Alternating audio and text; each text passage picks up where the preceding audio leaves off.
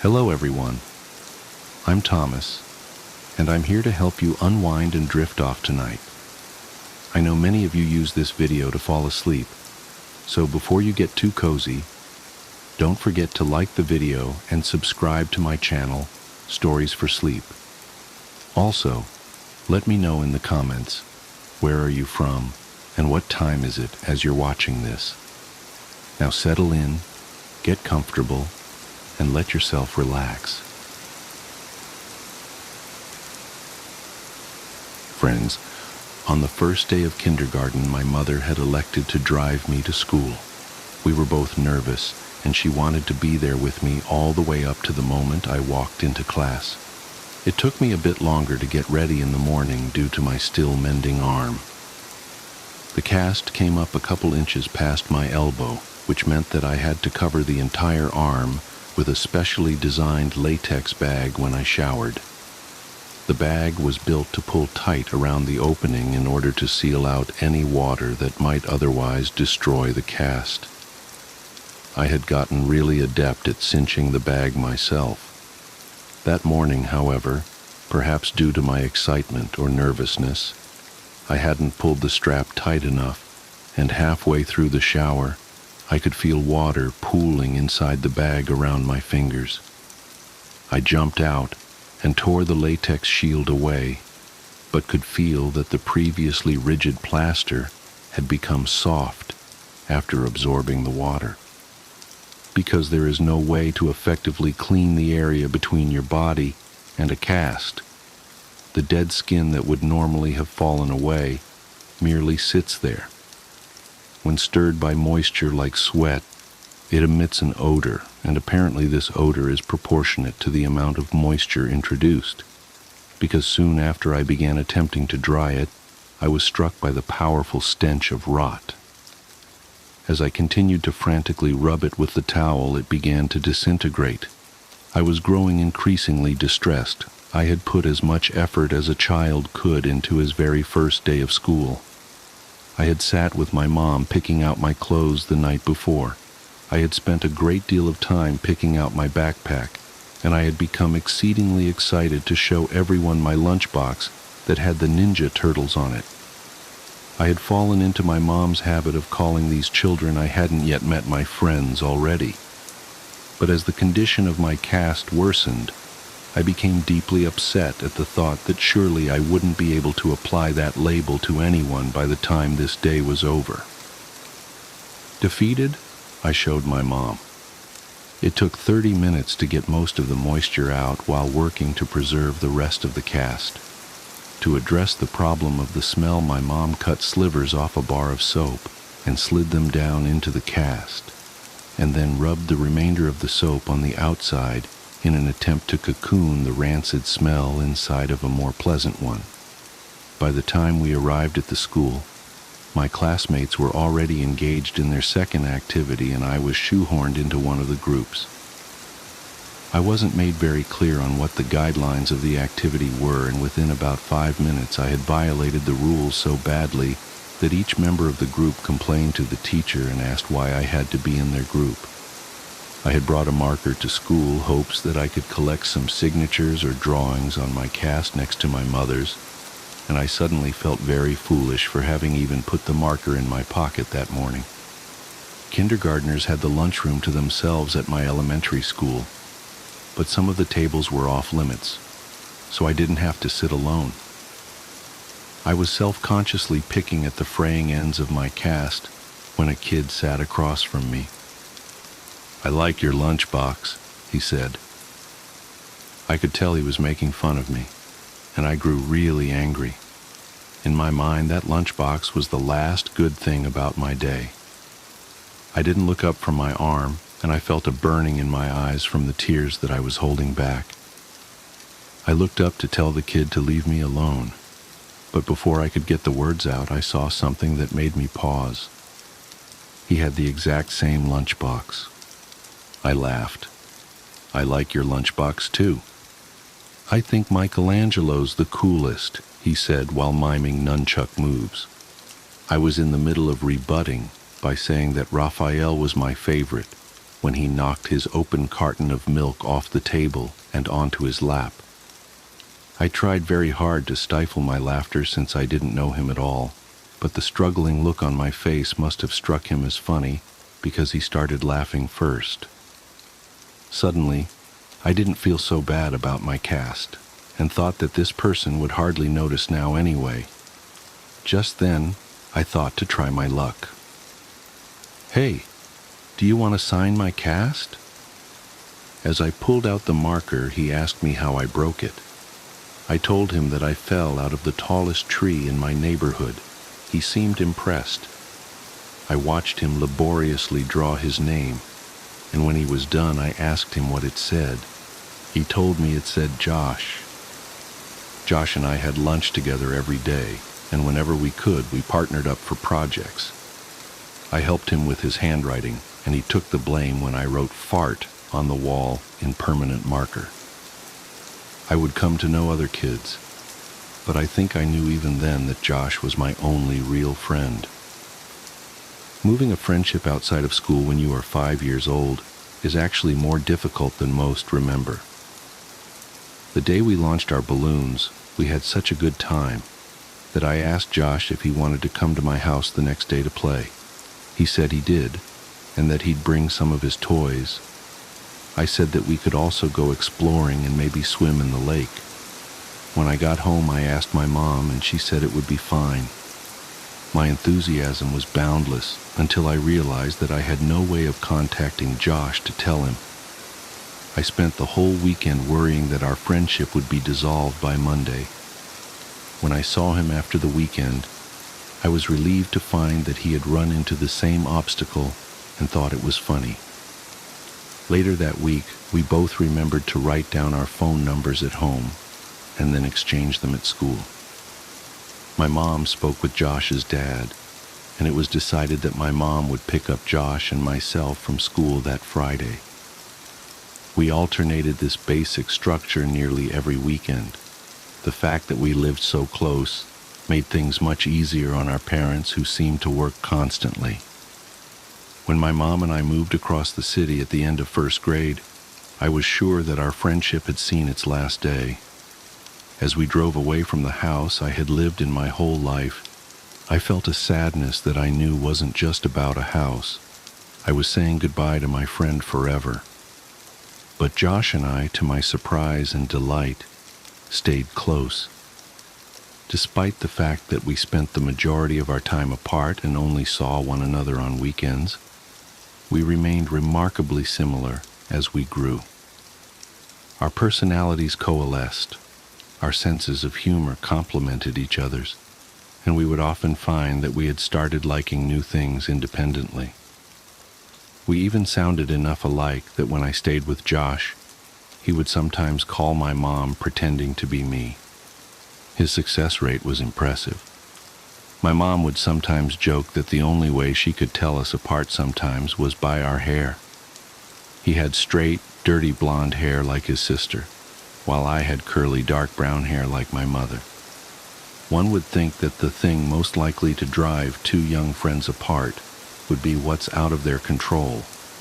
However, I think the catalyst of our gradual disengagement was my insistence that we sneak out to my old house to look for boxes.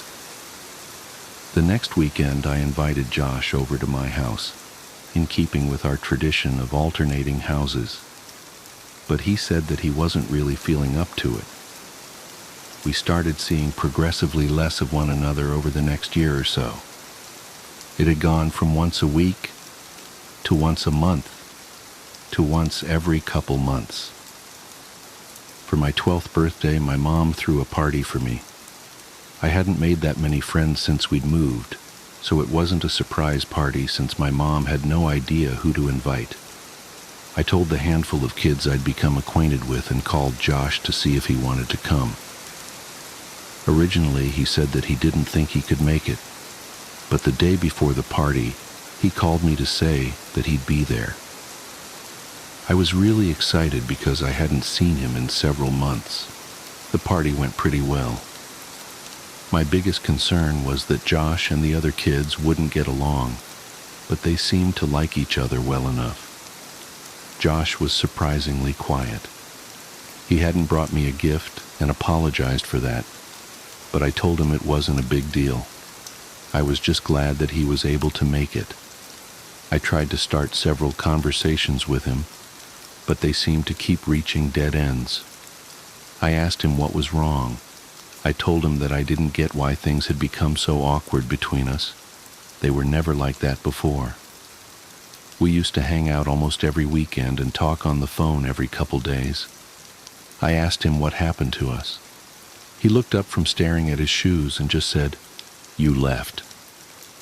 Just after he said that, my mom yelled in from the other room that it was time to open presents. I forced a smile and walked into the dining room as they sang "Happy Birthday." There were a couple of wrapped boxes and a lot of cards, since most of my extended family lived out of state. Most of the gifts were silly and forgettable, but I remember that Brian gave me a Mighty Max toy shaped like a snake that I kept for years afterwards.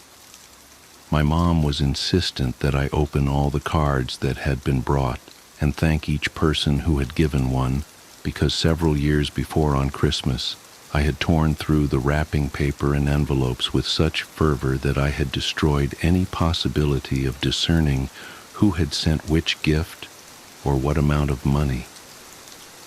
We separated the ones that had been sent by mail and the ones that had been brought that day, so my friends wouldn't have to sit through me opening cards from people they had never met.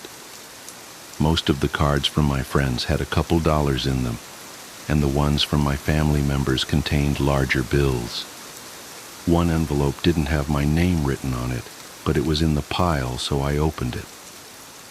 The card had a generic floral pattern on its face, and seemed to be a card that had been received by someone else who was now recycling it for my birthday, because it was actually a little dingy.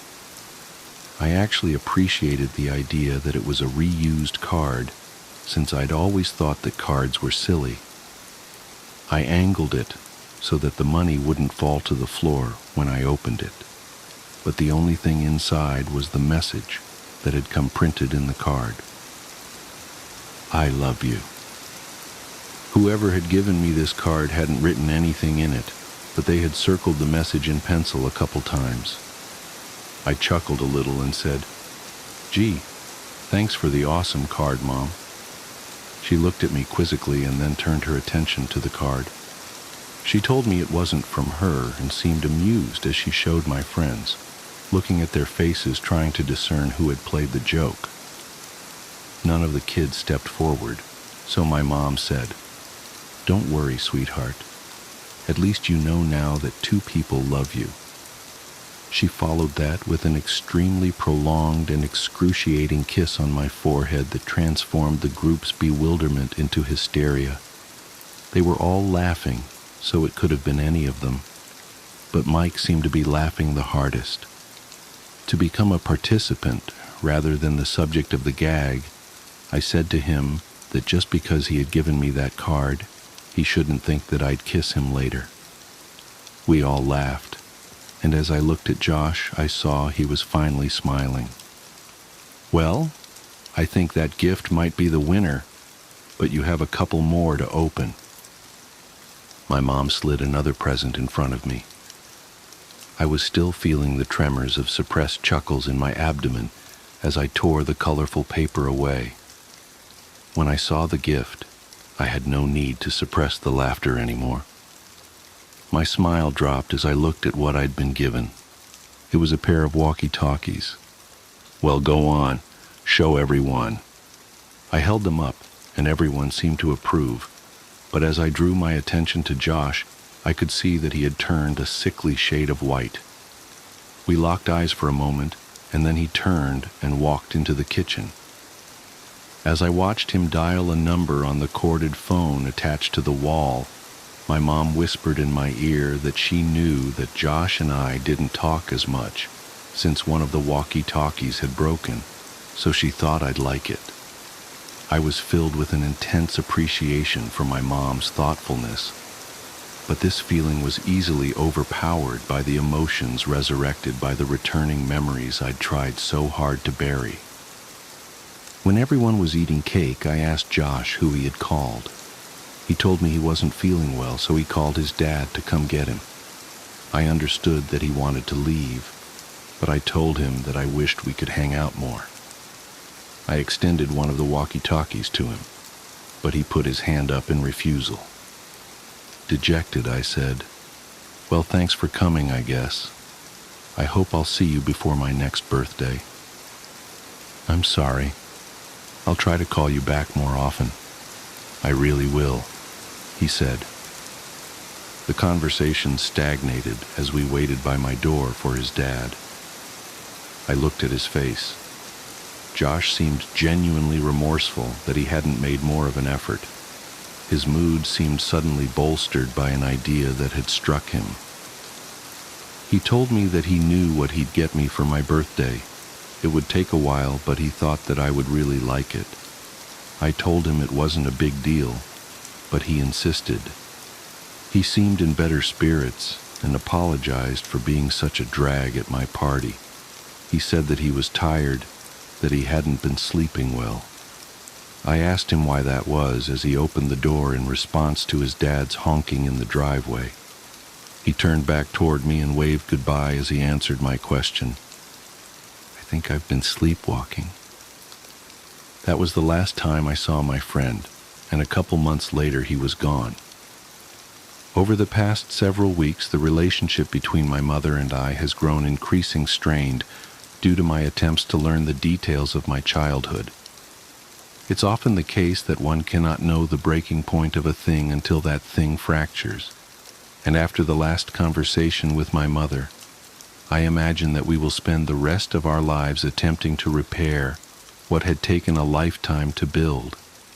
She had put so much energy into keeping me safe, both physically and psychologically, but I think that the walls meant to insulate me from harm were also protecting her emotional stability.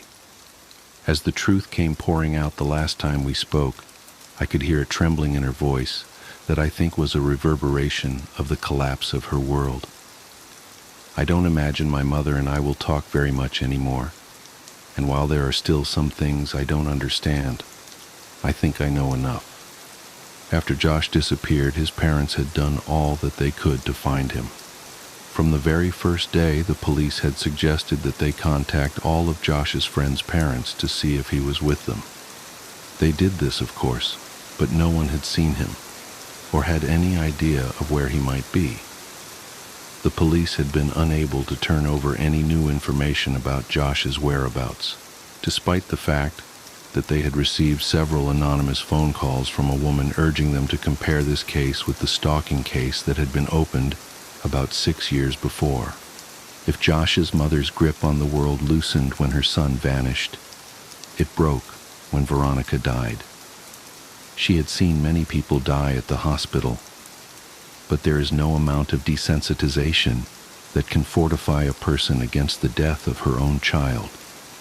She would visit Veronica twice a day since she was recuperating at a different hospital, once before her shift and once afterward. On the day Veronica died, her mother was late leaving work, and by the time she arrived at her daughter's hospital, Veronica had already passed. This was too much for her, and over the next couple weeks she became increasingly more unstable. She would often wander outside yelling for both Josh and Veronica to come home, and there were several times her husband found her wandering around my old neighborhood in the middle of the night, half-clothed and frantically searching for her son and daughter. Due to his wife's mental deterioration, Josh's dad could no longer travel for work and began taking construction jobs that were less well-paying, so he could be closer to home. When they began expanding my old neighborhood more about 3 months after Veronica died, Josh's dad applied for every position and was hired. He was qualified to lead the build sites, but he took a job as a laborer helping to build frames and clean up the sites and whatever else was needed. He even took odd jobs that would occasionally come up, mowing lawns, repairing fences, anything that to keep from traveling. They began clearing the woods in the area next to the tributary to transform the land into inhabitable property. Josh's dad was tasked with the responsibility of leveling the recently deforested lot, and this job guaranteed him at least several weeks of work. On the third day, he arrived at a spot that he could not level. Each time he'd drive over it, it would remain lower than all the surrounding land. Frustrated, he got off the machine to survey the area. He was tempted to simply pack more dirt into the depression, but he knew that would only be an aesthetic and temporary solution. He had worked construction for years and knew that root systems from large trees that had been recently cut down would often decompose, leaving weaknesses in the soil that would manifest as weaknesses in the foundations above. He weighed his options and elected to dig a little with a shovel in case the problem was shallow enough to fix without needing a machine that would have to be brought over from another site. And as my mother described where this was, I knew I had been at that spot both before the soil was broken and before it had been filled in. I felt a tightening in my chest. He dug a small hole about 3 feet down until his shovel collided with something hard. He smashed his shovel against it repeatedly in an attempt to gauge the thickness of the root and the density of the network when suddenly his shovel plunged through the resistance. Confused, he dug the hole wider. After about a half hour of excavating, he found himself standing on a brown blanket-covered box about 7 feet long and 4 feet wide. Our minds work to avoid dissonance. If we hold a belief strongly enough, our minds will forcefully reject conflicting evidence so that we can maintain the integrity of our understanding of the world.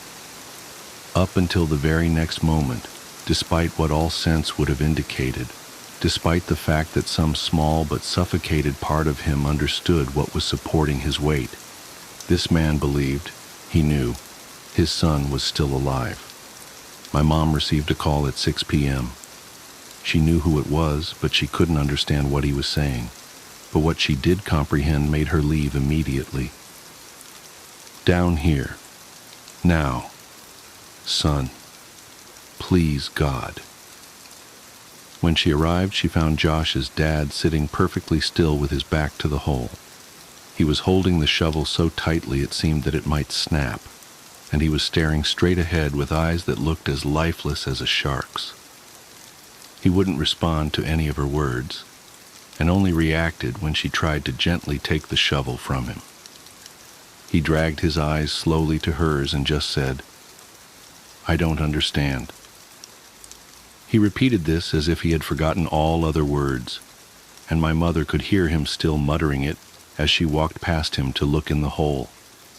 She told me she wished she had gouged her eyes out before she faced downward into that crater. And I told her that I knew what she was about to say and that she need not continue.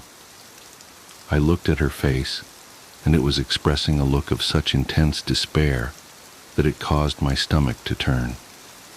I realized that she had known of this for almost 10 years and was hoping that she'd never have to tell me.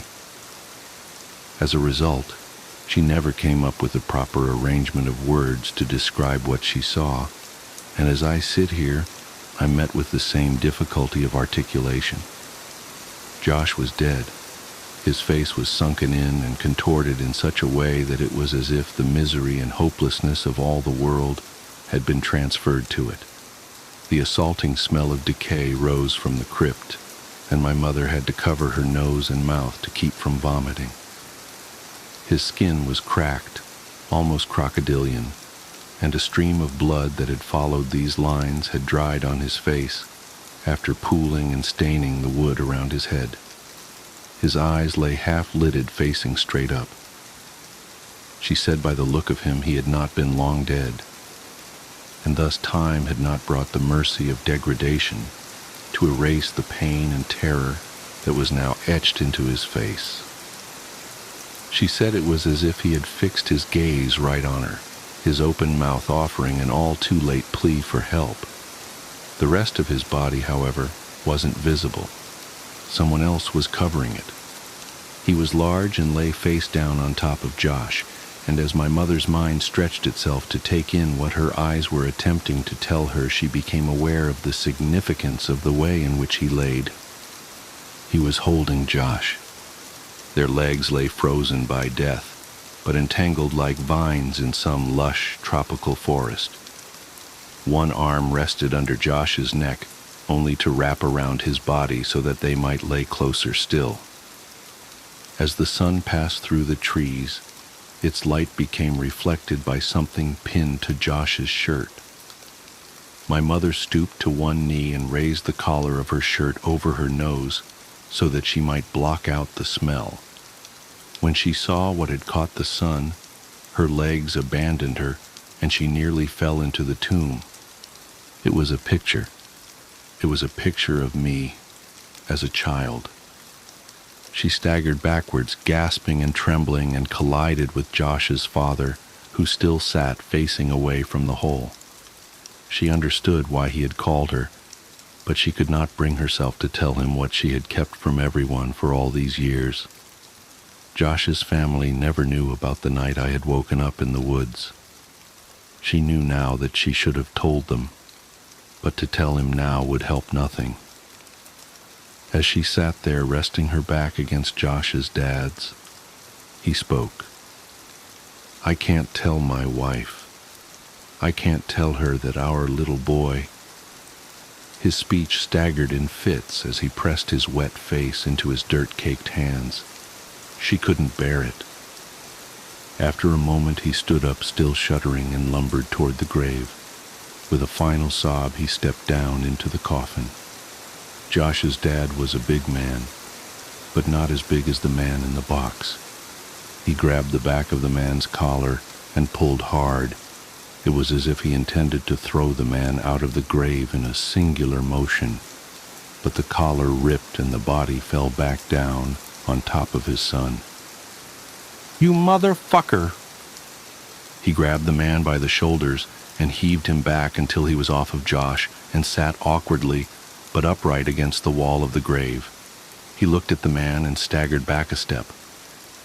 "Oh God. Oh God, no. No, no, no, please God, no." In a struggling but powerful movement, he lifted and pushed the corpse completely out of the ground, and they both heard the sound of glass rolling against wood. It was a bottle. He handed it to my mother. It was ether. "Oh, Josh," he sobbed, "my boy, my baby boy, why is there so much blood? What did he do to you?" As my mother looked at the man who now lay facing upwards, she realized she was facing the person who had haunted our lives for over a decade. She had imagined him so many times, always evil and always terrifying, and the cries of Josh's father seemed to confirm her worst fears. But as she stared at his face, she thought that this didn't look like who she imagined. This was just a man. As she looked at his frozen expression, it actually looked serene. The corners of his lips were turned up only slightly. She saw that he was smiling. Not the expected smile of a maniac from a film or horror story. Not the smile of a demon or the smile of a fiend. This was the smile of contentment or satisfaction. It was a smile of bliss. It was a smile of love. As she looked down from his face, she saw a tremendous wound on his neck from where the skin had been ripped out. She was at first relieved when she realized that the blood had not been Josh's. Perhaps he had suffered less, but this comfort was short-lived as she realized just how wrong she was. She brought a hand up to her mouth and whispered, almost as if she was afraid to remind the world what had happened. They were alive. Josh must have bitten the man's neck in an attempt to get free, and although the man had died, Josh couldn't move him. I began crying when I thought of how long he might have laid there. She looked through the man's pockets for some kind of identification, but she only found a piece of paper. On it was a drawing of a man holding hands with a small boy, and next to the boy were initials. My initials. I'd like to think that she was remembering that part of the story inaccurately, but I'll never know for sure. As Josh's father carried his son out of the grave, my mom slid the piece of paper into her pocket. He kept muttering that his son's hair had been dyed. She saw that it had. It was now dark brown, and she noticed that he was dressed oddly. His clothes were all far too small. After Josh's dad delicately laid his boy on the soft dirt, he began gently pressing his hands against his son's pants to feel his pockets. He heard a crinkle. Carefully, he retrieved a folded piece of paper from Josh's pocket. He looked at it but was vexed. Absently, he handed it to my mother, but she didn't recognize it either. I asked her what it was. She told me it was a map, and I felt my heart shatter. He was finishing the map. That must have been his idea for my birthday present. I found myself strangely hoping that he hadn't been taken while expanding it, as if that would somehow matter now. She heard Josh's father grunt and looked to see him pushing the man's body back into the ground. As he walked back toward the machine that had found this spot for him, he put his hand on a canister of gasoline and paused with his back toward my mother. "You should go." "I'm so sorry." "It's not your fault. I did this." "You can't think like that. There was nothing." He interjected flatly, almost with no emotion at all. "About a month ago, a guy approached me as I was cleaning up the site on the new development a block over. He asked me if I wanted to make some extra money, and because my wife's not working right now, I accepted. He told me that some kids had dug a bunch of holes on his property, and he offered me $100 to fill them in. He said that he wanted to take some pictures for the insurance company first, but if I came back after 5 p.m. the next day, that would be fine. I thought this guy was a sucker since I knew clearing that lot was coming up, so someone would have had to do it anyway. But I needed the money, so I agreed. I didn't think he even had $100, but he put the bill in my hand, and I did the job the next day. I've been so exhausted that I didn't even think about it after it was done. I didn't think about it until today when I pulled that same guy off of my son." He pointed at the grave, and his emotions started to push through as he broke into a sob. "He paid me $100 so that I would bury him with my boy." It was as if saying it aloud forced him to accept what had happened, and he collapsed onto the ground in tears. My mother could think of nothing to say, and stood there in silence for what felt like a lifetime. She finally asked what he would do about Josh. "His final resting place won't be here with this monster." As she looked back when she reached her car, she could see black smoke billowing and diffusing against the amber sky, and she hoped against all hope that Josh's parents would be okay. I left my mom's house without saying much else. I told her that I loved her and that I would talk to her soon, but I don't know what soon means for us. I got into my car and left. I understood now why the events of my childhood had stopped years ago. As an adult, I now saw the connections that were lost on a child who tends to see the world in snapshots rather than a sequence. I thought about Josh. I loved him then, and I love him even still. I miss him more now that I know I'll never see him again, and I find myself wishing that I had hugged him the last time I saw him. I thought about Josh's parents, how much they had lost and how quickly that loss had come. They don't know about my connection to any of this, but I could never look them in the eyes now. I thought about Veronica. I had only really come to know her later in my life, but for those brief few weeks, I think I had really loved her. I thought about my mother. She had tried so hard to protect me and was stronger than I would ever be. I tried not to think about the man and what he had done with Josh for more than 2 years. Mostly, I just thought about Josh. Sometimes I wish that he never sat across from me that day in kindergarten, that I'd never known what it was like to have a real friend. Sometimes I like to dream that he's in a better place, but that's only a dream, and I know that. The world is a cruel place made crueler still by man. There would be no justice for my friend, no final confrontation, no vengeance. It had been over for almost a decade for everyone but me now. I miss you, Josh. I'm sorry you chose me, but I'll always cherish my memories of you. We were explorers. We were adventurers. We were friends. The man at 3 a.m. There's something about working the graveyard shift that changes you. The world feels different at 3 a.m., like reality itself has grown thin and brittle. The fluorescent lights cast everything in an artificial glow that makes even the most mundane objects seem somehow wrong. I've worked the night shift at Pete's all-night diner for 3 years now, and I've grown accustomed to the peculiarities of the hours between midnight and dawn. Or at least, I thought I had. The regulars help make it bearable. Every night shift worker knows them.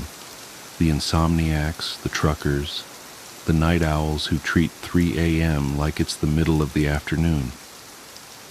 You develop a rapport with them, learn their stories, their habits, their usual orders.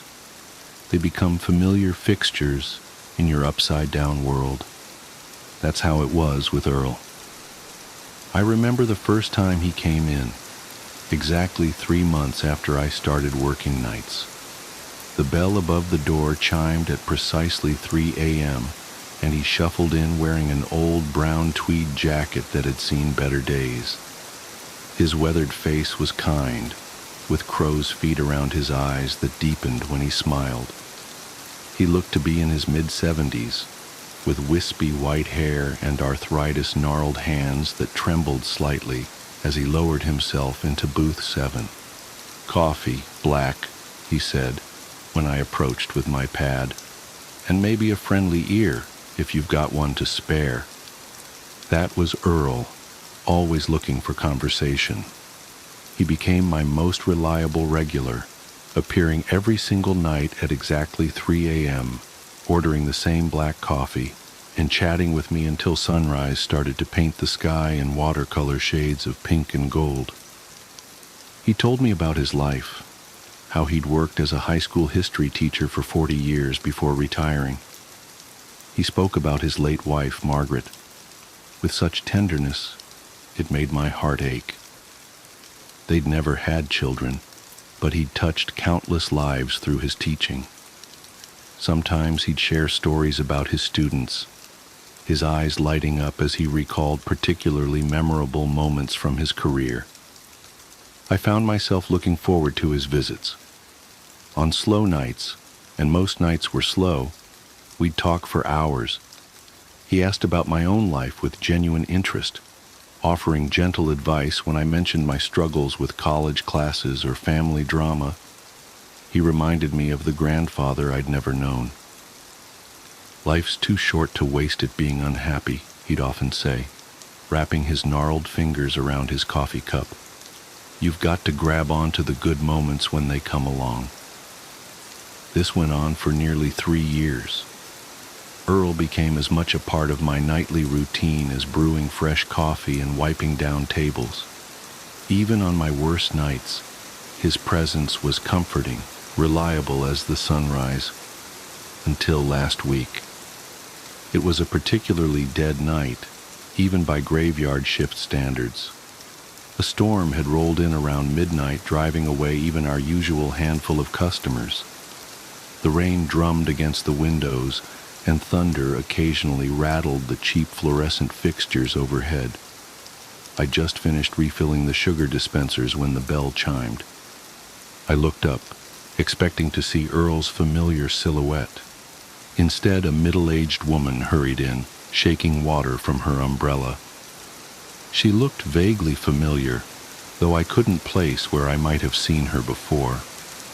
"Terrible night to be out," she said, settling into booth 4. "Could I get a coffee and a slice of apple pie?" I brought her order, and she asked if I could sit for a moment. The diner was empty, so I slid into the booth across from her. "I used to come here with my father when I was young," she said, stirring cream into her coffee. "Back in the 80s. He loved this place, said it reminded him of the diners he'd gone to in his youth. We'd come every Sunday after church." She glanced around the dining room, her expression nostalgic. "It hasn't changed much." "We get a lot of regulars," I said. "Some have been coming here for decades." She nodded, then reached into her purse and pulled out what looked like an old newspaper clipping, yellowed with age. "That's actually why I'm here. I saw something online about this place and it reminded me of this article. I thought the current owners might want it for their wall of memorabilia." She slid the paper across the table.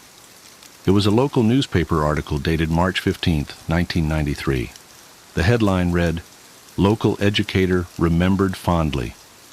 Below it was a photo that made my blood run cold. It was Earl.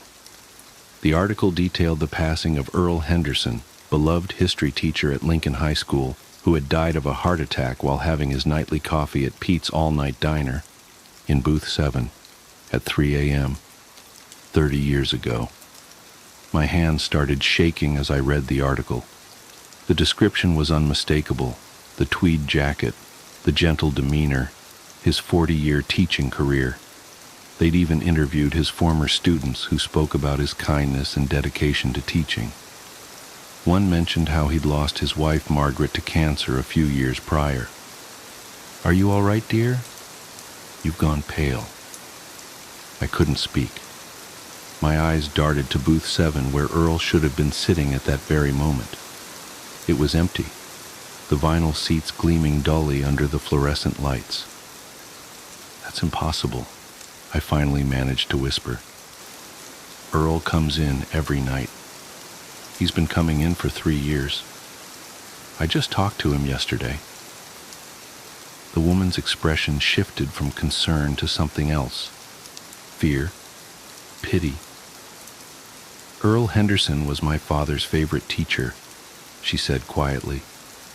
"Dad used to bring me here because this was where Mr. Henderson had his heart attack. Said he wanted me to know about the man who'd inspired him to become a teacher himself." She paused, studying my face. "That was 30 years ago. I was 12. I pushed the article back toward her, my hands trembling so badly I nearly knocked over her coffee. "This is some kind of joke. It has to be. Earl is real. He's as real as you are." But even as I said it, details began clicking into place like tumblers in a lock.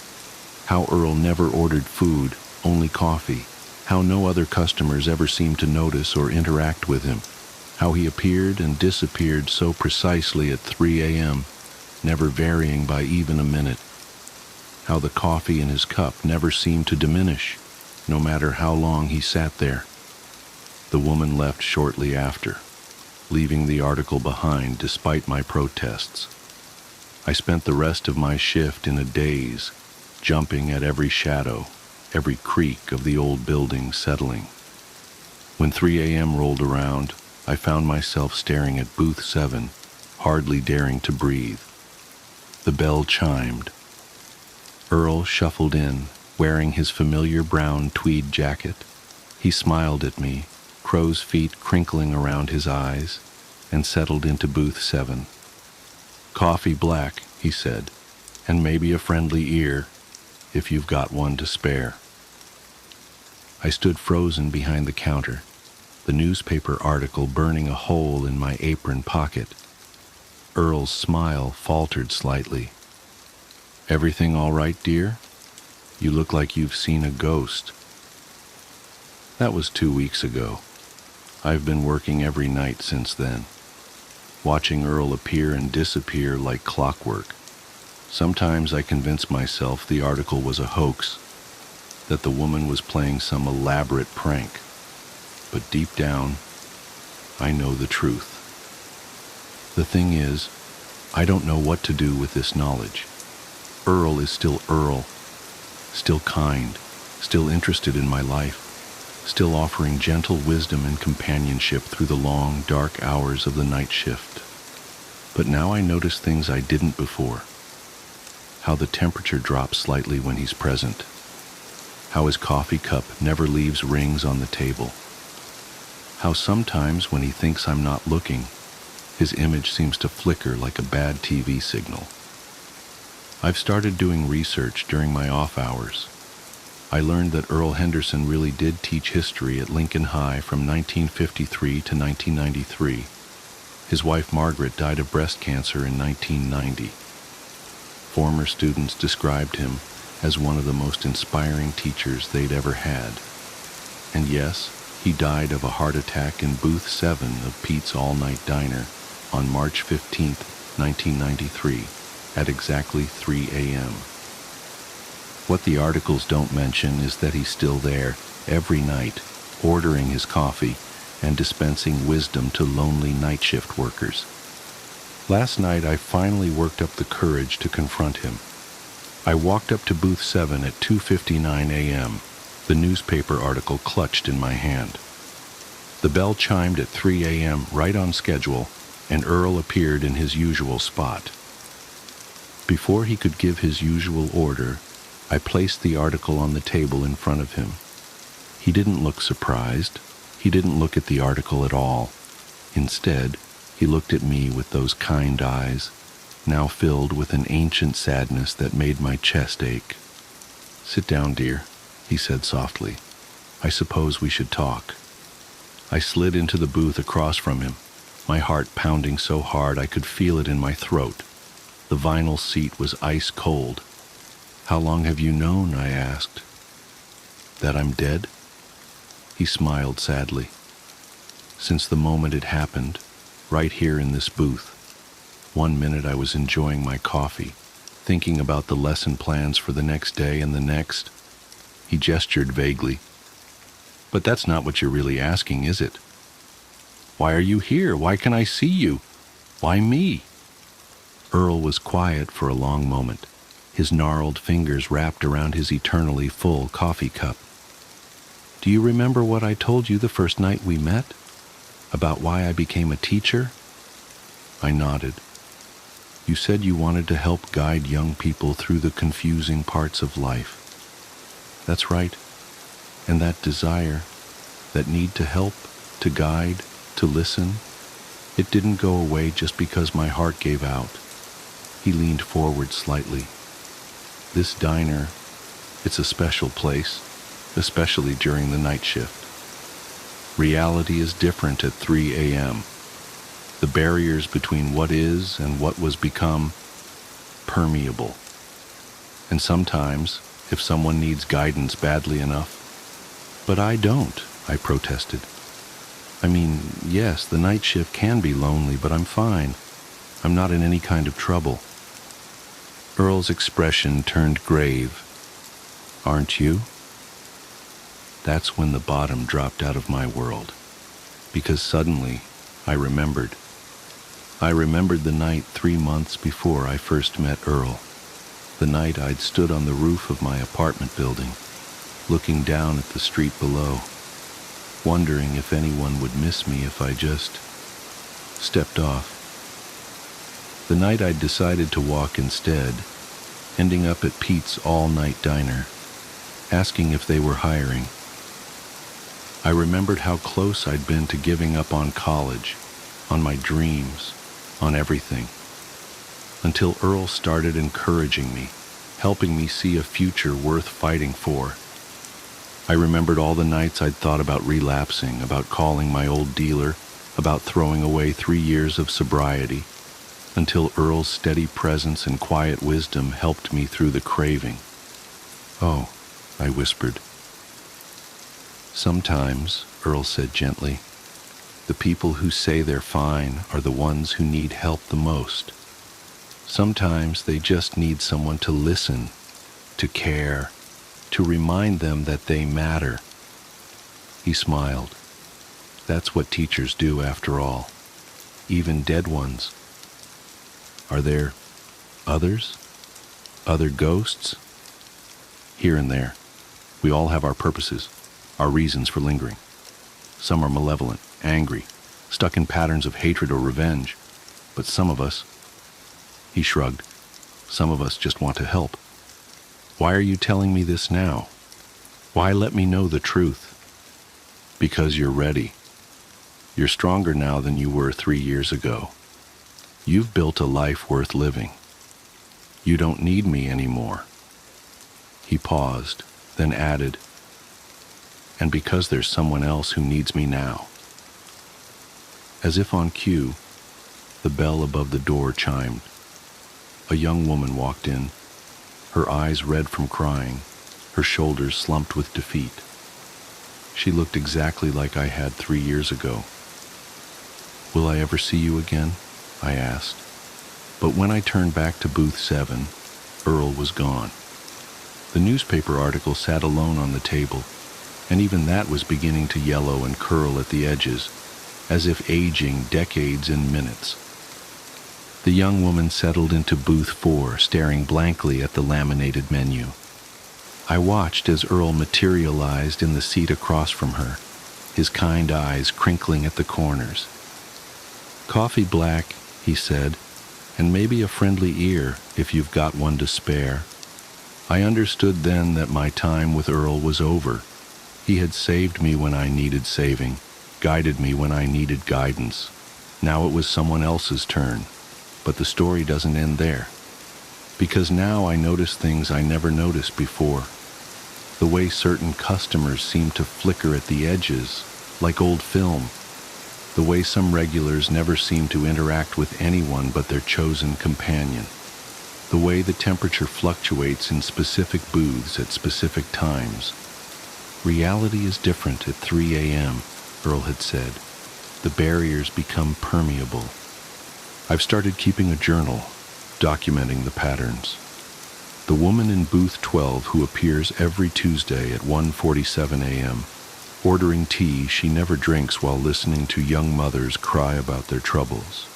The elderly couple in booth 3 who materialize every Friday at 4:15 a.m., offering comfort to grieving widows and widowers. The young man at the counter who shows up at 2:22 a.m. on the 1st of every month, helping lost souls find their way home. They're all around us, these guardian ghosts, these spectral mentors. They find the people who need them most, who are crying out for help in ways too quiet for the living to hear. They listen, they guide, they save. And sometimes, if you're very lucky, or perhaps very desperate, they'll join you for coffee at 3 a.m. But here's the thing that truly terrifies me, the reason I can't sleep anymore, the truth that makes my hands shake as I write this. Last night, a young man came in looking lost and broken. Before Earl could appear, I found myself walking to his booth. I sat down across from him, feeling a strange chill settle over me. "Coffee, Black," I heard myself say, "and maybe a friendly ear, if you've got one to spare." The words came naturally, as if I'd been saying them for decades. The young man looked up, his eyes filled with tears, and began to talk. And that's when I realized I couldn't remember the last time I'd seen my reflection in the diner's windows. I couldn't remember the last time another customer had spoken to me directly. I couldn't remember the last time I'd felt warm. I've been working the night shift at Pete's all-night diner for 3 years now. Or maybe it's been 30. Maybe I never left that rooftop after all. Maybe I just found a different way to fall. The bell above the door chimes. It's 3 a.m. Time to get back to work. After all, someone out there needs a friendly ear. And the night shift is long, so very, very long. My sister discovered a universal language, but she hasn't spoken a word since 2003. My sister is a genius. When she was about 13, she made this device that honestly still blows my mind. I've spent my entire life studying physics, and I still don't know what she did, or how, which is probably for the best considering how this all played out. I don't know how she did it, but what I do know is, In the summer of 2003, the laws governing matter and atomic mass didn't seem to affect her anymore. She was invisible to the human eye, and she was speaking a universal language we've never been able to identify or reproduce. Before I get into this, though, have you ever seen Firefly? Allow me to quote, "I am very smart. I went to the best medikid in Osiris, top 3% of my class. Finished my internship in 8 months. Gifted is the term. So when I tell you that my little sister makes me look like an idiot child, I want you to understand my full meaning. This could have been written about me and my sisters. We come from a long line of gifted people. My father is a neurologist, my mother works for SpaceX, and my eldest sister is an artist whose work has been featured in galleries since she was 12. I'm a full-time research associate of high-energy density physics at a university I can't name without risking my career.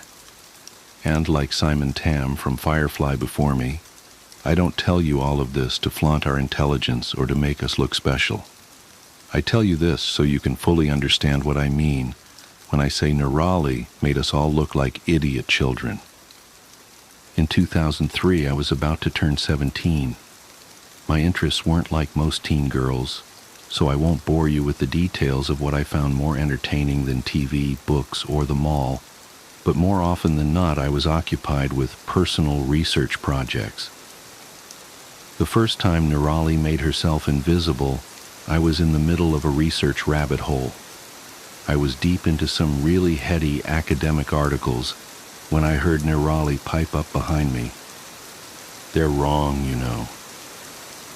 I groaned inwardly. We'd had the knocking talk, but she was still so bad at respecting boundaries. "Neurali, what did we say about knocking?" "Oh," she said, and sounded genuinely surprised. "I didn't think about the door." "What?" I frowned and spun my chair around to look at her. My room was empty. "Wait, empty?" I looked around briefly before rubbing my eyes, wondering when I'd slept last and already writing the conversation off as an auditory hallucination. Shaking my head, I started to turn back to my computer when I heard her giggle. "All right, jerkhole, where are you?" "Right here," she giggled, her voice coming from directly in front of me. "What the... how? Did you hide the speakers again?" I stood up, taking a moment to really look around the room. She'd pulled a prank like this before, hiding a complex set of speakers she'd modified to create a confluence of sound she could manipulate. It would sound like someone was anywhere in the room, she specified. She'd even made it sound like she was moving around. It was really impressive, especially since she'd only been 10 at the time. This time, though, she'd either gotten much better at hiding the speakers or something else was going on. She giggled again. "No speakers, just me." "Okay, just me, but how?" I folded my arms, looking in the direction of her disembodied voice. "That's going to be hard to explain." That was Neurali for "you won't get it." "Try me," I said, "because I'm stubborn." She did, though, and I didn't. I had the beginnings of a migraine chewing on my right eye by the time she was done. Almost none of it made sense. There was something about atomic frequencies and post-dimensional drift, superliminal desynchronization, and something she dubbed the Planck supertemporal parallel. It was all way over my head. "Okay," I said, rubbing my temple as I tried to digest it all. "But how did you get here?" I walked. Infuriating. "I mean, how did you get in here?" I gestured widely to the door, which was closed, and the walls around us. "Oh." I could hear the shrug in her voice. "I just walked where the walls weren't." I squinted at the spot I thought she was standing. "You... what?" She sighed. It was a special sigh. It was the kind of sigh that told you someone much smarter than you was put out at having to dumb something down enough for you to understand. An embarrassed heat flooded my cheeks. I knew she was smarter than me, smarter than all of us, but it still made me feel like I'd failed simple math in front of Neil deGrasse Tyson and a puppy, and they were both disappointed. I walked where the walls weren't. The walls aren't everywhere, Divya. In fact, in most places, like realities, the walls aren't there at all, so I just walked in those places. I wanted to see the proofs of this statement, though I knew she wouldn't have bothered writing them down, except in scraps and incomplete snippets that only made sense to her. I also knew the proofs wouldn't make any more sense than her original explanation. Even so, it bothered me that I only understood what she meant in the vaguest, most conceptual way. It wasn't natural for me. That abstractness of thought warred with the linear way of my brain, making actual understanding impossible, and I hated it. Sana would have understood. Her brain worked that way, but not mine. I must have looked like I was struggling with it, and I was, because she continued on. Where I am, or technically when and how, everything is a Schrodinger's puzzle of is and isn't. All I have to do is observe the places where the state of something isn't, and go there. This wasn't helping. It was. I got the basic concept of what she was saying, but in terms of the practical application of physics, it was a mess of meaningless science-y buzzwords. Nothing she said had any foundation in known science. She could have told me, I ate ice cream upside down and chanted purple backwards 30 times and the wall turned to jello, but only as long as I looked at it from a 45-degree angle. And it would have been exactly as scientifically sound as what she'd actually said. Yet she was the one who was invisible, so the limits of my understanding and science itself had no bearing on her corporeal existence. Do you still have a body? Can you see you? Oh yeah, she said, her voice pitched higher in excitement. I look like 100 versions of me laid on top of each other. Looking at my hands and stuff is kinda trippy, but I'm here. Cool. I had no idea what to do with this information. She started giggling again. What now? I can't believe you haven't noticed yet. Noticed what? I couldn't keep the flash of irritation out of my voice. It wasn't easy to accept the premise that she'd managed to trick physics into letting her pass through matter while being imperceptible to the human eye. But I'd had just about all the how much dumber than Nirali are you I could take for one day. What language am I speaking?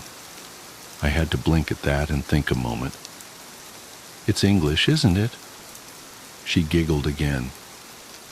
Say something, I ordered in my most authoritative big sister voice.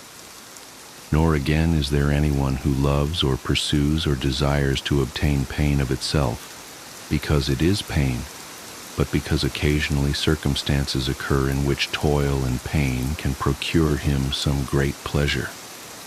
If I concentrated, I could tell the words she was saying didn't quite match what I was apparently translating in my head, but I couldn't hear them for what they were.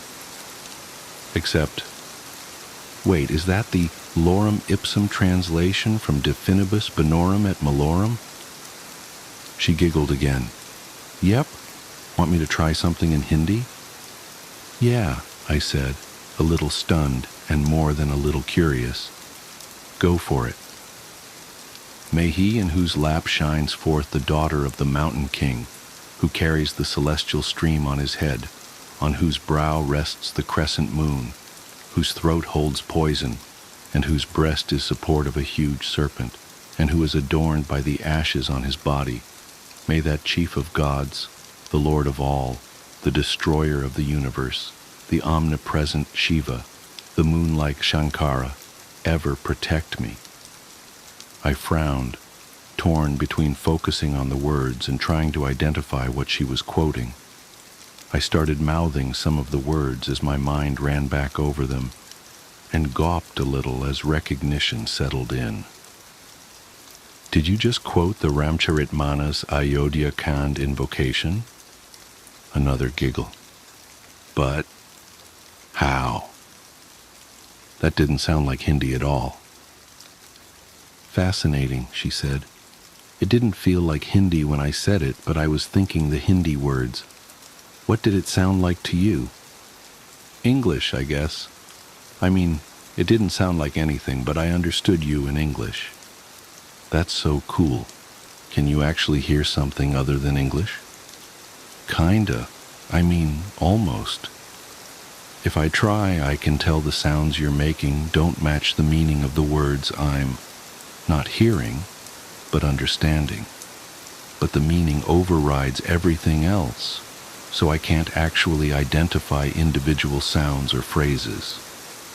Do you think you could identify the physical linguistics if we went word by word? It may be the processing of complete phrases prevents the identification of individual phonemes. Maybe, I said, shrugging, still trapped in awe of this aspect of her discovery. We could try it. She had me run her through some general object identification to give me a chance to listen for the sounds she was making and how they differed from the words I knew, the words I was hearing. But I only ever caught the ghosts of divergent beginnings and ends. She thought this was hilarious. I thought it was magical. She started making regular trips to my room in this state, usually after lights out or when our parents were at work. I didn't blame her for sneaking. Sana wasn't into the science stuff, and if our parents knew what we'd been up to, we'd have been grounded for life, especially since Nirali had already been banned from experimental projects at home. The last one had required a lot of external help and several $1,000s to clean up. But someone had to try and catalog this universal lexicon, and this was the only way we had access to it. One night, as we lay awake on the floor naming objects, we'd tried making individual sounds before, but without the intent of meaning behind them, there was no divergence. Nirali froze. I couldn't see her, of course, but something changed. She stilled to the point I worried she'd maybe phased through the floor or something and left me alone. But somehow I still felt her presence along with something sharp and alien I couldn't identify. Nirali? I whispered, cold unease settling on me like snow. Shh. It was her, but so quiet I almost missed it. I felt the urgency behind it, though, and hushed to wait in the silence with her. As the seconds ticked by, a prickling dread crawled across the room. It started at the edges where the shadows were thickest and spread outward, tainting everything it touched, including me. My pulse quickened as a primal paranoia sank in. I knew it was just Nirali and me, but it felt like a predator was stalking the shadows, searching for us, and it was only our silence that kept it from pouncing. To keep the paranoia at bay, I focused on the warm red readout of the clock above my desk. The slowly changing numbers were soothing and hypnotic. They dulled the edges of my fear until, at some point between midnight and 2 a.m., I fell asleep. I only realized this when Nirali finally whispered my name, pulling me back to reality. Divya, wake up.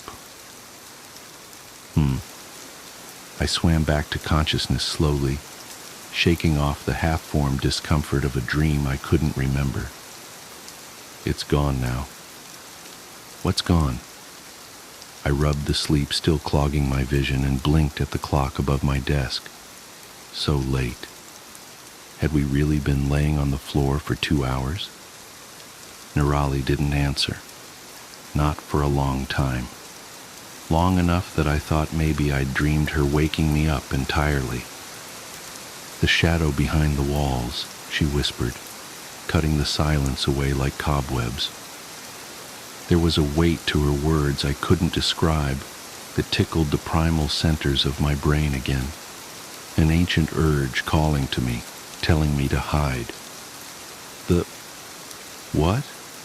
I croaked, propping myself up on my elbows, but Nirali was gone, not just quiet. There was a difference in the room when she left, and I could always sense it, even if she didn't say she was going. A few minutes later, she was at my bedroom door, actually knocking.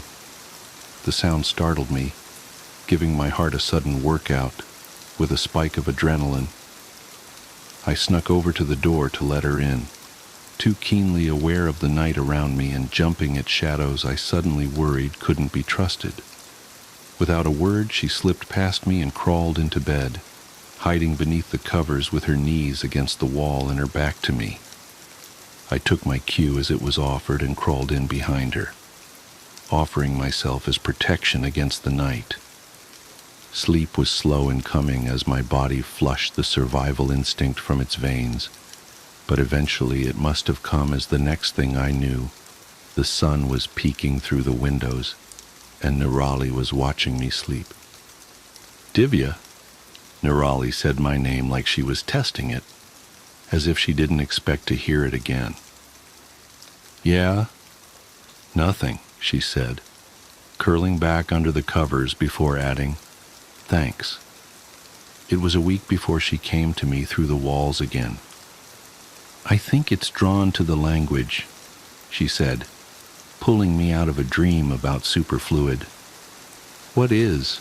I yawned, oddly comfortable with the resumption of our nightly conversations. "The shadow behind the walls." "What is that?" "I don't know. Something big. Something old. Older than time, maybe." "What's with the sauna talk? Older than time?" "I don't know, Divya. That's just what it feels like." She was always like this, caught somewhere between science and emotion, like the perfect cross between me and sauna. I think it allowed her to think abstractly enough to escape the box of the known to innovate, while remaining linear enough to build a new box to house her innovations. But sometimes it meant she didn't have the math to back it up. Sometimes it was just a feeling or the hint of a notion. But even then, Nirali's feelings were always spot on, even if it took science a few decades to prove it. "All right," I said, accepting that answer. It was odd, I realized then, how a few weeks of exposure to what my mind told me was factually impossible opened me to the flexibility of the possible. I was surprised, too, when I noticed my first instinct wasn't to challenge her or demand proof, just because what she said was beyond my experience or immediate comprehension.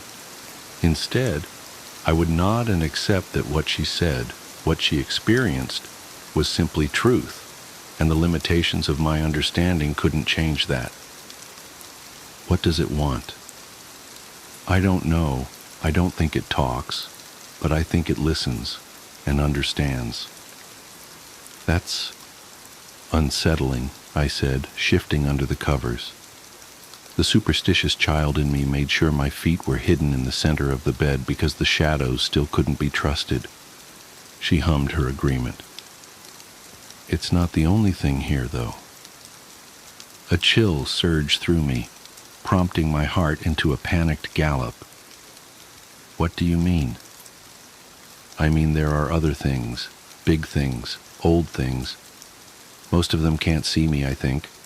I'm not really where they are, same as I'm not really where you are, but they can hear me, same as you." "Are you safe?" Nirali was silent. My stomach churned, because I knew it meant something big and old and dangerous was near enough to pose a threat. After several minutes passed, she answered, "Sometimes. Only sometimes." I sat up, staring at the spot on the floor where she would have been seated. "Only sometimes."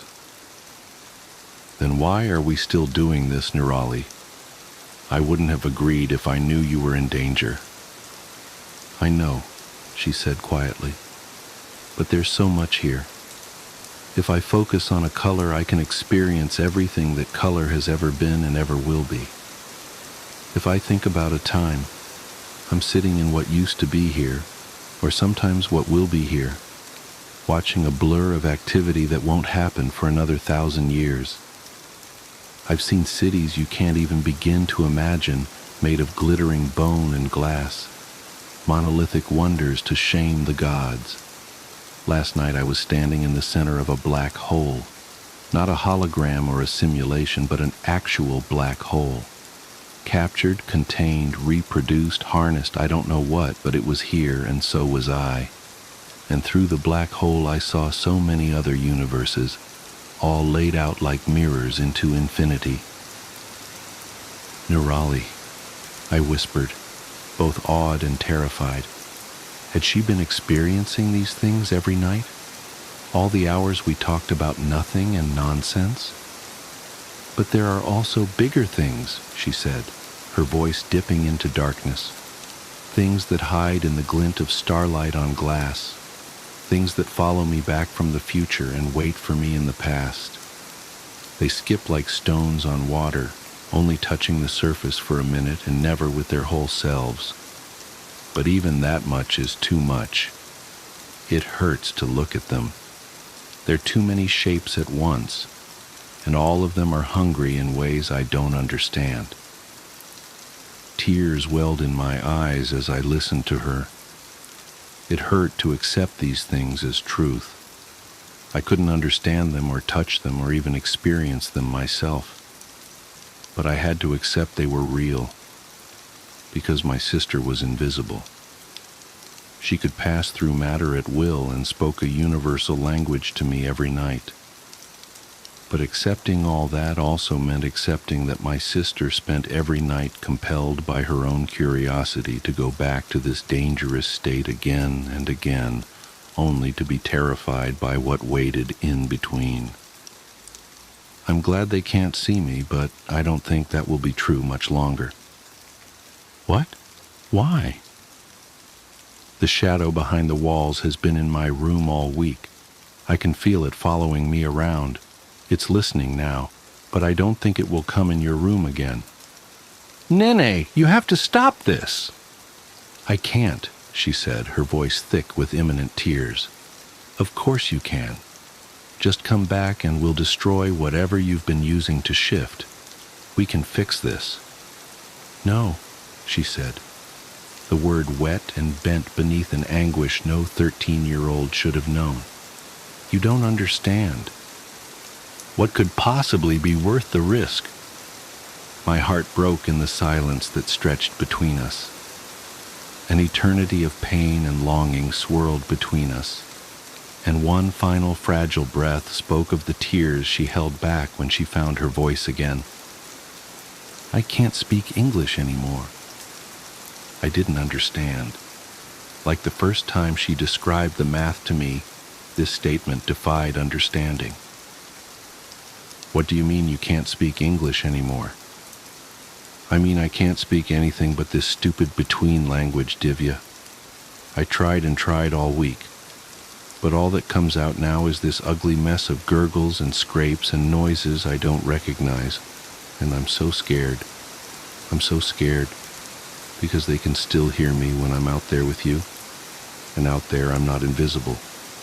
And you, and Sana, and Mom and Dad aren't invisible, and none of us are safe when I'm out there, and the only time I can talk right is when I'm in here, she sobbed. When I'm here with you. My heart turned somersaults in my stomach. I let this happen. I should have stopped her the day she showed me her stupid, science-shattering trick. Nene, I whispered, and all I wanted to do was hold her until everything was right. You have to come back. I don't know what we'll do to fix this, but you can't stay there. I know, she said through a heavy veil of tears. I just didn't want to lose you, to lose us. You still have me, but I won't out there, not like this. I didn't have a good answer for her. We'll find a way to fix it, was all I could say, and we both knew it wasn't enough. We also knew that it had to be, because we didn't have a choice. I felt her presence fade, and a few minutes later there was a quiet knock at my door. Nirali stood on the other side, shaking as silent sobs racked her narrow frame. I gathered her up, shutting the door behind her, and together we curled around each other on the floor and cried. We cried until we passed out from exhaustion and woke up long after the sun had risen. I woke to Nirali watching me again and blinked away the haze of tear-stained sleep. Nirali? She nodded, mute, a sadness hanging over her shoulders. Can you? She shook her head. Nothing? She glanced up, looking over me and toward the hall as someone passed by. I could tell a million thoughts were flitting through her head in that moment, most of them conflicting, but after a minute or so, a stony resolution had settled in her eyes, and she scooted closer, waving for me to do the same.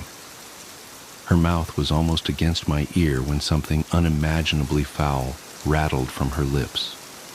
A shudder of revulsion rocked through me at the sound of each mangled phoneme. I've never been so disgusted and terrified in my life. I could hear her voice, but it was dripping with caustic venom, dragging over hot coals, buried in the deepest ocean and clawing at the edges of sanity with angry talons. It was wrong. And to this day, it was the most vile, viscerally upsetting experience of my life. The words, this language, was never meant to be spoken by man. Science won't support me, but I know in my bones these words have power man wasn't meant to use. And yet, despite my mind rebelling from the mere sound of her voice warped around these hideous words, I still knew what she'd meant, as if she'd said it in English. Don't tell Mom and Dad. The phone call. There's an old saying that nothing good happens after 2 a.m. I used to dismiss it as something parents tell their teenagers to keep them from staying out late. Now I know better. Now I know that the real horror begins at exactly 3:33 a.m. It started 3 weeks ago. I was jolted awake by my phone's ringtone, that default iPhone marimba that suddenly seemed sinister in the dead of night. The screen's harsh blue light illuminated my bedroom as I fumbled to silence it. Through bleary eyes, I saw my own phone number displayed as the caller ID. I almost declined the call. Looking back, I wish I had. But curiosity got the better of me. After all, how could I be calling myself? Hello? My voice was thick with sleep. For several seconds, there was only silence. Then I heard breathing, slow, measured breaths that seemed somehow familiar. A chill ran down my spine as I realized why. They were mine. I would recognize the slight whistle on the exhale anywhere, caused by a deviated septum I'd had since breaking my nose in high school. I hung up immediately, my heart pounding. Sleep was impossible after that. I sat up until dawn, telling myself it was just a glitch, a crossed line, or maybe even a dream. But deep down, I knew better. The next night I was wide awake at 3:33 a.m. staring at my phone. Right on schedule, it rang. My number again. This time when I answered, I heard myself breathing, and then something else, quiet sobbing. My own voice, crying in a way I hadn't since my mother's funeral 5 years ago. It went on like this, night after night, always at 3:33 a.m., always my number, always my voice, doing something different, sometimes whimpering, sometimes humming that lullaby my mother used to sing, sometimes reciting fragments of poems I'd written and never shown anyone, things only I could know. I tried everything to make it stop. I changed my number twice. I bought a new phone. I even tried staying at hotels, but the calls followed me. I stopped sleeping, surviving on coffee and fear. Dark circles formed under my eyes. My coworkers started asking if I was okay. I wasn't. Last night was different. When I answered, I heard myself whisper, "Tomorrow night, I'll finally show you why." The voice was mine, but wrong somehow, hollow, like it was coming from the bottom of a well or a grave. So here I sit in my locked bedroom watching the minutes tick by.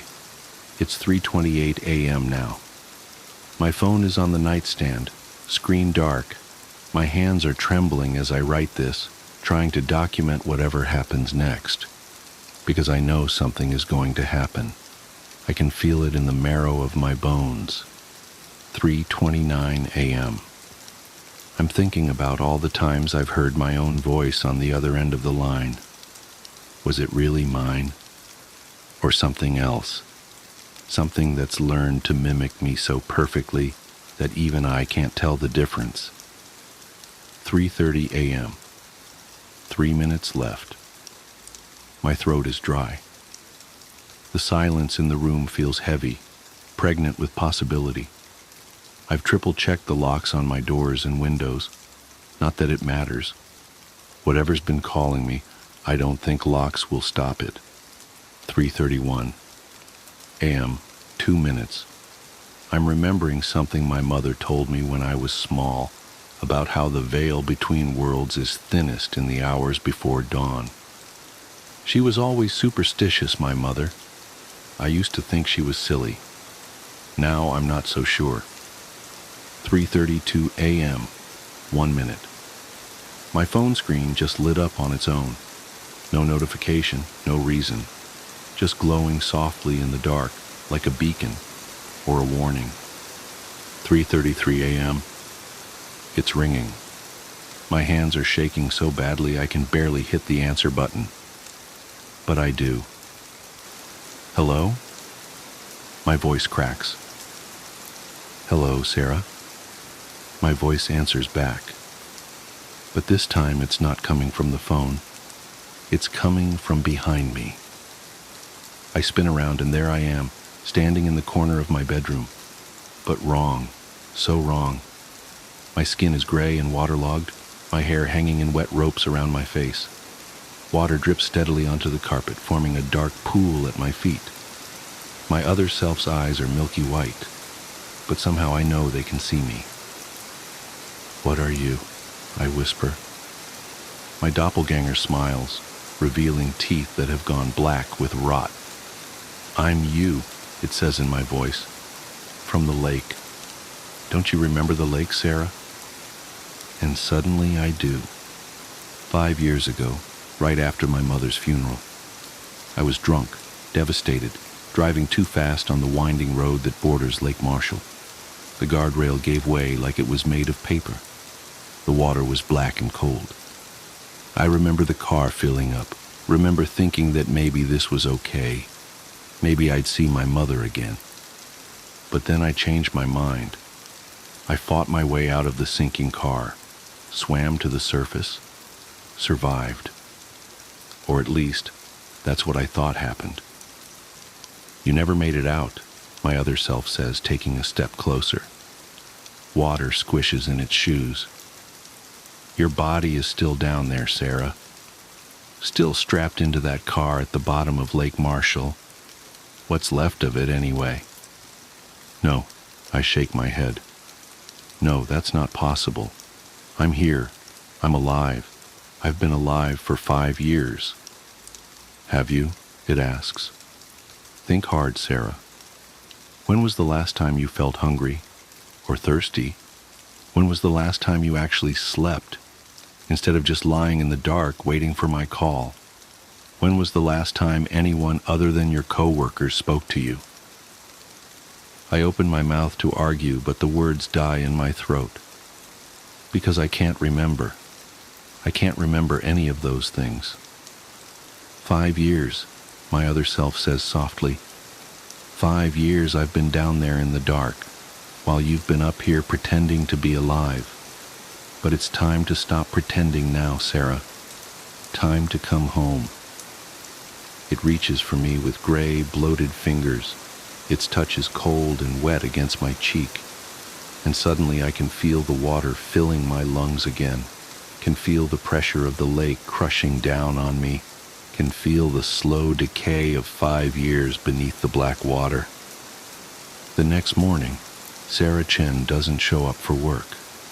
Her co-workers notice her absence, of course, but none of them seem particularly concerned. In fact, when asked about her later, they have trouble remembering exactly when they last saw her. Some say it was yesterday, others swear it was last week, and a few insist they haven't seen her in years, not since that tragic accident at Lake Marshall. The police eventually break down her door and find her apartment empty. The only unusual thing they notice is a large wet spot on her bedroom carpet, roughly the size and shape of a person lying down. But by the time they think to take samples, the spot has dried, leaving no trace behind. At the bottom of Lake Marshall, in the rusted remains of a 5-year-old car, 2 bodies sit side by side in the driver's seat, identical down to the last detail, slowly becoming one again in the endless dark. And somewhere, a phone rings at 3:33 a.m., waiting for someone to answer. The portrait's promise. The roses were dying again. I stood in the suffocating midnight air of the conservatory, watching their velvet petals curl and blacken before my eyes. 3 days. That's all they ever lasted in this house, no matter how tenderly I cared for them. The humid air pressed against my skin like a damp shroud as I touched one withering bloom, its once crimson petals crumbling beneath my fingertips. Just like before, I whispered, my voice barely disturbing the thick silence. The words hung in the air, trapped by the stagnant atmosphere that had plagued Maison St. Clair since I'd arrived 6 weeks ago. Even now I couldn't quite believe I was here, that I'd inherited this sprawling plantation house from a grandmother I'd never met.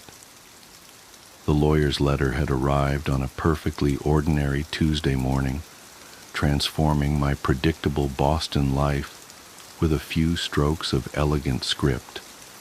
As the last living descendant of Elizabeth St. Clair, those words had set everything in motion, drawing me inexorably south to this decaying testament to old money and older secrets.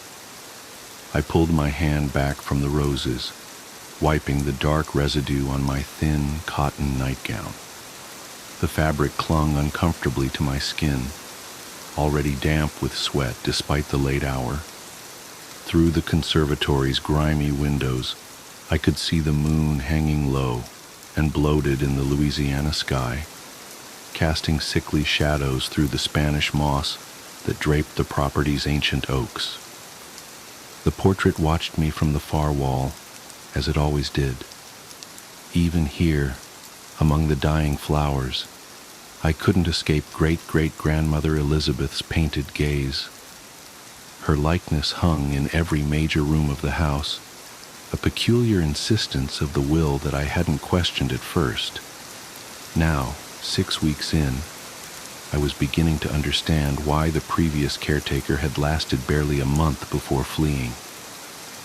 Elizabeth's eyes followed me everywhere, painted with such skill that they seemed to hold real depth, real judgment. In each portrait, she wore the same high-necked black dress, the same severe expression, and the same golden locket gleaming at her throat. The one detail that varied was the collection of blood-red roses she held, sometimes a full bouquet, sometimes a single bloom. In this particular painting, the roses were arranged in a silver vase beside her, their petals captured mid-wilt. "What are you trying to tell me?" I murmured, stepping closer to the portrait. The floorboards creaked beneath my bare feet, the sound oddly muffled by the dense air. A bead of sweat trickled down my spine as I studied Elizabeth's face. There was something in her expression that seemed different tonight, a slight curve to her lips that I hadn't noticed before, as if she were about to speak. The locket at her throat caught the moonlight, and I reached up instinctively to touch its twin, which hung cool and heavy against my own skin. Finding it among my grandmother's belongings had been the first strange coincidence in a house that seemed to manufacture them. Inside was a tiny daguerreotype of Elizabeth herself, mirror image to the portraits that surrounded me, down to the roses in her hand. A sudden draft stirred the air, the first movement I'd felt all night, carrying with it the sickly sweet scent of decay. The roses, I thought at first, but this smell was older, deeper, rising from somewhere beneath the floorboards.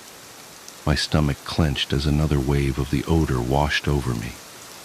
"Just the bayou," I said aloud, trying to convince myself. The words sounded hollow in the dense air.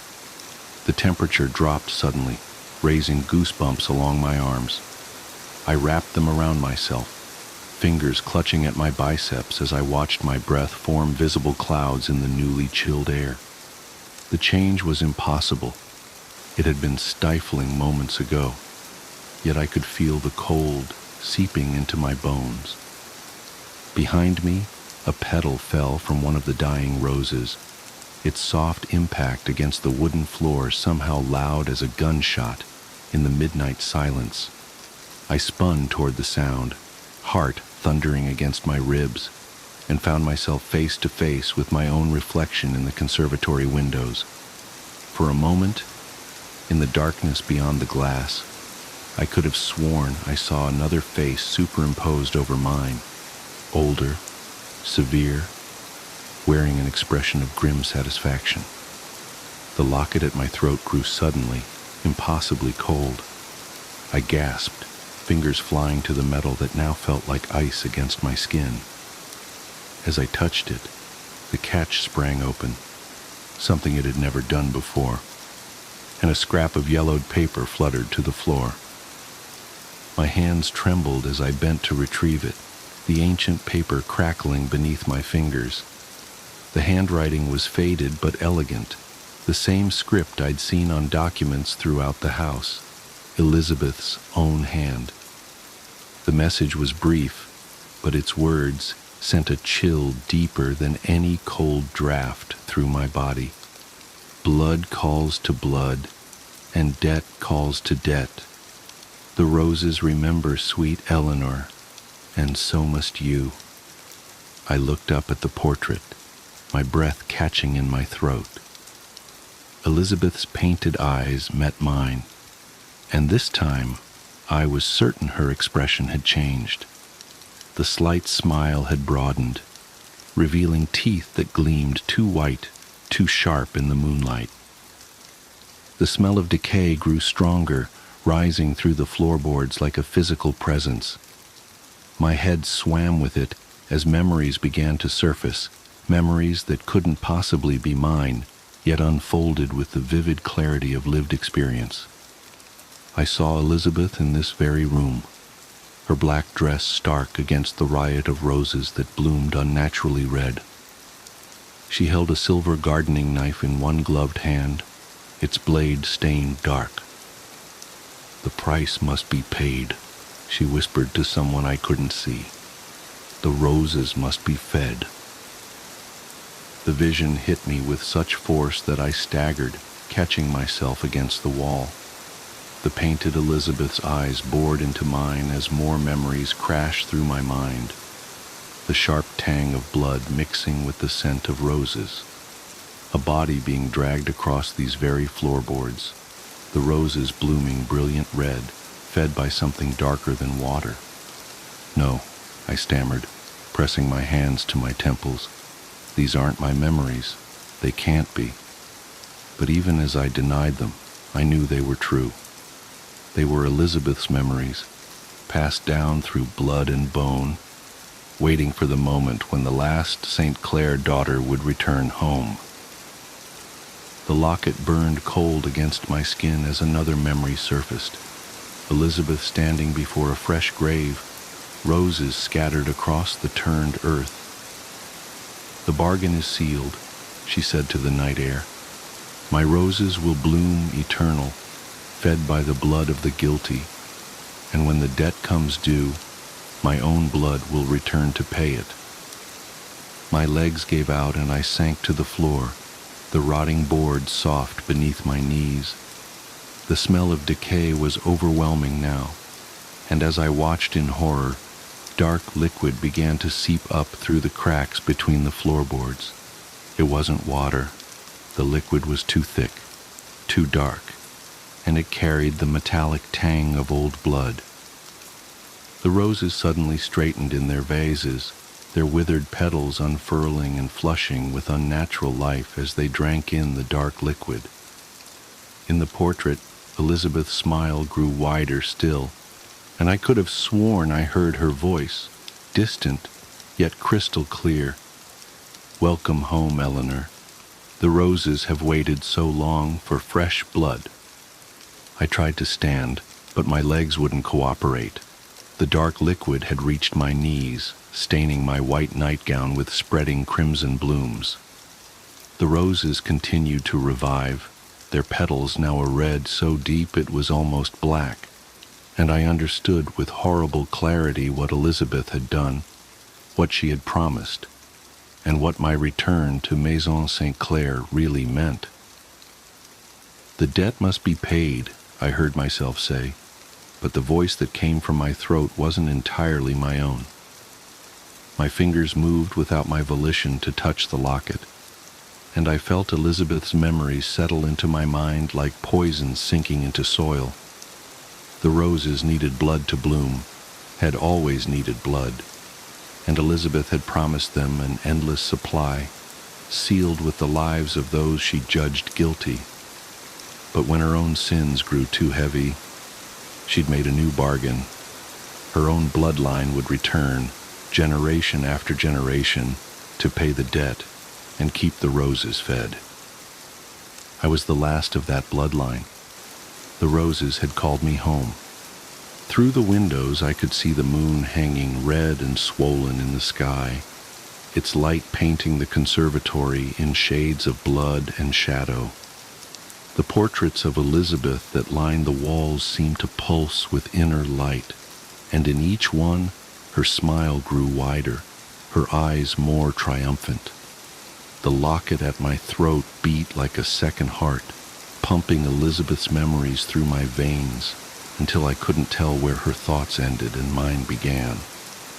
I remembered the first killing, a man who cheated Elizabeth's family, whose blood had fed the first roses. I remembered the second, the third, the dozen that followed, each death justified by Elizabeth's twisted sense of justice.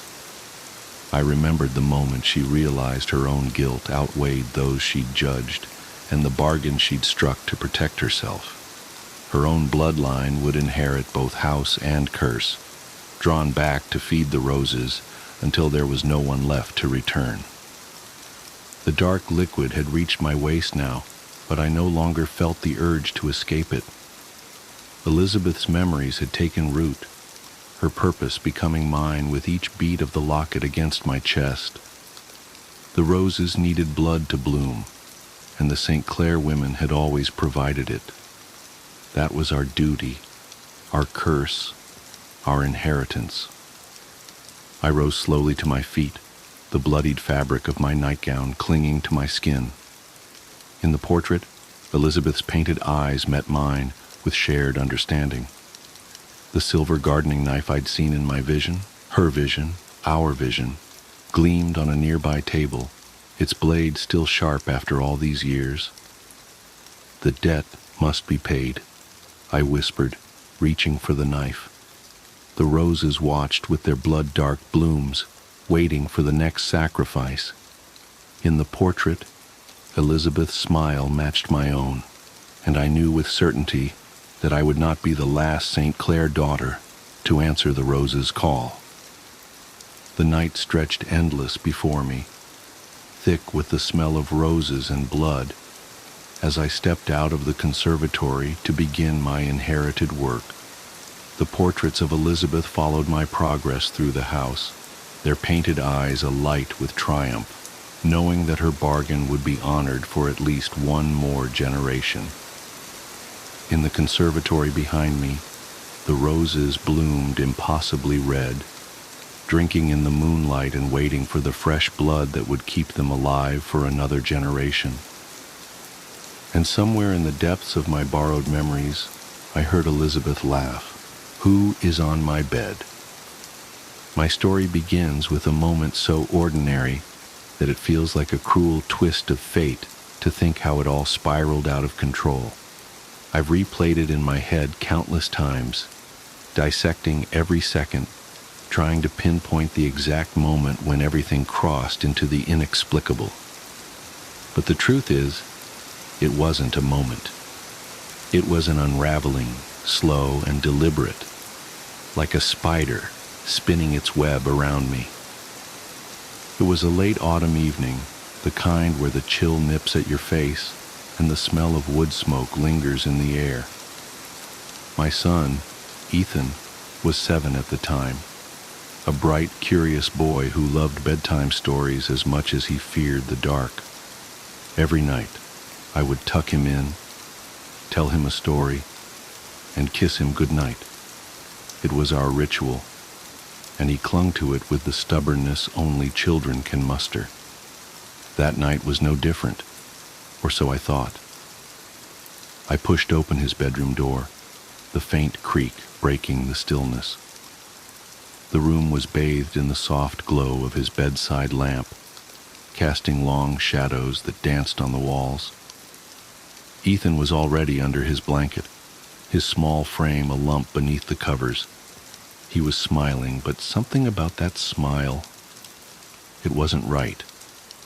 It stretched too wide, too stiff, as if it were painted on. "You okay, buddy?" I asked, trying to shake off the uneasy feeling creeping up my spine. He nodded, the grin never faltering.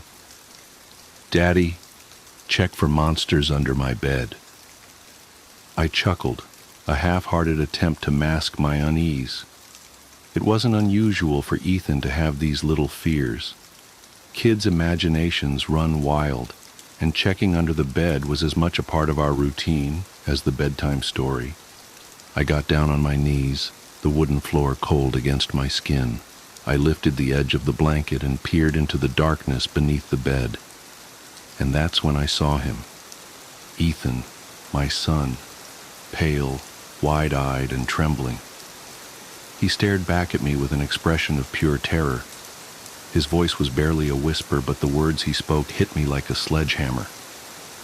"Daddy, there's someone on my bed." For a moment, I froze, my brain unable to process what I was seeing, hearing. I glanced back at the bed, where the other Ethan, the thing pretending to be my son, still lay, grinning that awful grin. Everything after that moment is a blur of panic and disbelief. I grabbed the Ethan under the bed and pulled him into my arms, his little body trembling against mine. When I looked back at the bed, it was empty. The thing that had been lying there was gone, as if it had never been there at all. I'd like to say that was the end of it, that I could chalk it up to a hallucination or some twisted trick of my imagination. But it wasn't. It was only the beginning. That night, Ethan slept in my bed, clinging to me like a lifeline. I didn't sleep at all. I kept the lights on and the bedroom door locked, my ears straining for any sound, my eyes darting to every shadow. The house felt different. It was as if the walls themselves were holding their breath, waiting. The next morning, I searched Ethan's room from top to bottom. I checked the closet, the drawers, every nook and cranny where something could hide, but there was nothing, no sign of anyone or anything. And yet, the unease lingered, a constant presence just out of reach. In the days that followed, strange things began to happen. It started small, objects moving from where I'd left them, faint whispers in the dead of night, the sensation of being watched. Ethan grew quieter, more withdrawn. He wouldn't go into his room alone, and he refused to talk about what had happened that night. Then, one evening, I heard it, a soft, rhythmic tapping coming from Ethan's room. I crept down the hallway, my heart pounding with each step. The door was slightly ajar, the light inside flickering as if the bulb were struggling to stay alive. I pushed the door open and froze. Ethan was sitting on the floor, his back to me. He was humming a tune I didn't recognize, low and haunting. In front of him was a row of his toys, arranged in a perfect circle, and in the center of that circle was a single, charred handprint, burned into the wooden floor.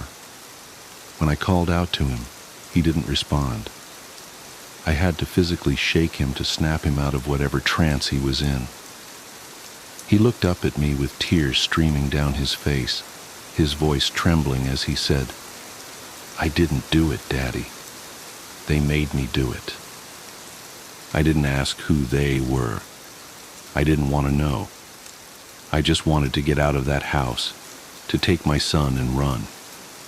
But where do you run when the thing you're fleeing isn't bound by walls or distance? I wish I could say I found the answer. I wish I could say we escaped. But the truth is, we're still here. The whispers haven't stopped. The shadows haven't left. And every night when I tuck Ethan into bed, I can't shake the feeling that I'm being watched, that something is waiting, just out of sight, wearing a smile that doesn't belong. I've tried everything: priests, paranormal investigators, even moving to a new house. But it doesn't matter. Whatever it is, it's not tied to a place. It's tied to us, to Ethan. So now I'm writing this down, not as a cry for help, I've long since given up on that, but as a warning. If you ever hear that soft, rhythmic tapping in the dead of night, or see a smile that stretches too wide, don't look, don't investigate, just run and pray that it doesn't follow you. The mirror call. There are things in this world that defy explanation. As a sheriff's deputy in rural Montana, I've seen my fair share of strange occurrences: unexplained lights in the mountains, livestock mutilations that made even veteran ranchers queasy, and the occasional missing person case that just didn't add up. But nothing, absolutely nothing, prepared me for what happened during my graveyard shift last October. It was just past 2 a.m. when the call came in. The night was unusually still, with a heavy blanket of fog hugging the ground and temperatures hovering just above freezing. I'd been parked on the side of Old Mill Road, catching up on paperwork and drinking coffee that had long since gone cold, when dispatch crackled to life. Unit 47, we've got a 1091V at 1879 Stillwater Lane. Elderly female resident reporting a possible intruder. I keyed my radio. Copy that. En route. A 1091V meant a suspicious person or vehicle, but something in dispatch's tone made me uneasy.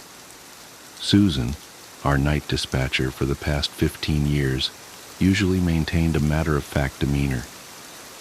Tonight, there was an edge to her voice I'd never heard before. "Be advised," she added after a pause. "Caller is unusually distressed. Claims someone is in her mirror." I frowned. "Come again?" "Caller states there's someone in her bedroom mirror mimicking her movements, but with a delay. She's requesting immediate assistance." I threw the cruiser into drive, flipping on my lights, but leaving the siren off. Stillwater Lane was out in the sticks, a good 20 minutes from my location. The fog seemed to thicken as I drove, swallowing my headlights and creating the unsettling illusion that the road itself was disappearing beneath my tires. "Can you give me any additional details?" I asked, trying to piece together what I might be walking into. Elderly resident, possible confusion or dementia, maybe prescription medications. Caller identified herself as Margaret Aldrich, age 76. Lives alone since her husband passed last spring. No prior calls to this address. No history of mental health issues or substance abuse. She's remarkably lucid, Deputy. Says she first noticed something was off about 3 hours ago when she got up to use the bathroom. Claims her reflections movements were delayed by maybe half a second. Says it's gotten progressively worse. I accelerated slightly, the cruiser's engine growling as we climbed into the foothills. Is she secure? Affirmative. She's locked herself in the bedroom. Says she's sitting completely still in front of her vanity mirror. Susan hesitated again. She says she's afraid to move because her reflection isn't stopping when she does anymore. A chill that had nothing to do with the October air crept down my spine. I dealt with plenty of mental health calls over the years, but something about this one felt different. The specificity of the complaint, the caller's reported lucidity, Susan's obvious unease, it all added up to something that didn't quite fit the usual patterns. The fog parted briefly as I turned onto Stillwater Lane, revealing a nearly full moon hanging low and bloated in the sky. The street was a long dirt road, lined with ancient cottonwoods, their bare branches reaching toward each other like skeletal fingers. 1879 turned out to be the last house on the left, a well-maintained Victorian sitting alone on a small hill. A single light burned in an upstairs window. I radioed my arrival to dispatch and approached the front door, my boots crunching on frost-covered leaves. A security camera mounted above the entrance tracked my movement, its red LED blinking steadily. The porch light clicked on automatically as I climbed the steps. The door was locked, but Margaret had told dispatch where to find the spare key, under a fake rock next to the hydrangea bushes. Inside, the house was silent, except for the soft tick of an antique grandfather clock in the foyer. The air smelled of lavender and furniture polish, with an underlying mustiness common to older homes. "Mrs. Aldrich?" I called out, one hand resting on my holstered weapon. "This is Deputy Hayes with the Sheriff's Department. I'm coming upstairs." No response. The staircase creaked under my weight, despite my attempts to move quietly. Family photos lined the wall. Margaret and who I assumed was her late husband in younger days, children, grandchildren, all smiling out from behind dusty glass. At the top of the stairs, only one door was closed. Warm light spilled out from underneath. I knocked softly. "Mrs. Aldrich? Are you all right?" "Please come in, Deputy." The voice was thin, but steady. I'm afraid to take my eyes off it. I turned the handle slowly, announcing my movements. "I'm opening the door now, ma'am." The bedroom was large but cluttered, dominated by a massive four-poster bed with heavy burgundy curtains. Margaret Aldrich sat ramrod straight on a small stool in front of an ornate vanity mirror, her silver hair pulled back in a neat bun, wearing a pale blue nightgown. She didn't turn to look at me. "Thank God you're here," she whispered. "Watch carefully. Don't make any sudden movements." I approached cautiously, scanning the room for any signs of an intruder. Nothing seemed out of place. The windows were locked, the curtains drawn. As I drew closer to Margaret, I could see her reflection in the mirror, an exact duplicate, down to the slight tremor in her clasped hands. "Ma'am, can you tell me what's been happening?" "It started small," she said, her eyes never leaving the mirror. So small I thought I was imagining it. Just the tiniest lag when I would move, like watching a video feed with poor reception. But it got worse. The delay kept growing. And now, she swallowed hard. Now it's not stopping when I do. I studied the mirror carefully. It looked antique, with an elaborate silver frame covered in twisting vines and what appeared to be faces worked into the metalwork. Margaret's reflection stared back, perfectly mimicking her position. "I don't see any," I started to say, but Margaret cut me off. "Wait, watch. I'm going to raise my right hand very slowly. Keep your eyes on the mirror." She lifted her hand with agonizing slowness. Her reflection did the same. Then Margaret stopped. Her reflection didn't. The hand in the mirror continued rising for exactly 3 seconds after Margaret had gone still. I felt the hair on the back of my neck stand up. I blinked hard, convinced I was seeing things. But when I opened my eyes, the reality was even worse. Margaret's reflection was smiling. She wasn't. "Jesus Christ," I breathed, instinctively reaching for my weapon. "Don't!" Margaret's voice was sharp with fear. "Any sudden movements make it worse. The more agitated you become, the more it deviates." I forced myself to remain calm, though my heart was hammering against my ribs. "How long has it been acting independently?" "About an hour. At first it was just the delay. Then it started making tiny changes. A finger twitch here, a slight head tilt there, things I couldn't be completely sure about.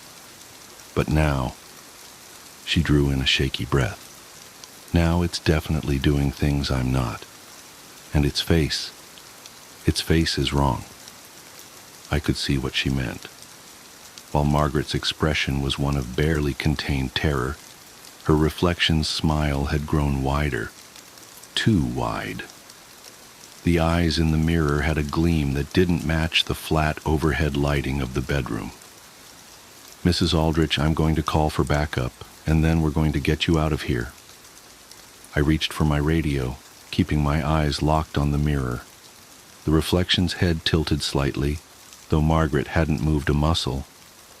Its smile widened further, revealing too many teeth.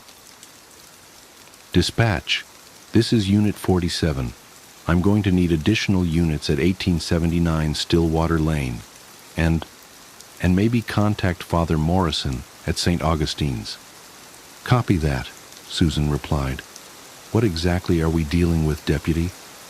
I watched in horror as the reflection's eyes began to bleed, dark liquid welling up and spilling down its cheeks, while it maintained that impossible grin. I'm not entirely sure. Just tell them to hurry." "They're saying something," Margaret whispered. "Can you hear it?" I strained my ears. At first there was nothing but the eternal ticking of the grandfather clock downstairs. Then I heard it. A sound like radio static, but forming patterns. Words, almost, but in no language I recognized. The reflection's mouth was moving now, completely independent of Margaret. Its teeth looked sharper than they had a moment ago. The bleeding eyes never blinked. "Mrs. Aldrich, we need to leave. Now. Whatever this is, we can deal with it better if you're safe." She shook her head slightly. "I tried that earlier. It didn't like that." "What happened?" "I made it to the doorway, but when I looked back it was climbing out of the frame." My blood ran cold. "What do you mean, climbing out?" "Just what I said. It pulled itself up to the edge of the mirror, like there was water behind the glass, and started pushing through. That's when I sat back down, and it settled." The static voice was getting louder. The reflection's movements were becoming more pronounced, its head rotating at an angle that would have snapped a human neck. The blood from its eyes had reached its chin, dripping onto the nightgown that was now a deep crimson in the mirror, though Margaret's real nightgown remained pale blue. "Unit 47, backup is en route. ETA 15 minutes. Father Morrison has been contacted." 15 minutes. We had to last 15 minutes with this thing. I tried to think rationally, to fall back on my training, but nothing in the academy had covered anything like this. The reflection was fully animated now, its movements jerky and unnatural, like a marionette being pulled by unseen strings. "The mirror," I said suddenly. "Where did it come from?" Margaret's voice quavered. "It was Herbert's, my husband's. Been in his family for generations. They brought it over from the old country sometime in the 1800s. He always said it was special, that it had properties. I thought he was just being superstitious." "Did he ever mention anything specific? Any rules about using it or times when it acted strangely?" He said never to look into it too long after midnight, and never to let it see you cry. I didn't understand what he meant. How can a mirror see anything? But now, the static suddenly resolved into words, horrible, guttural sounds that made my teeth ache and my vision blur. The reflection's face was barely human now, the skin rippling and bubbling like hot wax. Its hands were pressed against the glass from the other side, the fingers elongated and jointed in impossible ways. "Margaret," it said, in a voice like grinding glass. "Margaret, Margaret, Margaret." She began to tremble. It's never said my name before. The hands were pushing harder now, and I swear I could see the glass beginning to bulge outward. The frame was vibrating, the silver tarnishing before our eyes, those decorative faces in the metalwork beginning to contort in agony. "Backup still 10 minutes out," I said, trying to keep my voice steady. "Mrs. Aldrich, I need you to listen to me very carefully. When I give the word, I want you to close your eyes and run for the door. Don't look back no matter what you hear. I'll be right behind you." "You don't understand," she whispered. "It's not just in this mirror anymore. Look." I followed her gaze to the windows. In the darkness beyond the glass, I could see our reflections. Both of them were standing, though we remained seated. Both of them were smiling that terrible smile. "Every reflective surface," Margaret continued. "It's spreading, like an infection." She was right. I could see distorted versions of us in the brass doorknob, the silver picture frames on the wall, even the face of my wristwatch. None of the reflections matched our positions anymore. All of them were moving, twitching, reaching. The static voice was coming from everywhere now, a deafening chorus of inhuman sounds. The temperature in the room had dropped so low I could see our breath, but the air felt thick and heavy, like trying to breathe underwater. "Margaret," the thing in the vanity mirror said again, its voice clearer now. "We've missed you. Herbert sends his regards." At the mention of her late husband's name, Margaret let out a small sob. Immediately, every reflection snapped its head toward her, their smiles growing impossibly wider. "You're crying," they said in unison. "He told you never to let us see you cry." The glass of the vanity mirror began to crack, spiderweb patterns spreading from where the thing's hands pressed against it. Dark liquid began to seep through the fissures, but it wasn't reflecting anything in the room. It was coming from whatever was on the other side. "Unit 47, update your status," Susan's voice crackled from my radio.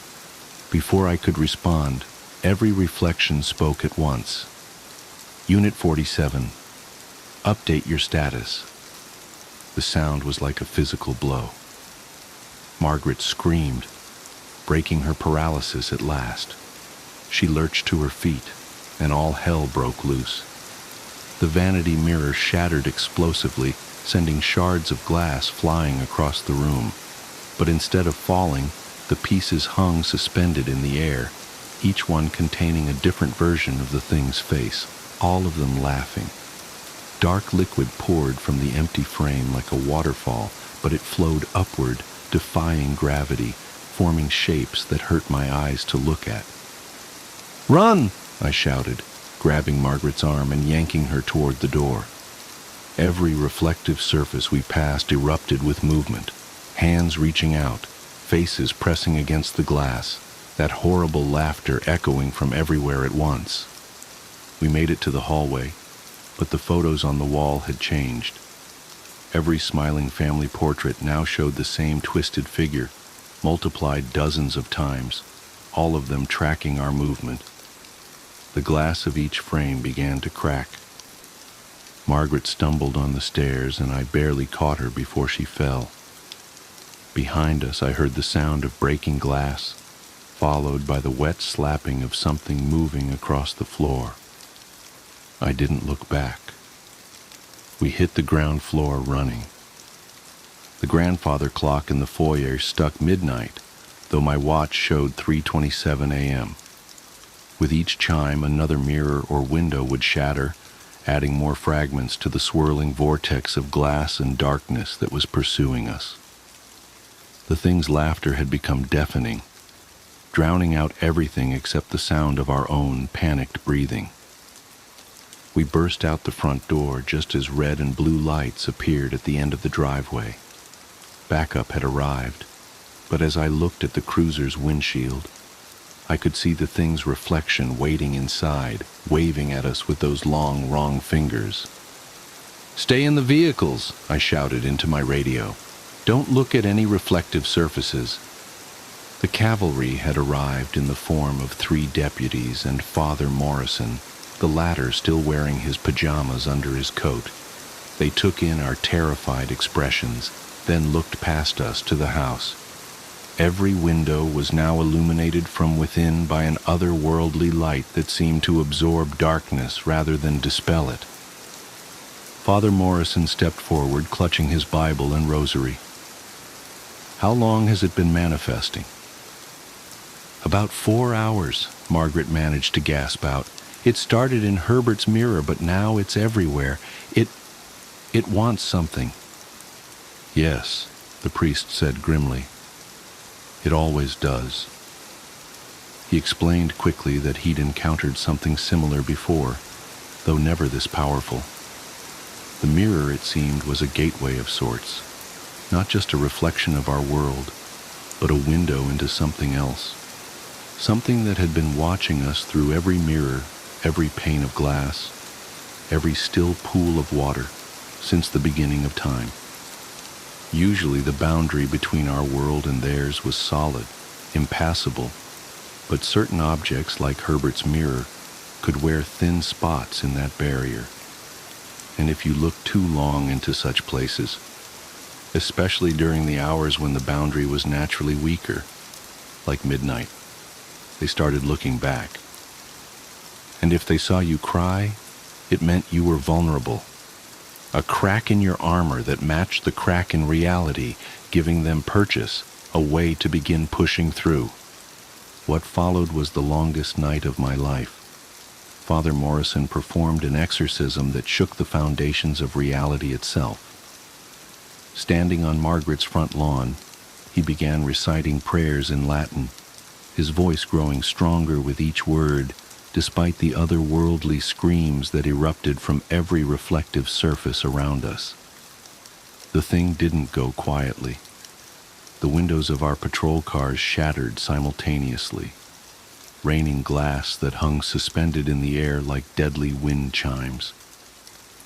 Each shard contained a different fragment of that terrible face, all of them screaming, laughing, crying blood that flowed upward against gravity.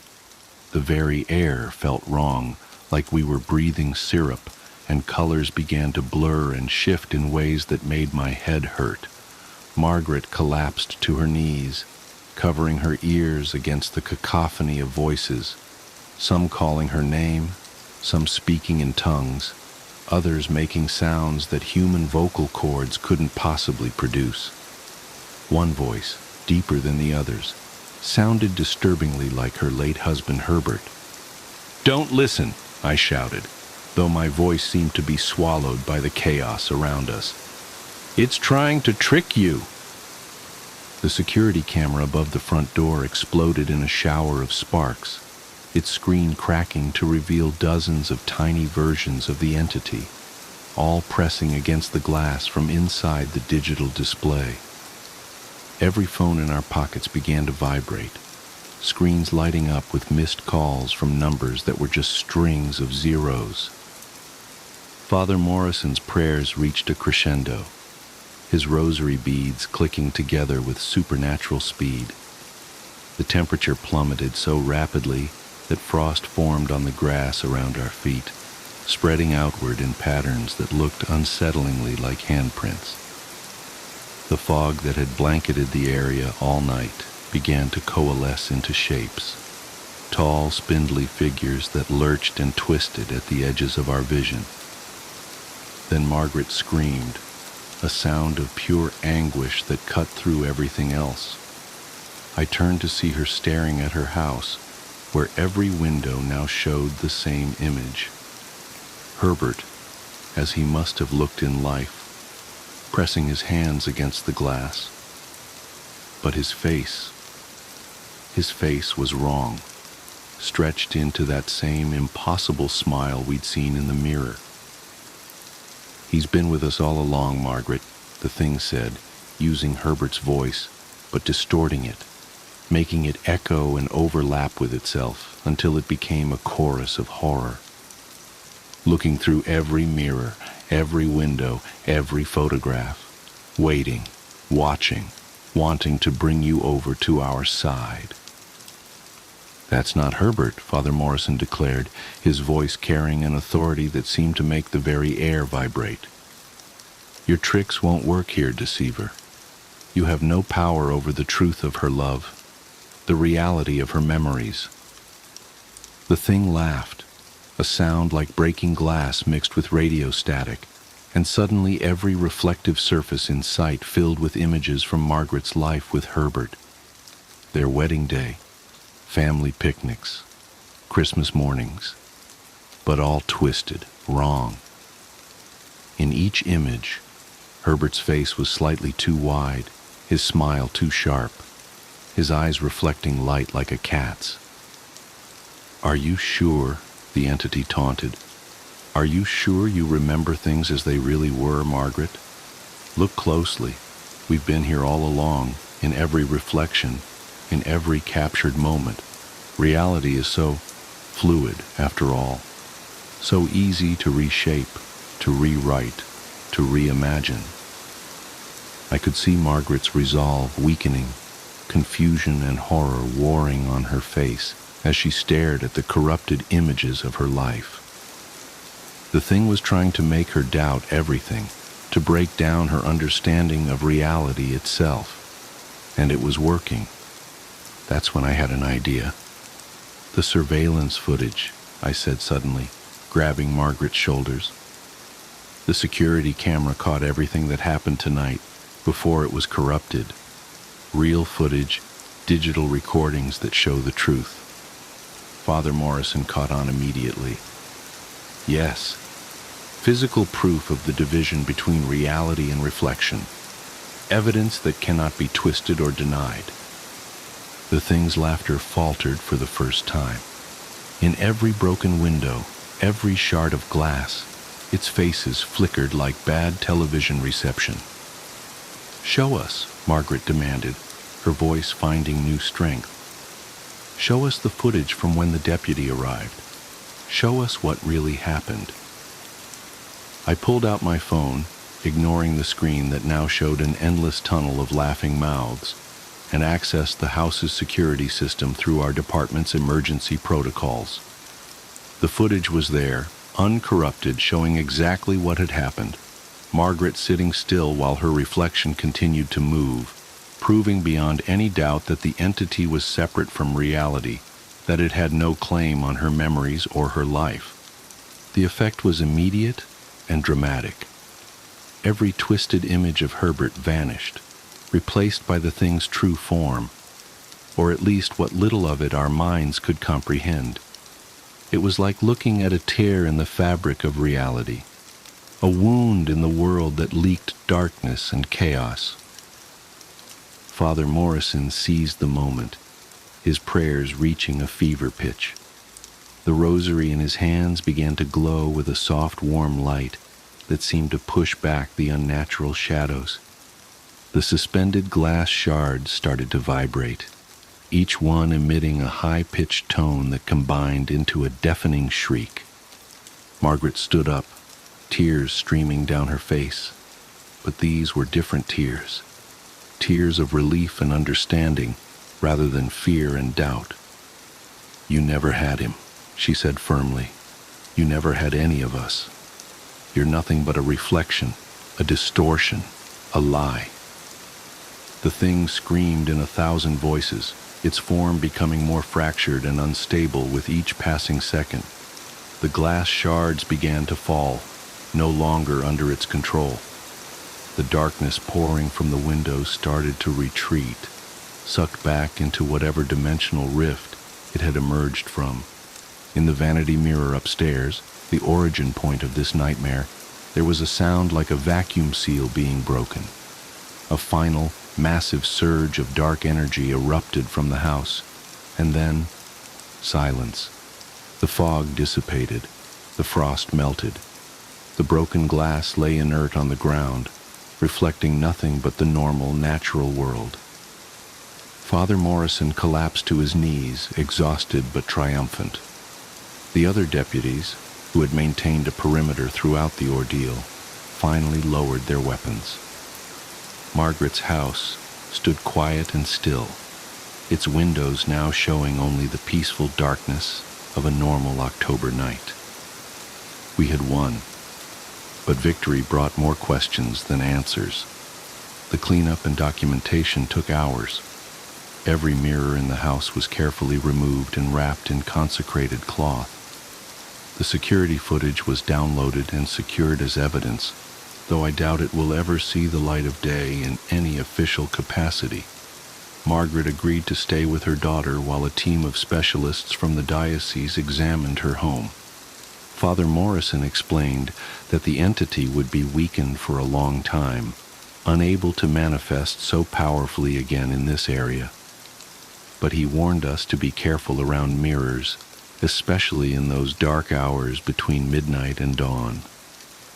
"They're always watching," he said.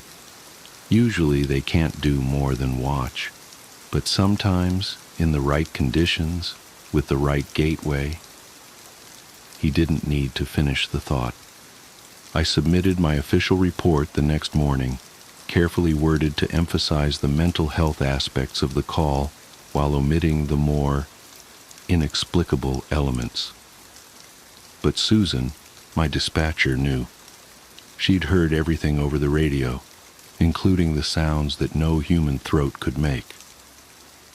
Margaret sold the house a month later, after the church had thoroughly cleansed it. She moved to Arizona to be closer to her family, somewhere bright and dry and modern, with few shadows for things to hide in. She emails me sometimes, keeping me updated on her life. She's doing well, all things considered, though she mentions that she's replaced all the mirrors in her new home with brushed steel. I've changed too. I keep my mirror time to a minimum these days. No more long glances while shaving or fixing my uniform. I've angled my rearview mirrors slightly off-center, just enough to see the traffic behind me, but never catching my own reflection. And I've started taking my coffee breaks somewhere other than Old Mill Road. The fog there seems darker now somehow, more purposeful. But the hardest part is knowing what I know now. That there's something else out there, watching us through every reflection, waiting for a chance to break through. That reality itself is thinner and more fragile than we imagine. That the boundary between our world and whatever lies beyond the mirrors is not as solid as we'd like to believe. Sometimes late at night when I'm on patrol, I'll catch a glimpse of movement in my periphery, a shadow that doesn't quite match its source, a reflection that lingers just a fraction of a second too long. And I wonder if that thing we encountered is still out there, searching for another way in, another mirror to corrupt, another soul to torment. Or worse, I wonder if it ever truly left at all. Because here's the thing about the security footage that still haunts me, the detail I left out of my official report. When we reviewed the tapes the next day, going frame by frame through the night's events, we found something disturbing in the final moments of the exorcism. Just before the camera exploded, in a single frame lasting only 1/30th of a second, every person present, Margaret, Father Morrison, my fellow deputies, and myself, cast reflections that didn't match our positions. And every single one of them was smiling that terrible, impossible smile. I keep a copy of that frame buried deep in a secured file. Sometimes, on nights when I'm feeling particularly brave or particularly foolish, I'll take it out and study it. The image quality isn't great. Security cameras rarely are.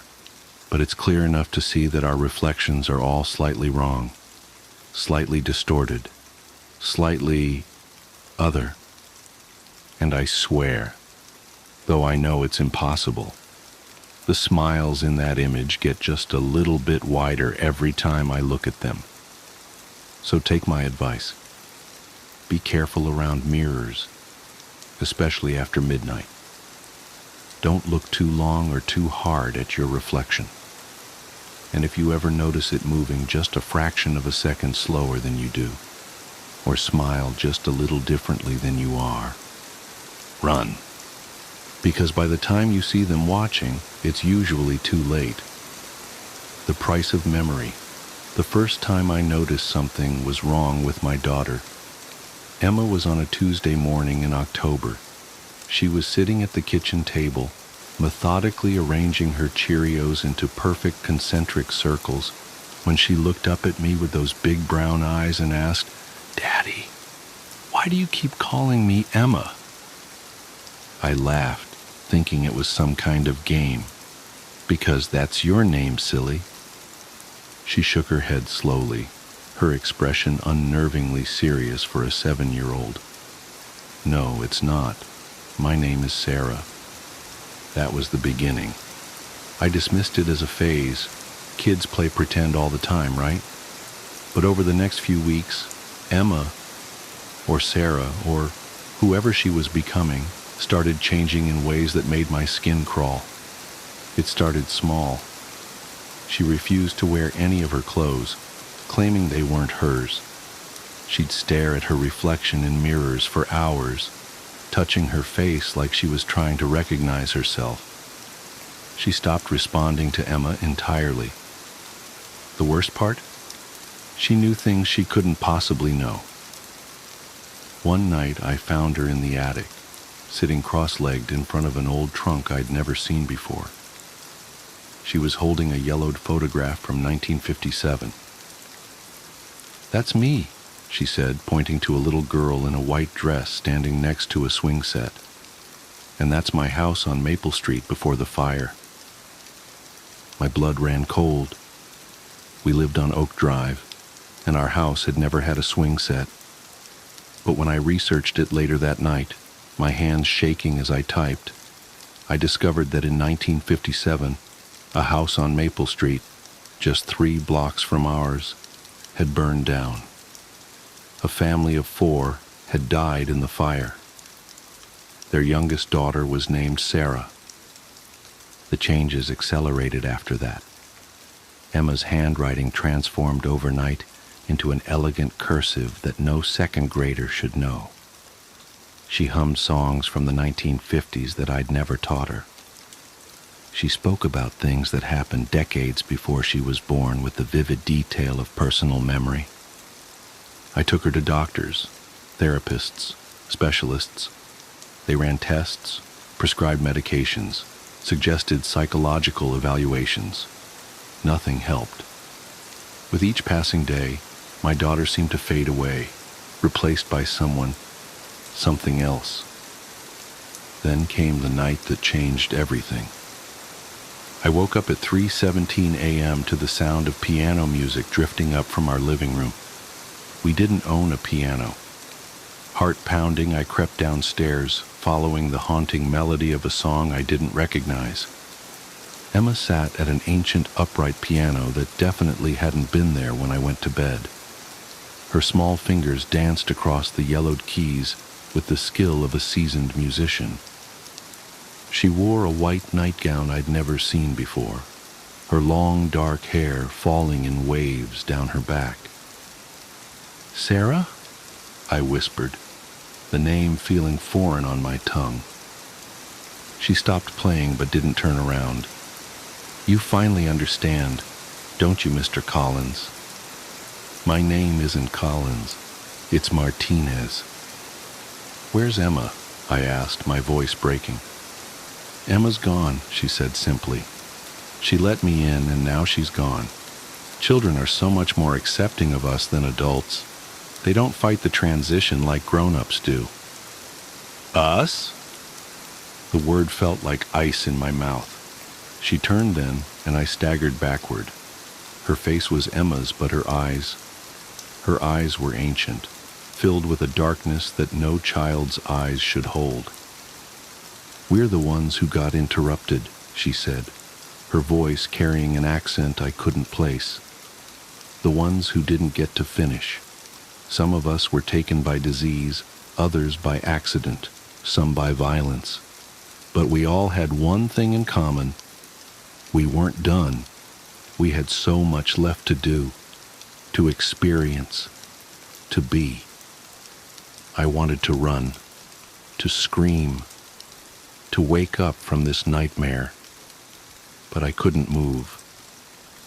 "Emma was perfect," she continued, running her fingers along the piano keys without pressing them. "So young, so full of potential. All that blank canvas, just waiting to be filled.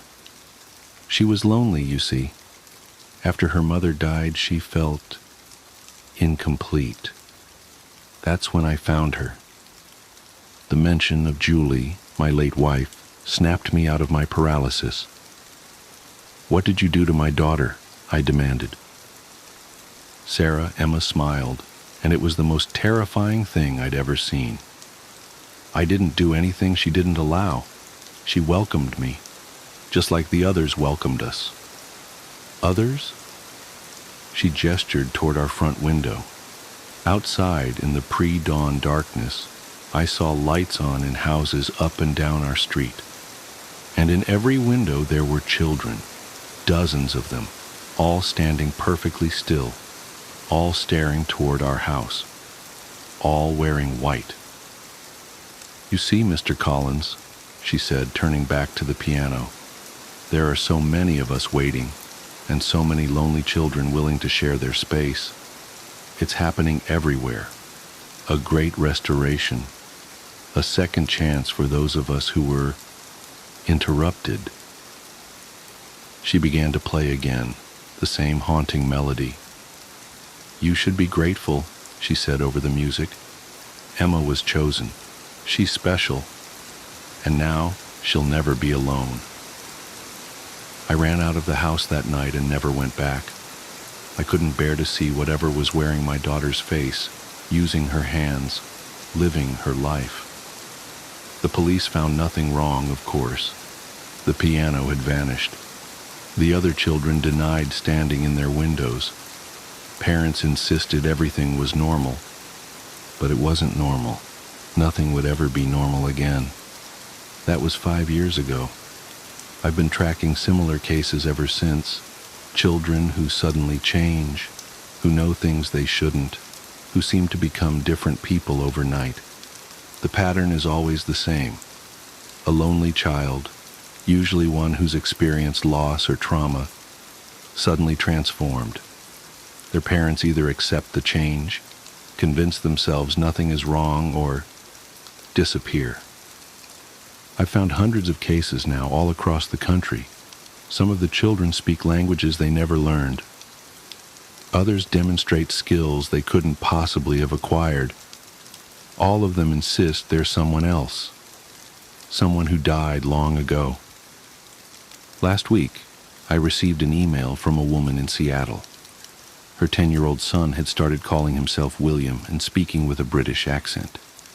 He could suddenly play chess at a master level and talked about fighting in World War II. She was terrified. I warned her to run, to get as far away from him as she could, but she didn't listen.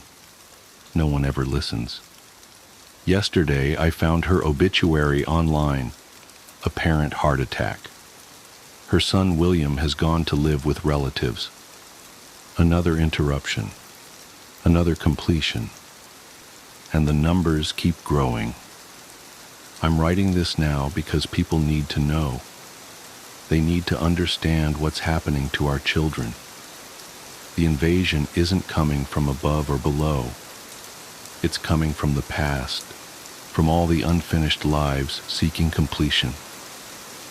And our children, our precious, vulnerable children, are opening the door. Watch your children closely. Notice how they change. Listen to what they say. And if they start talking about who they used to be, run. Run as fast and as far as you can. Because by the time they start calling themselves by a different name, it's already too late. I know this because last night I saw Emma again. She was on the national news, a piano prodigy giving her first concert at Carnegie Hall.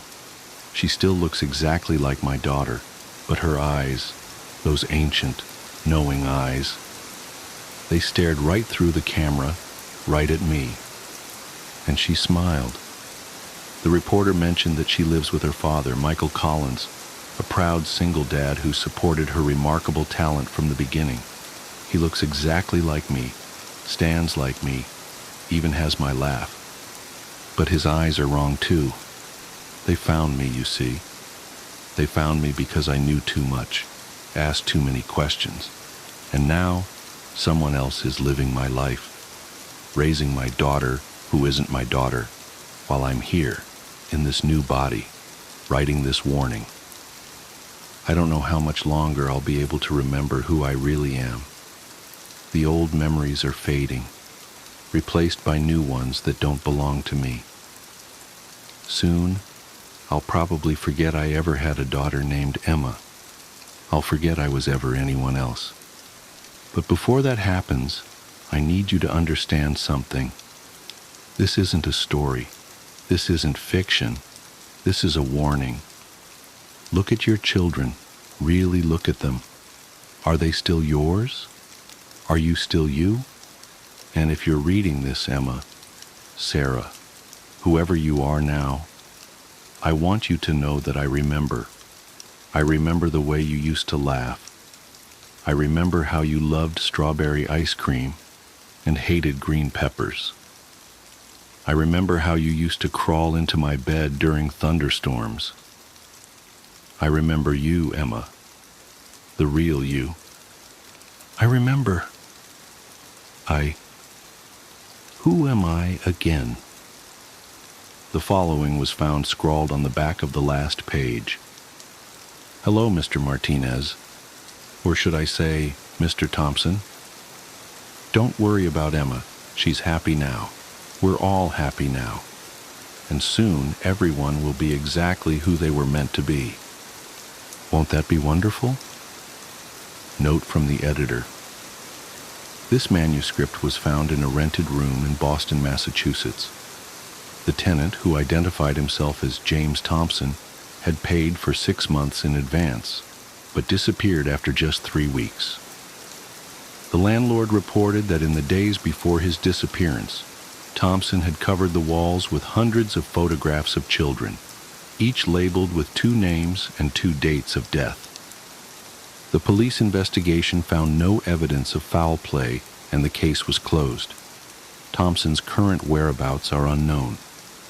Interestingly, during the investigation, detectives discovered that Thompson's fingerprints matched those of a David Martinez, a man who had gone missing 5 years earlier after claiming his daughter had been replaced.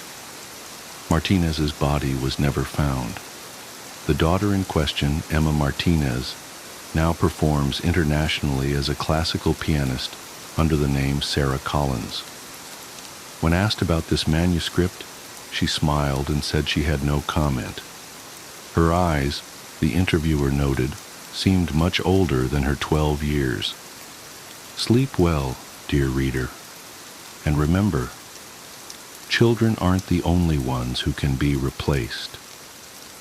Epilogue. 3 days after this story was submitted for publication, the editor who received it resigned unexpectedly. Her replacement, a woman who bears a striking resemblance to her but insists they've never met, approved it for immediate release. The original editor's whereabouts are currently unknown. Her young daughter, however, has recently shown a remarkable aptitude for editorial work. She has her mother's eyes, or does she? The yellow fog. The first thing I noticed when I arrived at St. Augustine's Artists' Commune wasn't the converted church's imposing Gothic spires, or the way its weather-darkened stone seemed to absorb the weak autumn light. It was the smell, an earthy, almost sweet decay that reminded me of compost and something else I couldn't quite place. I would later learn that the surrounding woods were famous for their mushrooms, but at that moment, standing in the perpetual drizzle with my suitcase and art supplies, the scent only made me wonder if I'd made a mistake accepting the residency. Marion Blackwood? A tall woman with silver-streaked hair emerged from behind the heavy wooden doors. I'm Diana Winthrop, the director. We spoke on the phone. Her smile didn't quite reach her eyes as she gestured for me to follow her inside. You're just in time for evening meditation. We ring the bells at sunset. The interior was darker than I expected, despite the rows of tall windows. Maybe it was the weather, that strange yellow-tinted fog that had followed me for the last few miles of my drive, or maybe it was the way the old church seemed to swallow light rather than reflect it. My boots echoed on the stone floor as Diana led me past what must have been the nave, now subdivided into individual studio spaces by hanging canvas partitions.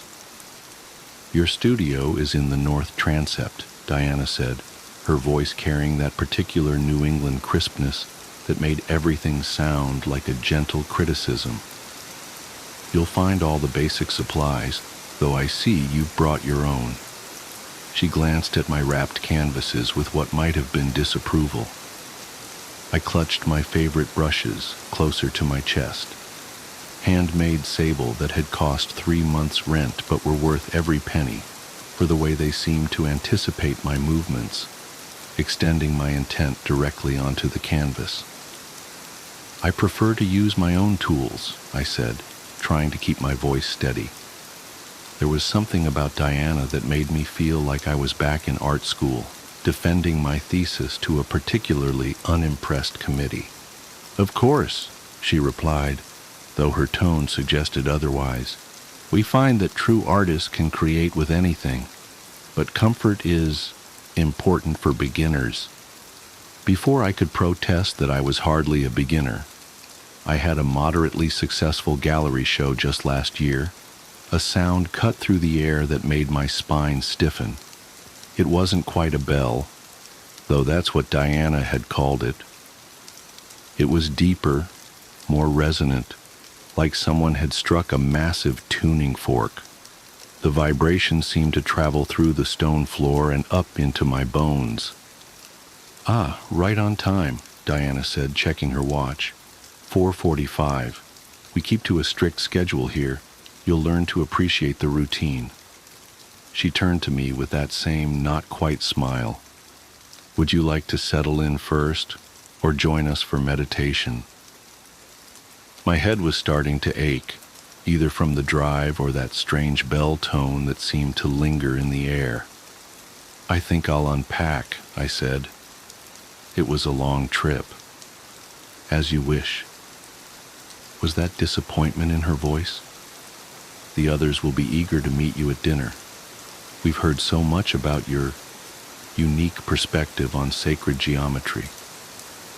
I watched her walk away, her footsteps impossibly quiet on the stone floor, and tried to remember if I'd mentioned sacred geometry in my application. I didn't think I had. My work dealt primarily with organic forms, particularly mushrooms and their mycelial networks.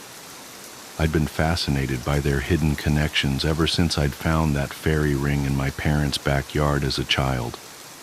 My assigned studio space was smaller than I'd expected, but the north-facing windows would provide good light, assuming the sun ever broke through the fog. Someone had already set up an easel and a basic set of supplies: student-grade acrylics, synthetic brushes, the kind of materials I hadn't used since undergraduate studies. But it was the canvas that drew my attention. A large square piece, already primed and stretched, positioned precisely in the center of the easel. I stepped closer, frowning. The surface wasn't completely white. In the dim light, I could make out faint lines, geometric patterns that seemed to shift when I tried to focus on them.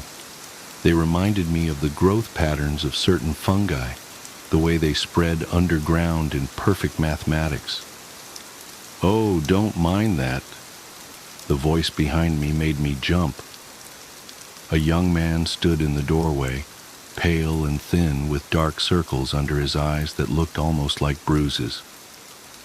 "Sometimes the old works bleed through. I'm James, by the way.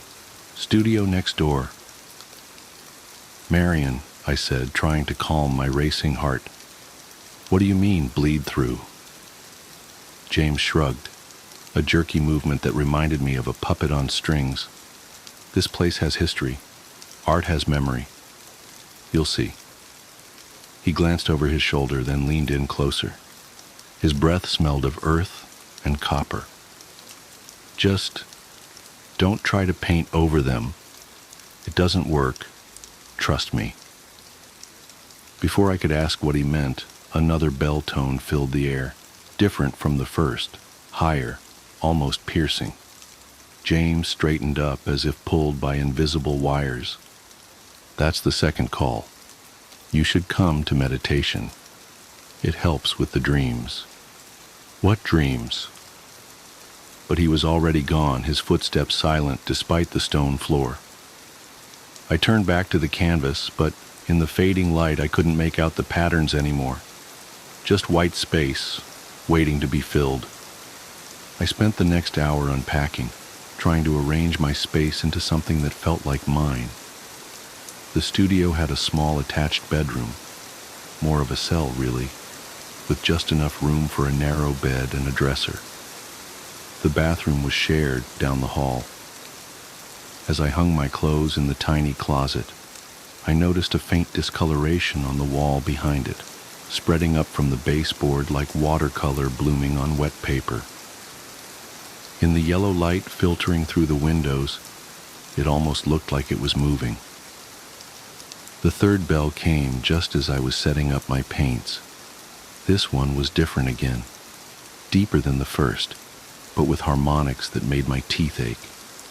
I had to grip the edge of the table until it passed, leaving behind a ringing in my ears and a metallic taste in my mouth.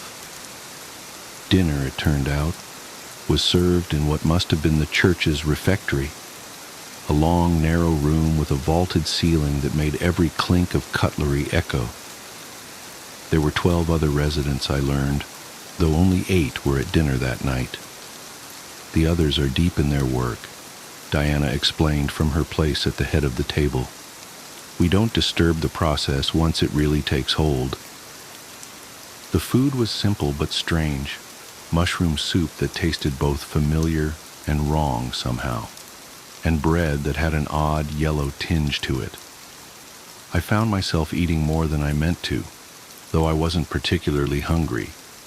There was something compelling about the flavor, something that made me want to analyze it, break it down to its components. "It's the local fungi," said the woman next to me. Sarah, I thought her name was, though everyone had been introduced too quickly for me to keep track. They have unique properties, perfect for artistic inspiration. She smiled, and I noticed a faint yellow stain at the corner of her mouth. Diana forages them herself. I looked down at my bowl, suddenly less hungry. I didn't know mushrooms could be that color naturally. Oh, nothing about them is natural, James said from across the table. That's what makes them. He cut off abruptly as Diana cleared her throat. Perhaps we should discuss your work, Marion, Diana said smoothly. We're all very interested in your process. The way she said process made it sound like an accusation. I took a sip of water, trying to wash away the lingering taste of the soup. I work primarily with organic forms, I began, falling into my usual artist statement. I'm interested in the hidden connections between things, the networks that exist just below the surface. Yes, Diana interrupted. But what are you really looking for? The question caught me off guard. I'm not sure what you mean. Nobody comes to St. Augustine's by accident, Sarah said, her voice soft but intense. We're all searching for something, the truth beneath the truth, the pattern behind the pattern. I'm just here to work, I said. But even as I said it, I knew it wasn't entirely true.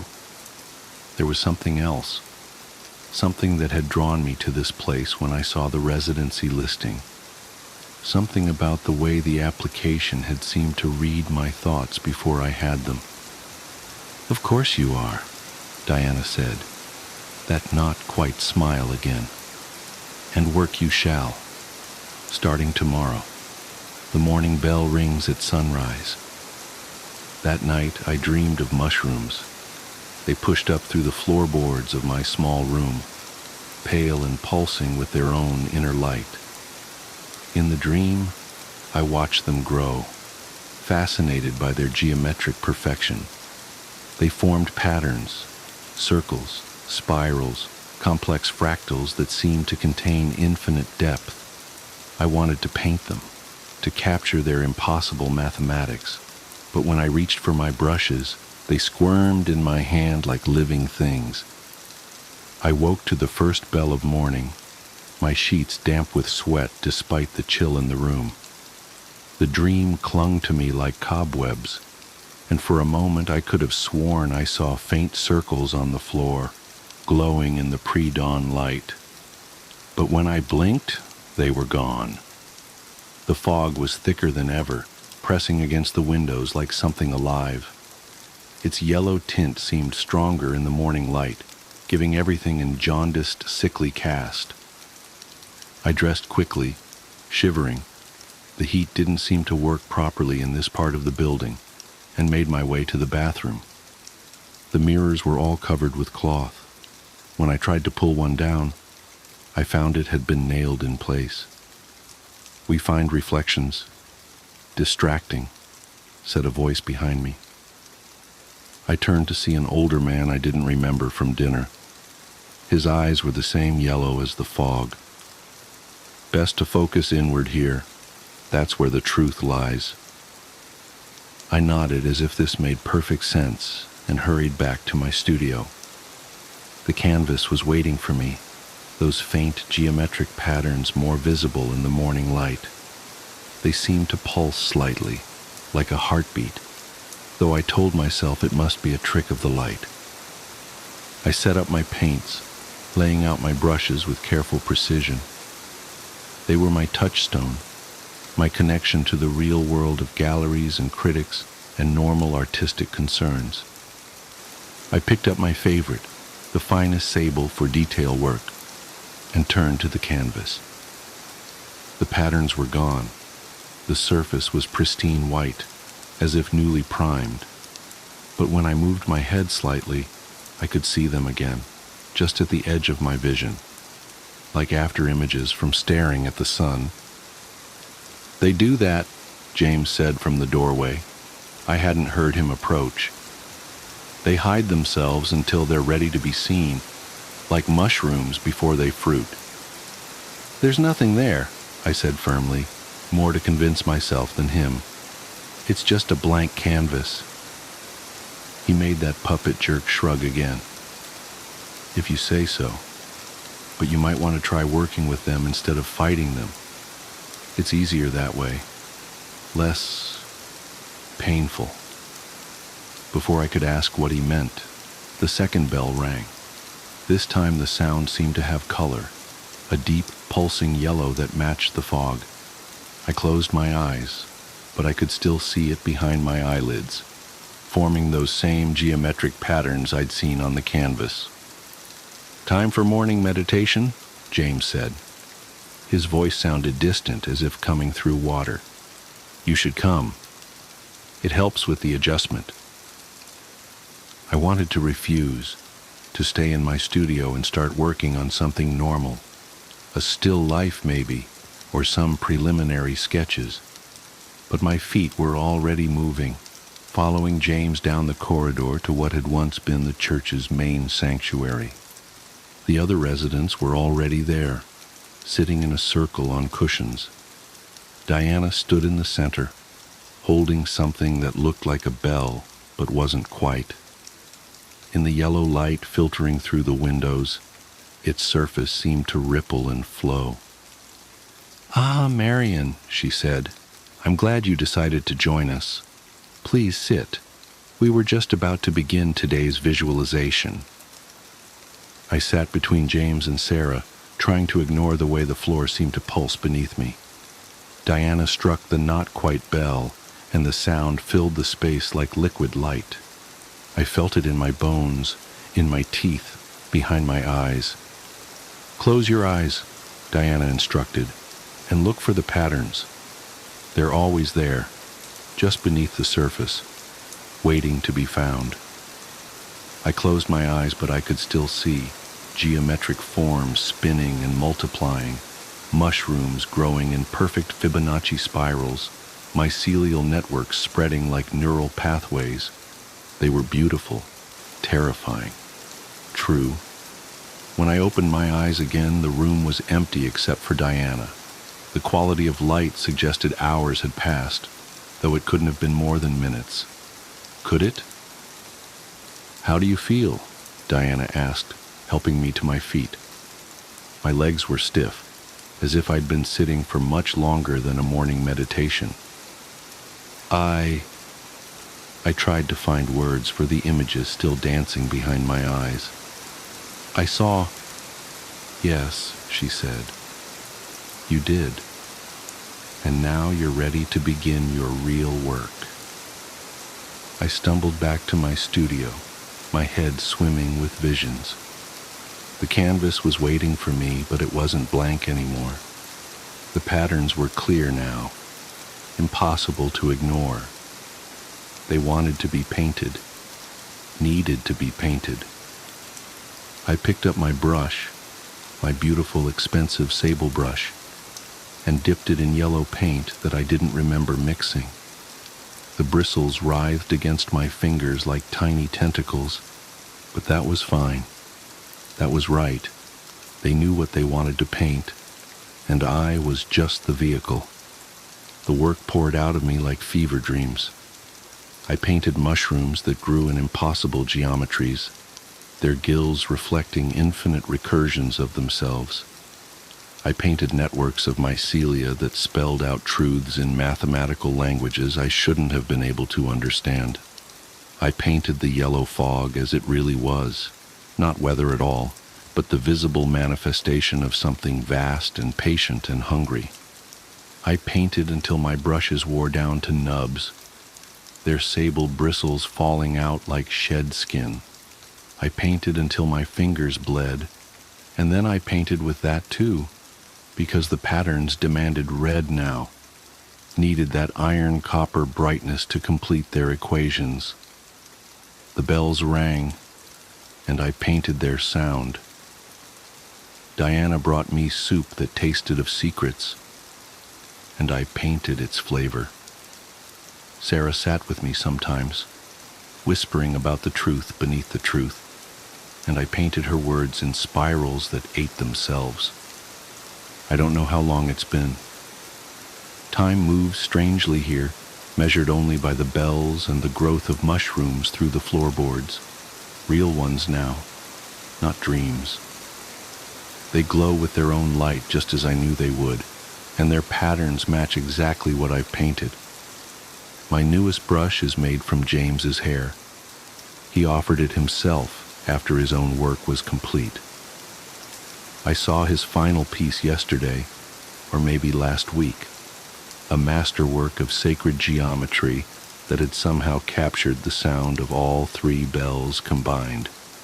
He won't need his hair anymore, he said. Where he's going, he won't need anything at all. I understand now why the mirrors are covered. We don't need to see our reflections to know how we've changed. I can feel the mushrooms growing inside me, their mycelia threading through my brain in perfect, beautiful patterns. Soon, my work will be complete too. I'm writing this because I found my old phone while looking for more red paint. It still works, though the screen keeps showing me geometric patterns that I need to paint right now. But I wanted to record this first, to explain to whoever finds it why I had to accept the residency, why I had to paint the truth, why we all did. The third bell is ringing. The yellow fog is very thick now, and the mushrooms are so beautiful, geometry made flesh, mathematics made real. Diana says I'm almost ready. One last painting, she says. One final pattern to complete the sequence. I can see it now, growing behind my eyes. It's so perfect, so true. I just need a little more red paint. The Hitchhiker's Curse. Ever start dating someone where everything feels a little too good to be true? At first it's magical. You're floating on cloud 9, thinking maybe, just maybe, you hit the jackpot.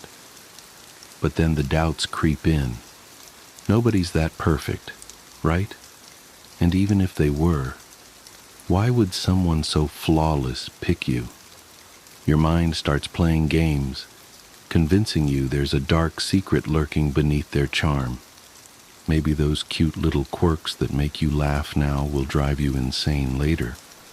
Or maybe there's something much darker, a drug problem, a secret family, or God forbid, a shady past involving a murder weapon and an uncontrollable rage. It's human nature to look for cracks even when everything seems unbreakable. I didn't expect to face those cracks so soon. After just 2 months of dating, Emily, not her real name, suggested we take a 1,000-mile road trip. She thought it would be romantic. I thought it would be a prison sentence. Don't get me wrong, I liked her, a lot, but something about being stuck together for hours on end made me uneasy. Still, I agreed. What could go wrong? The first 100 miles felt like a dream. We sang to the radio, laughed until our sides hurt, and shared goofy confessions. She teased me relentlessly when she found out I knew every word to Skater Boy. I teased her back for not knowing Bohemian Rhapsody. By all accounts, it was perfect. Then we saw the hitchhiker. Emily spotted him first, a man in a press suit standing by the freeway ramp, waving his thumb like he was hailing a cab. "Let's give him a ride," she said, her hand squeezing mine. I didn't even slow down. "No way, we don't know him. For all we know, he could rob us, or worse." "He doesn't look dangerous," she replied, peering at him through the side mirror. "He's wearing a suit, for God's sake." "That just means he's already robbed someone," I muttered, gripping the wheel tighter. The guy gave me the creeps.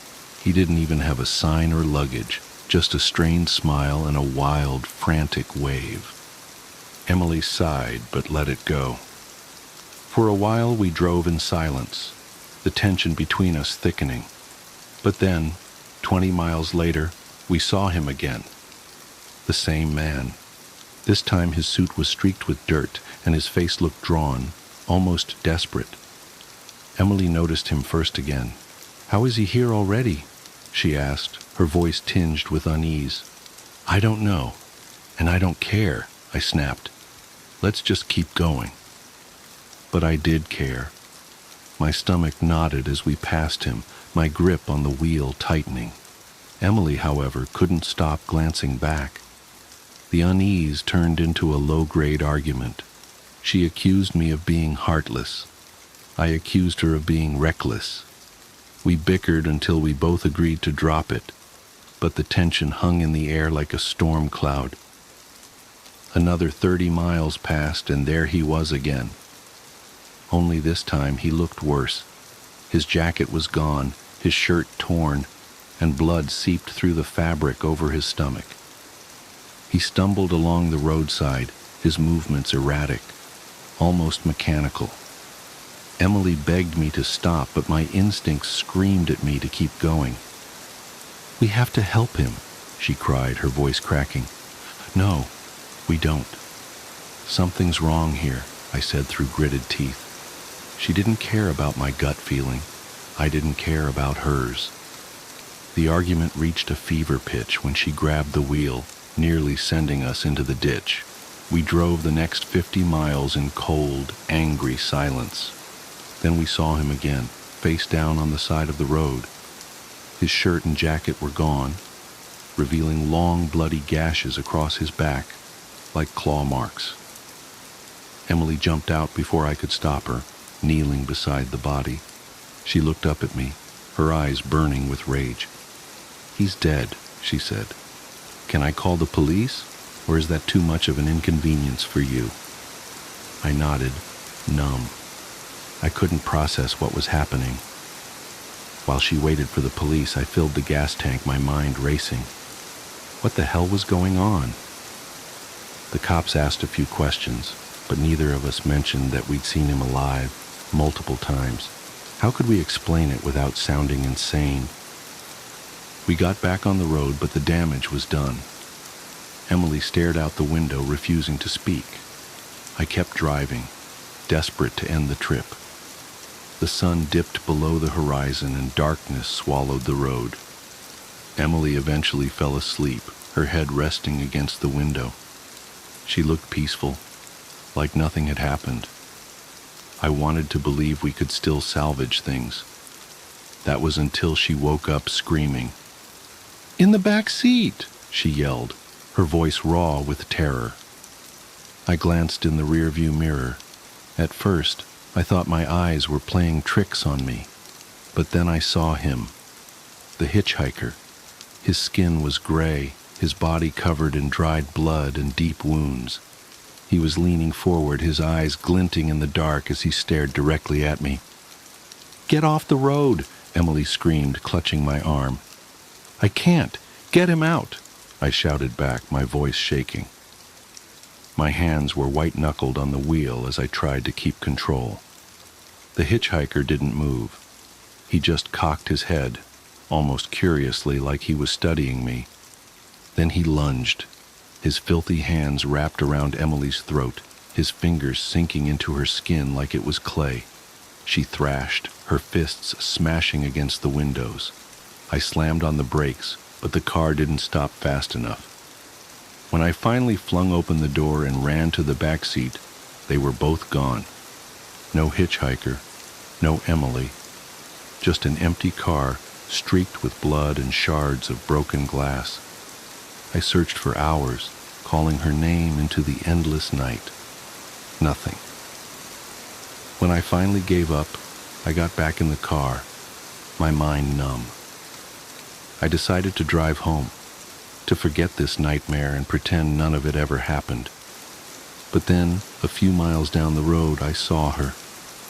Emily, standing by the shoulder, clean, unhurt, smiling, her thumb outstretched in the dim glow of my headlights.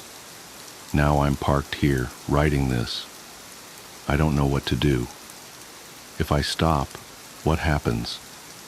If I drive past, will she catch up anyway? One thing's certain. I'm not alone on this road anymore. The echoing silence. I'll never forget the night it all began. Working the graveyard shift at KFM 104.3, a small-town radio station that barely scraped by on a mix of outdated pop and rock hits, had always been an isolating job. But it paid the bills, and I liked the quiet. There was something about the hum of the equipment and the solitude of the booth that gave me a strange sense of peace. My listeners were few, and most were truckers or insomniacs who called in sporadically for song requests. Nothing ever really happened until that night. It started with a call just past 1 a.m. I was midway through introducing a Fleetwood Mac song when the red light on the console blinked. KFM 104.3, you're on the air, I said, trying to sound more energetic than I felt. There was a pause. Then a voice, distant and crackling, came through the line. Play. Goodbye, stranger. The way the caller said it made my skin prickle. The voice was low, strained, as though the person on the other end was barely able to speak. Sure thing, I said, trying to mask the unease creeping into my voice. Who's this? There was no reply, just the faint sound of static. Then, just before the line went dead, I thought I heard a whisper. I couldn't make out the words, but the tone chilled me to my core. I shook it off, attributing it to a bad connection or maybe a prank call. I queued up the song and leaned back in my chair, watching the clock tick down. As Goodbye Stranger played, I couldn't shake the feeling that something was off. The song seemed wrong somehow. The usually upbeat tune felt slower, the harmonies slightly dissonant. I told myself I was imagining things, but then the second call came. KFM 104.3, I answered, my voice faltering slightly. You played it, the same voice rasped. Good. Hey, listen, buddy, I started, trying to sound assertive. If this is some kind of joke... Another, the caller interrupted. Play, Don't Fear the Reaper. My breath hitched. There was something about the way they said it, the almost pleading tone beneath the words. Against my better judgment, I agreed. As I reached for the track, I realized my hand was trembling. When the song began, the atmosphere in the studio shifted. The air felt heavier, the shadows in the corners of the room deeper. I caught movement out of the corner of my eye, but found nothing when I turned to look. The hairs on the back of my neck stood on end. Halfway through the song, I heard it. Faint at first, just a whisper beneath the music. I turned up the volume, but the whispering grew louder. It wasn't coming from the speakers. It was in the room with me. I froze, my eyes scanning the dimly lit studio. The whispering continued, unintelligible and rhythmic, like a chant. Panic bubbled in my chest, but I forced myself to stay calm. I had to finish the shift. I couldn't afford to lose this job. The phone rang again. What do you want? I snapped, my composure cracking. It's so dark, the voice said, more strained than before. So cold. Help me. Who are you? Where are you? I demanded. Trapped, they whispered. In the void. A cold chill ran down my spine. I opened my mouth to respond, but the line went dead. This time the static didn't fade immediately. It lingered, growing louder and more distorted until it erupted into a blood-curdling scream. I ripped off my headphones, my heart pounding in my chest. I considered calling the station manager, but what would I say? That I was being haunted by a caller? It sounded insane. Instead, I decided to push through the night. I wouldn't let a few creepy calls rattle me, but things only got worse. As the hours dragged on, the requests kept coming. Each call was from the same voice, and each song carried an eerie undertone that seemed to warp the air around me. Hotel California, Paint It Black, The End. The choices weren't just unsettling, they felt purposeful, as though the caller was trying to tell me something. The whispers grew louder, more distinct. They filled the studio, overlapping and echoing until I could barely think. My vision blurred, and I felt an overwhelming sense of dread. It was as if the walls themselves were closing in, suffocating me. Around 4 a.m., the power flickered. The lights dimmed and the equipment crackled with interference. The phone rang again, but this time, I didn't answer. I couldn't. My hands were shaking too much. The whispers turned into screams. They filled the room, deafening and relentless. I covered my ears, but it did little to block out the sound. It felt like the studio was alive, pulsating with malevolent energy. And then, just as suddenly as it began, it stopped. The silence was more terrifying than the noise. I sat there trembling, my mind racing.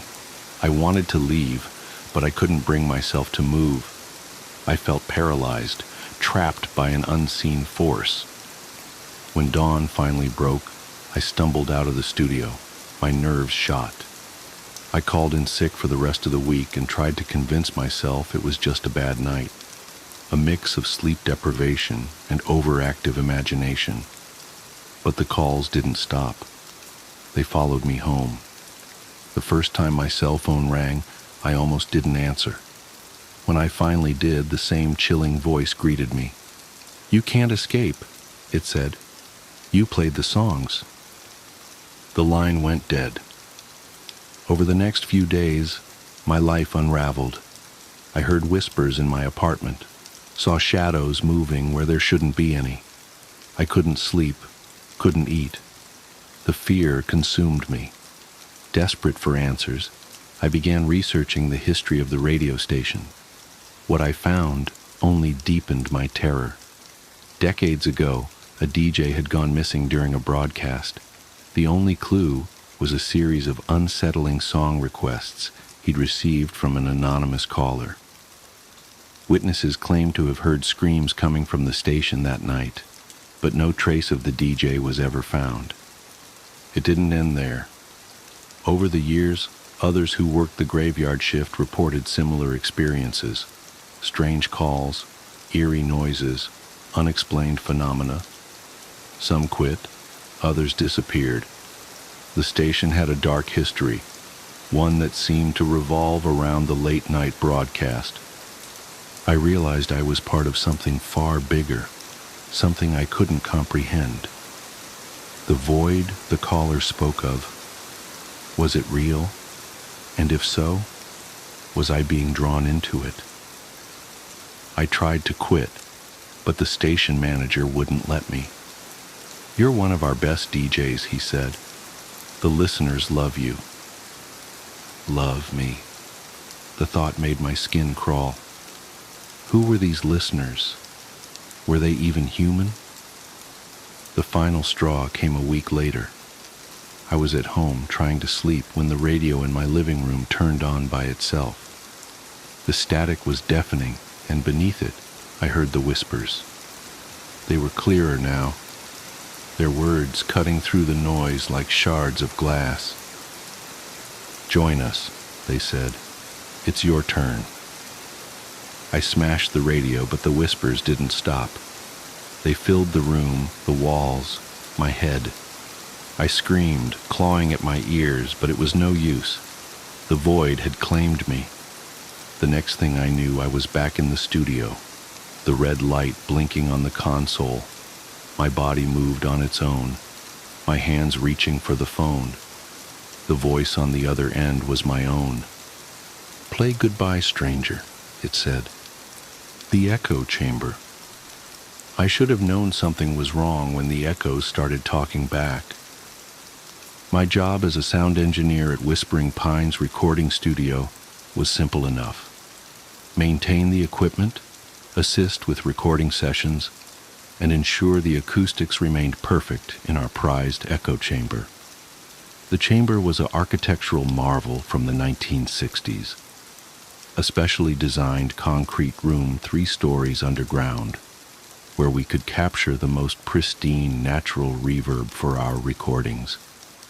The thing about echo chambers is that they're designed to make sounds repeat, to take a single note and transform it into something longer, deeper, more complex. But they're not supposed to create new sounds. They're not supposed to remember.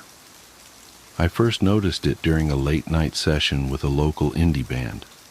We were recording backing vocals, sending them through the chamber for that otherworldly echo effect, when I heard something odd in my headphones. Between the vocalist's phrases, in that split second of silence, there was something else. A whisper so faint I almost missed it. I adjusted the levels, thinking it must be some kind of technical glitch or ambient noise bleeding through. But when I isolated the chamber feed and played it back, there it was again. A voice, barely audible, speaking words I couldn't quite make out. "Did anyone else hear that?" I asked the band, but they just shrugged, eager to wrap up the session and head home. I made a mental note to check the equipment in the morning and tried to put it out of my mind. That night, alone in my apartment, I couldn't sleep. Something about that whisper kept nagging at me. I'd been working with sound for 15 years, and I'd never heard anything quite like it. It wasn't an artifact of the recording process or environmental noise. It had seemed deliberate. The next day I arrived early to run some tests. I set up a simple recording, just me speaking a few words into a microphone, fed through the chamber. Testing 1, 2, 3. Simple enough. When I played it back, my blood ran cold. Between testing and 1, clear as day. Help us. I nearly knocked over my chair, scrambling to check the waveform on my computer screen. There it was, a distinct spike of audio between my words, exactly where I'd heard the voice. This wasn't my imagination. This was real. Over the next week, I became obsessed. I spent every spare moment running tests, recording different sounds through the chamber, analyzing the results. The voices became clearer, more frequent. Sometimes they were whispers, sometimes crying, sometimes just breathing, but they were always there, hiding in the spaces between other sounds. I started researching the history of whispering pines. The studio had been built in 1964 on the site of an old industrial complex. Before that, the land had belonged to a psychiatric hospital that closed under mysterious circumstances in the 1940s.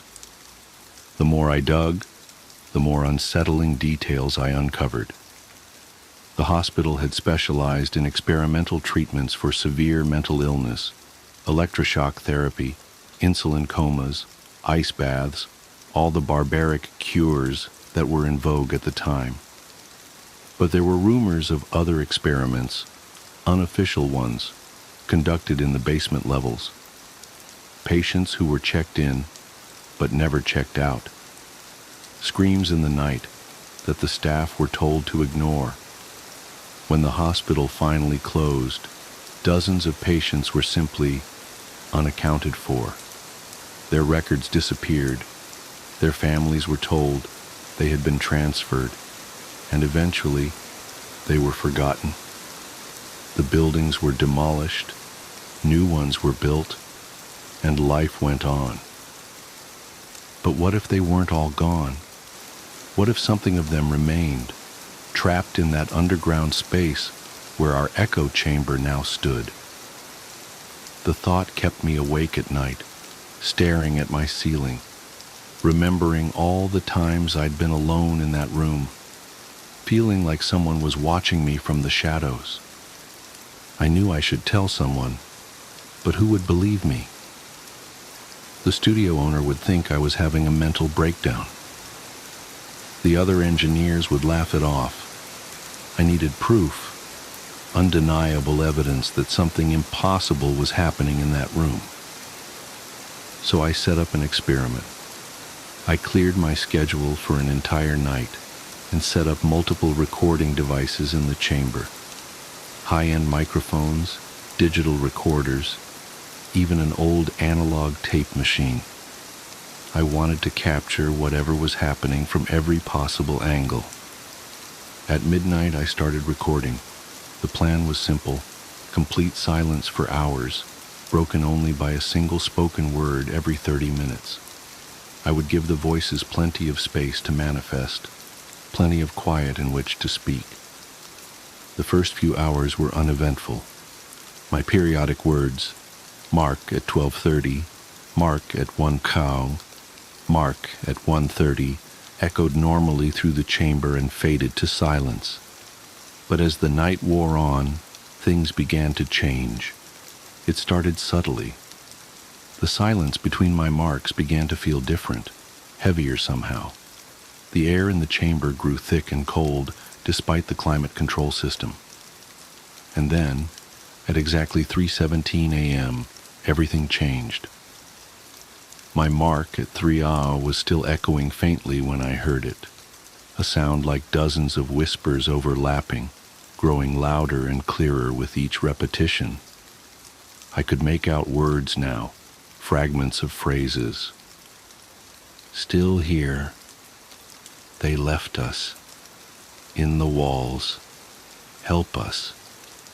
The voices were coming from everywhere and nowhere, bouncing off the walls in impossible patterns. The temperature dropped so rapidly I could see my breath. My recording equipment began to malfunction, meters spiking into the red despite the fact that the room should have been silent. And then I saw them. In the dim red light of the recording equipment, shadows began to peel themselves from the walls. Human shapes, distorted and wrong, flowing like smoke, but moving with purpose. They filled the room, surrounding me, their whispers growing to a deafening roar. I couldn't move, couldn't scream, could only watch as they pressed closer, their features becoming clearer, hollow eyes, gaping mouths, faces twisted in eternal anguish. These were the forgotten ones, the lost patients, trapped between worlds in this acoustically perfect prison. One of them reached for me with hands that were more suggestion than substance.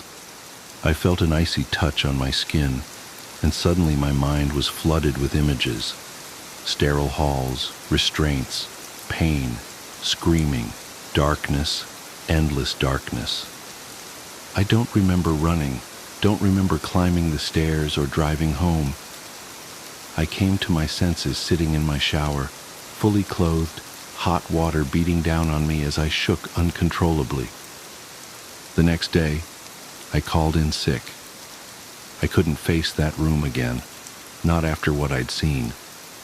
But I knew I had to review the recordings. Had to know if I'd captured any evidence of what happened, or if I was simply losing my mind. Most of the equipment had malfunctioned. The digital recorders showed corrupted files. The cameras had shut down. The meters were fried. But the old analog tape machine, built like a tank in the 1970s, had kept running through everything. With trembling hands, I began to digitize the tape.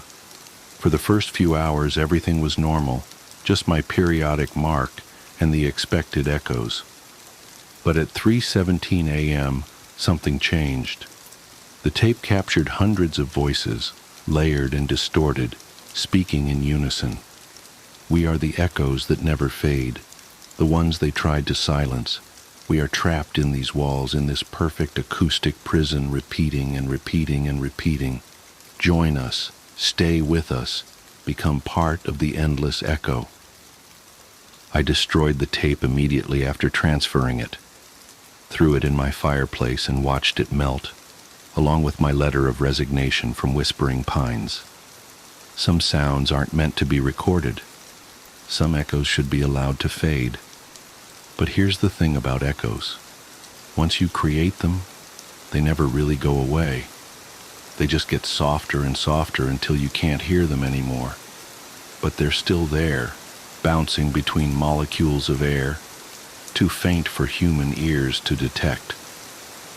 I've tried to move on, found a new job at a different studio across the country, but sometimes in the dead of night, I still hear them. In the space between heartbeats, in the pause between breaths, I hear those whispers, and I know they're still there, in that perfect room 3 stories underground, waiting for someone else to listen. The new sound engineer at Whispering Pines is young, eager, ambitious. Last week she called me asking about some odd sounds she'd been hearing in the echo chamber. Some weird artifacts showing up in her recordings around 3:17 a.m. I told her it was probably just equipment interference, told her not to worry about it, told her everything was fine. But I know what's happening. The echoes are starting again. The cycle continues, and somewhere in that acoustically perfect room, the forgotten ones are still whispering, still waiting, still hoping that someone will finally hear their story and set them free. I should have known something was wrong when the echoes started talking back, but by then, it was already too late. It's always too late. Because here's the real horror of it all. I'm not sure I ever really left that room. Sometimes, when I look in the mirror, I see something different in my reflection. Something hollow. Something that echoes. And I wonder if maybe, just maybe, I became part of their endless repetition. Another voice in the chorus of the forgotten, echoing forever in that perfect acoustic prison. So if you ever find yourself in a recording studio late at night, and you hear something strange in the spaces between sounds, don't listen too carefully. Don't try to make out the words, because once you start listening to the echoes, they start listening back. And they never ever stop. The story you've just listened was found as a digital file on a corrupted hard drive recovered from Whispering Pines recording studio after it mysteriously burned down last month. The fire started in the echo chamber, 3 stories underground, at exactly 3:17 a.m. Investigators found no traces of the chamber's concrete walls in the rubble. In fact, according to the original building plans, that section of the building never had a basement at all. The author of this account remains missing. The only clue to their whereabouts was a single audio file attached to the document. 7 seconds of absolute silence, followed by what experts describe as hundreds of overlapping voices, whispering a single phrase, another perfect echo. If you've read this far, you might want to check the time. Is it getting close to 3:17 a.m.? Do you hear something in the silence? A whisper? An echo? Listen carefully. We're waiting for you. We're all waiting for you. The crying baby in the forest. It's strange, the things you remember. The texture of a particular moment, the smell of the air, the sound of something distant. For me, it's always been the sound, that faint, distant sound of a baby crying. I'd just come out of a particularly rough patch. My marriage had dissolved into shards of bitterness and regret. My career had plateaued, and I was haunted by a sense of failure I couldn't quite shake. So, when my friend Matt suggested a weekend hike to clear my head, I reluctantly agreed. The forest was supposed to be restorative, a retreat from the noise of life. Little did I know, it would mark the beginning of the most harrowing chapter of my existence. We picked a relatively isolated trail, one of those routes known only to locals and adventurous souls. Matt had found it on some obscure forum, and the promise of solitude appealed to me. The trail wound through dense woods, and the further we walked, the more the modern world seemed to fade. Cell service disappeared within the first hour, replaced by the hum of nature, chirping crickets, rustling leaves, and the occasional snap of a twig underfoot. We set up camp by a small clearing as twilight descended. The air was crisp, carrying the faint smell of pine and damp earth. We built a fire, cooked a simple meal, and talked. Well, Matt talked. I mostly nodded, my mind drifting between his words and the mesmerizing dance of the flames. That's when we first heard it. It was faint at first, barely audible over the crackle of the fire. A soft, plaintive cry that seemed to hang in the air like a fragile thread. Matt froze mid-sentence, his eyes narrowing as he tilted his head to listen. "Did you hear that?" he asked. I nodded. "Sounds like a baby." He laughed uneasily. "Out here? No way." But the sound persisted, growing louder and more distinct. It was unmistakably the cry of an infant, filled with a desperate urgency that sent chills down my spine. Against every instinct screaming at me to stay put, I stood up. "We should check it out," I said. Matt hesitated, his usual bravado tempered by unease. "You sure? Could be, I don't know, a wild animal or something." "Since when do wild animals sound like babies?" I shot back. "What if someone's in trouble?" Reluctantly, he agreed, and we grabbed our flashlights before venturing into the dark woods. The crying seemed to guide us, growing louder as we moved deeper into the forest. The trees loomed like silent sentinels, their gnarled branches casting eerie shadows that danced in the beam of our lights. My heart pounded in my chest, a primal mix of fear and determination driving me forward. But something was off. No matter how far we walked, the sound always seemed just out of reach. It was as if the forest itself was conspiring to keep the source hidden. And then, without warning, the crying stopped. We stood there in the oppressive silence, the only sound our own ragged breathing. Matt's flashlight flickered, casting brief bursts of light that only deepened the shadows around us. "Let's head back," he said, his voice trembling. Before I could respond, the silence was shattered by laughter. It started soft, almost playful, but quickly escalated into a cacophony that seemed to come from everywhere and nowhere all at once. High-pitched and maniacal, it echoed through the trees, bouncing off the trunks in a maddening symphony. "What the hell is that?" Matt shouted. I didn't answer. I couldn't. My throat felt like it had closed up, my body frozen in place. And then, just as abruptly as it started, the laughter stopped. The forest was silent once more, but it was a silence that felt wrong, heavy, oppressive, and charged with an energy I couldn't explain. We turned back toward camp, our pace quickening with each step. The trail seemed longer than I remembered, the trees pressing in closer, their branches clawing at us like skeletal hands. When we finally stumbled into the clearing, the fire was out. The camp, our sanctuary, felt alien, as if we'd been gone for far longer than we'd realized.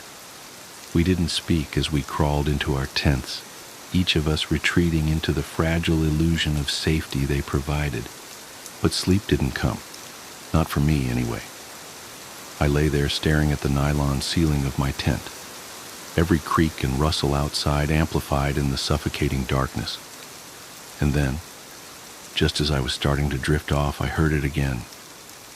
The baby's cry. It was closer this time, impossibly close, as if it were right outside the tent. My blood ran cold as I listened, every instinct screaming at me to stay inside. But then I heard Matt unzip his tent. "Matt, don't!" I hissed. He didn't respond. I heard his footsteps crunch on the forest floor, moving toward the sound. Gathering every ounce of courage I had, I unzipped my own tent and stepped outside. The night was unnaturally still, the air thick with an unspoken threat. Matt's flashlight beam bobbed in the distance as he moved deeper into the woods. "Matt!" I called, my voice trembling. "Come back!" But he didn't stop. He didn't even turn around. It was as if he were in a trance, drawn toward the crying like a moth to a flame. And then, just as he disappeared from view, the crying stopped again. What followed was the most excruciating silence I've ever endured. Minutes felt like hours as I stood there, my flashlight beam cutting through the dark, searching for any sign of him. And then, the laughter returned. It was deafening, a chaotic symphony of voices that seemed to mock me, to taunt me for my helplessness. I dropped my flashlight in panic, the beam spinning wildly as it hit the ground. In its erratic light, I saw something that made my blood turn to ice. Eyes, dozens of them, glowing in the darkness, staring at me from the shadows. They were unblinking, inhuman, and filled with a malice I can't begin to describe. And then, just as suddenly as they appeared, they vanished. I don't remember running back to my tent, but I must have. The next thing I knew, I was huddled inside, clutching my knees to my chest as the laughter faded into the night. When dawn finally broke, I emerged to find Matt's tent empty. He was gone. I spent the entire day searching for him, retracing our steps, calling his name until my throat was raw. But it was as if he'd vanished into thin air. The forest, once a place of solace, had become a labyrinth of nightmares, each shadow concealing unspeakable horrors. When I finally made it back to civilization, the authorities were skeptical. They organized a search party, but no trace of Matt was ever found. I told them about the crying, the laughter, the eyes in the dark, but they dismissed it as the ramblings of a man traumatized by his friend's disappearance. I've tried to move on, but the forest won't let me. Every night, I hear the crying. It's faint at first, barely audible, but it grows louder with each passing minute. And no matter where I am, it always seems to come from just outside my window. I haven't slept in months. I'm afraid to. Because I know that one day the crying won't stop. One day, it will lead me back to the forest. And this time I don't think I'll make it out. But perhaps the most chilling part of all is the ending twist I've been too afraid to admit. In my dreams, the rare ones I do have, I see Matt. He's always smiling, standing at the edge of the forest, and in his arms, he's holding a baby.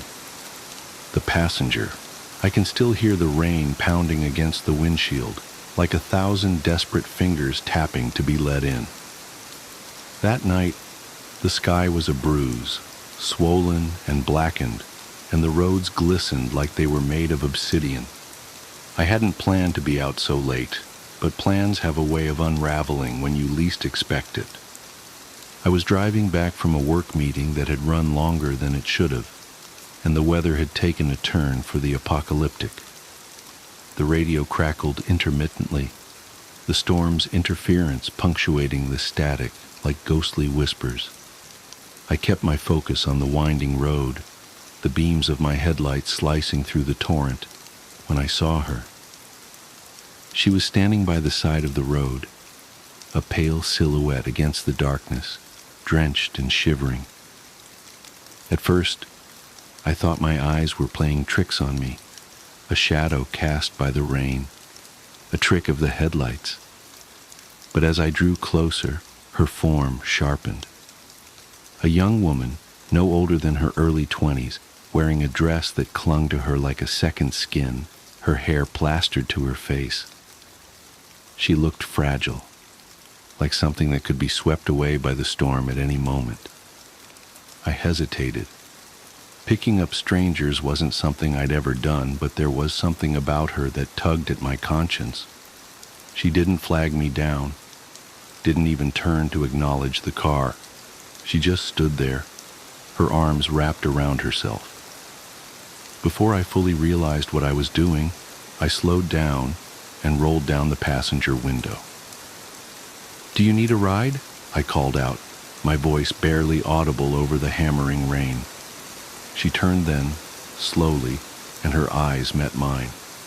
They were dark, unfathomably so, and for a moment, I felt like I was staring into an abyss. She nodded, her movements stiff, and walked to the passenger side.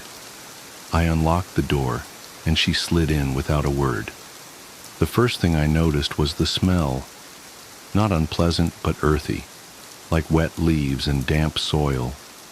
She was soaked, water pooling on the seat beneath her. I handed her an old sweatshirt from the back seat, but she didn't take it. Instead, she pointed straight ahead, her finger trembling slightly. "Where are you headed?" I asked, trying to sound calm, though my heart was thudding in my chest. She didn't respond, just kept pointing.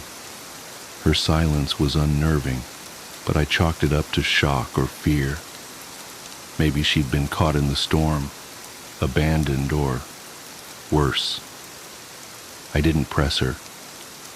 We drove in silence, the car's interior filled with the sound of rain and the rhythmic swish of the windshield wipers. Occasionally, I glanced at her out of the corner of my eye. She sat rigid, her hands clasped tightly in her lap, water dripping from her hair onto the seat. There was something off about her, not just her silence, but the way she seemed detached, like she wasn't entirely there. After what felt like an eternity, she lifted her hand and pointed again. We were approaching a turnoff, a narrow gravel path that led into the woods. My stomach tightened. "Here?" I asked, my voice cracking slightly. She nodded, her gaze fixed on the path. I turned, the car's tires crunching over the gravel, and followed the road as it wound deeper into the trees. The headlights illuminated twisted branches and the occasional glint of water from puddles, but nothing else. Then, up ahead, I saw it. A cemetery. It came into view suddenly, the wrought iron gates looming like the entrance to some forgotten realm. I pulled to a stop just outside, the car's beams casting long, eerie shadows over the headstones.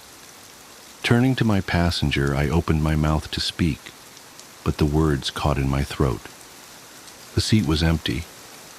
I stared, uncomprehending, at the damp indentation where she'd been sitting. Water still pooled on the seat, and the faint scent of earth lingered in the air, but she was gone. My first thought was that she'd somehow slipped out of the car without me noticing, but that made no sense. The door hadn't opened, and I hadn't heard a sound. I looked out into the rain, half expecting to see her figure moving among the graves, but there was nothing. I sat there for a long moment, my hands gripping the steering wheel, my mind racing. Finally, I stepped out of the car, the rain immediately soaking through my jacket. I called out into the night, my voice trembling, but the only response was the wind and the patter of rain on stone. As I approached the gates, something caught my eye. A headstone near the entrance, its surface slick with rain, bore a name that sent a chill down my spine. It was hers. The name etched into the stone matched the monogram on the bracelet I'd glimpsed on her wrist when she'd climbed into the car. The date of death? 5 years ago to the day. I stumbled back, my breath coming in shallow gasps. My rational mind struggled to make sense of it. Maybe it was a coincidence. Maybe I'd imagined the whole thing. But the damp seat and the lingering scent told a different story. I didn't sleep that night. I couldn't. The image of her pale face and those abyssal eyes haunted me, replaying over and over in my mind. In the days that followed, I scoured the local archives, piecing together her story. She'd been a local girl, loved and admired, until one stormy night when she'd gone missing. They'd found her body days later, washed up in a creek not far from the cemetery. Rumors of foul play had circulated, but nothing was ever proven. Her death had been ruled an accident, though the townsfolk whispered otherwise. Now, every time it rains, I can't help but look over at the passenger seat, half expecting to see her sitting there, pointing silently into the darkness. I've taken different routes, avoided that stretch of road entirely, but it doesn't matter, because deep down, I know she'll always find me. The Dollhouse Tapes. It started last October when Jenny, my oldest friend from college, called me out of the blue. We hadn't spoken in months. Life, jobs, the usual drift. But her voice on the phone made my stomach drop. She sounded hollow, distant, like she was speaking from underwater. "Sarah, I need..." She trailed off, and I heard what might have been a shaky breath. "I need you to come look at something. Please, I can't tell if I'm losing it." "Jenny, what's wrong?" The autumn wind rattled my apartment windows, and I pulled my cardigan tighter. "Are you okay?" Can you come over? Tonight?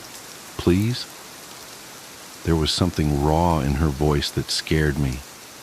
Jenny was always the collected one, the one who kept me grounded during finals week panic attacks and bad breakups.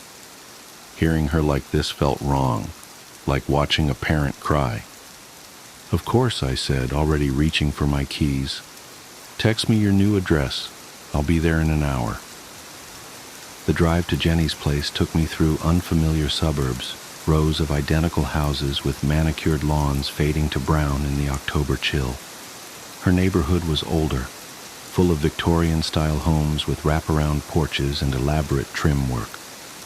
The kind of houses that look charming in daylight but menacing after dark. All sharp angles and deep shadows. Jenny's house sat at the end of a dead-end street, partially hidden behind overgrown hedges. The porch light was out, and I had to use my phone's flashlight to find the front steps. The wood creaked under my feet, that distinct elderly house sound that always makes you wonder about structural integrity. She opened the door before I could knock. Jenny looked wrong.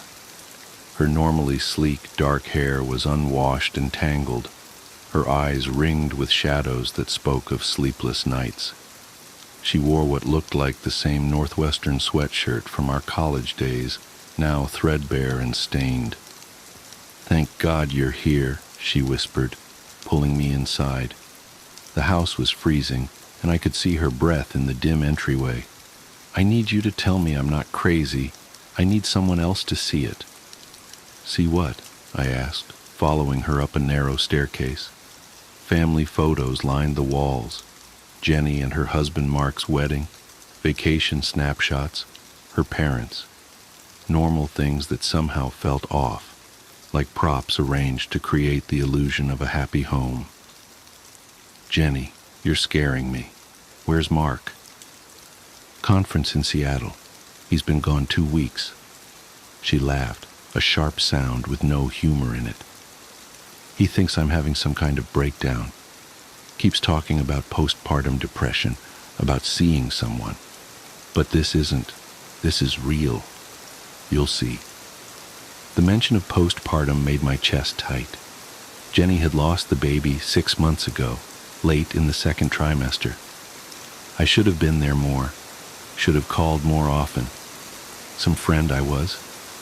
We reached the second floor, and Jenny led me to what must have been meant as a nursery. The walls were a soft yellow, but the room was empty except for a large dollhouse in the center of the floor. It was beautiful in an antique way, Victorian style, matching Jenny's actual house, with intricate gingerbread trim and tiny, perfect shutters. Mark's mother gave it to us when we told her I was pregnant, Jenny said, kneeling beside it. Family heirloom, supposedly. Been passed down for generations. She reached out with trembling fingers but stopped just short of touching it. Watch. I knelt beside her, knees cracking against the hardwood floor. Up close, the dollhouse was even more impressive. Every detail was perfect, from the miniature door knocker to the tiny books visible through the windows.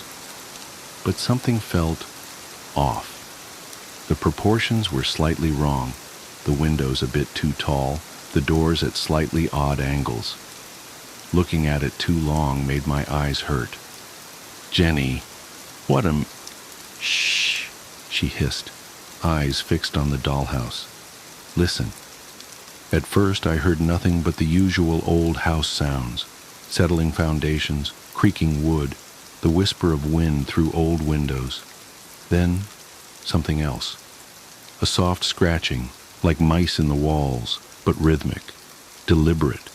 It seemed to be coming from inside the dollhouse, but that was impossible, wasn't it? There's more, Jenny whispered. Her hand found mine in the dark, ice cold and shaking. Watch the nursery window. Top floor. I leaned closer, squinting at the tiny window she indicated.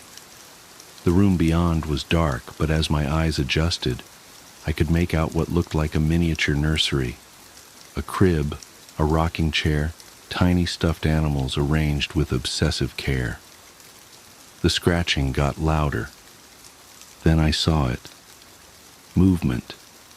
Just a flicker, but unmistakable. Something inside that tiny room was moving. Jesus! I jerked back, heart pounding. There must be a mechanism or something, like those animated Christmas displays. Jenny shook her head slowly. I thought that too. I took it apart looking for motors, batteries, anything. There's nothing, just wood and paint and... She swallowed hard. And sometimes, late at night, I hear crying, baby crying. A chill ran down my spine that had nothing to do with the room's temperature. Jenny, maybe Mark is right about talking to someone. After everything you've been through... I knew you wouldn't believe me, she said flatly. Nobody does, but I can prove it. She stood suddenly, moving to a shelf I hadn't noticed before. Look at this. She handed me what looked like an old VHS tape, the label worn away with age. I set up a camera last week, one of those old camcorders Mark's dad gave us. Digital ones won't work. They just show static. But this? She grabbed my arm, fingers digging in painfully. You have to watch it with me. Please. I wanted to say no. Everything in me was screaming to get out of that house, to get Jenny help, to call Mark or her parents or anyone. But the desperation in her voice stopped me. Okay, I said. Okay, do you have a VCR? She led me back downstairs to what must have been meant as a living room, though it held only a TV on a stand and a single rocking chair. The chair was moving slightly, though there was no breeze. Must be the uneven floorboards, I told myself firmly. Jenny hooked up an ancient VCR with shaking hands and inserted the tape. Static filled the screen, then resolved into a grainy image of the dollhouse at night, lit only by moonlight through the nursery windows. For several minutes nothing happened. Then, there, Jenny pointed.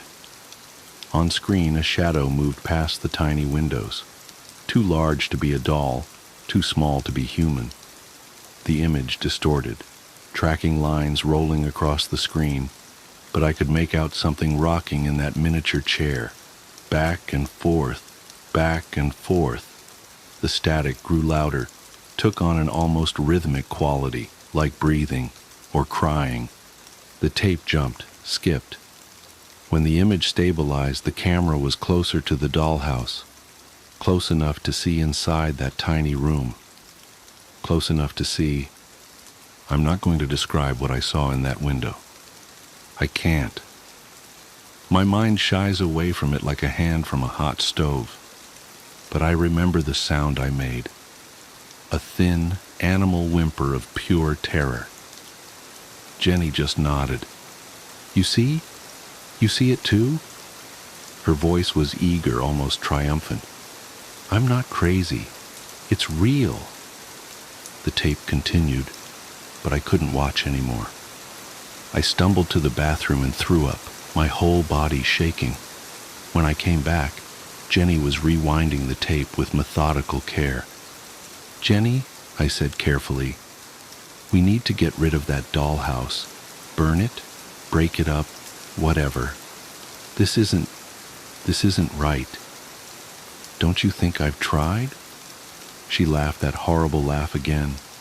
Nothing works. Fire won't catch, tools break. And when I tried to throw it out, she pulled up her sleeve, revealing angry red scratches down her arm. It came back. It always comes back. Then we'll try harder. We'll figure something out. I pulled out my phone. I'm calling Mark. He needs to come home. No, Jenny knocked the phone from my hand with surprising strength. He'll just try to have me committed again, like after the baby. She wrapped her arms around herself, rocking slightly. I have to figure this out. There has to be a reason. A connection. What do you mean, a connection? She took a deep breath. I found something. In Mark's mother's attic when we were cleaning out her house last month. Look. She retrieved a manila envelope from a drawer and spread its contents on the floor. Newspaper clippings mostly, yellowed with age. They told fragments of a story, missing children, spanning decades.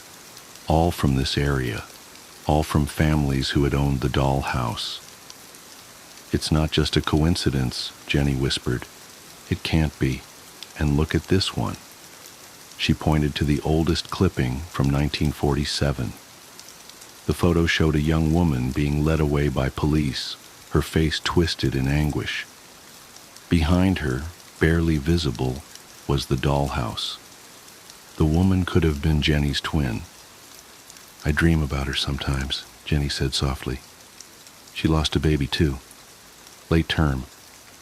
But she found a way to get it back, through the dollhouse somehow. Only it wasn't really her baby that came back. Jenny, stop! My voice was shaking. We need to get you help. Real help. She wasn't listening. I hear it at night, crying, coming from the nursery, the real nursery. But when I go look, there's nothing there, just the empty room and that damn rocking chair moving by itself. Her voice dropped to a whisper. Sometimes I think if I just went in the dollhouse, if I could make myself small enough. Stop it! I grabbed her shoulders. Listen to yourself. This isn't the answer.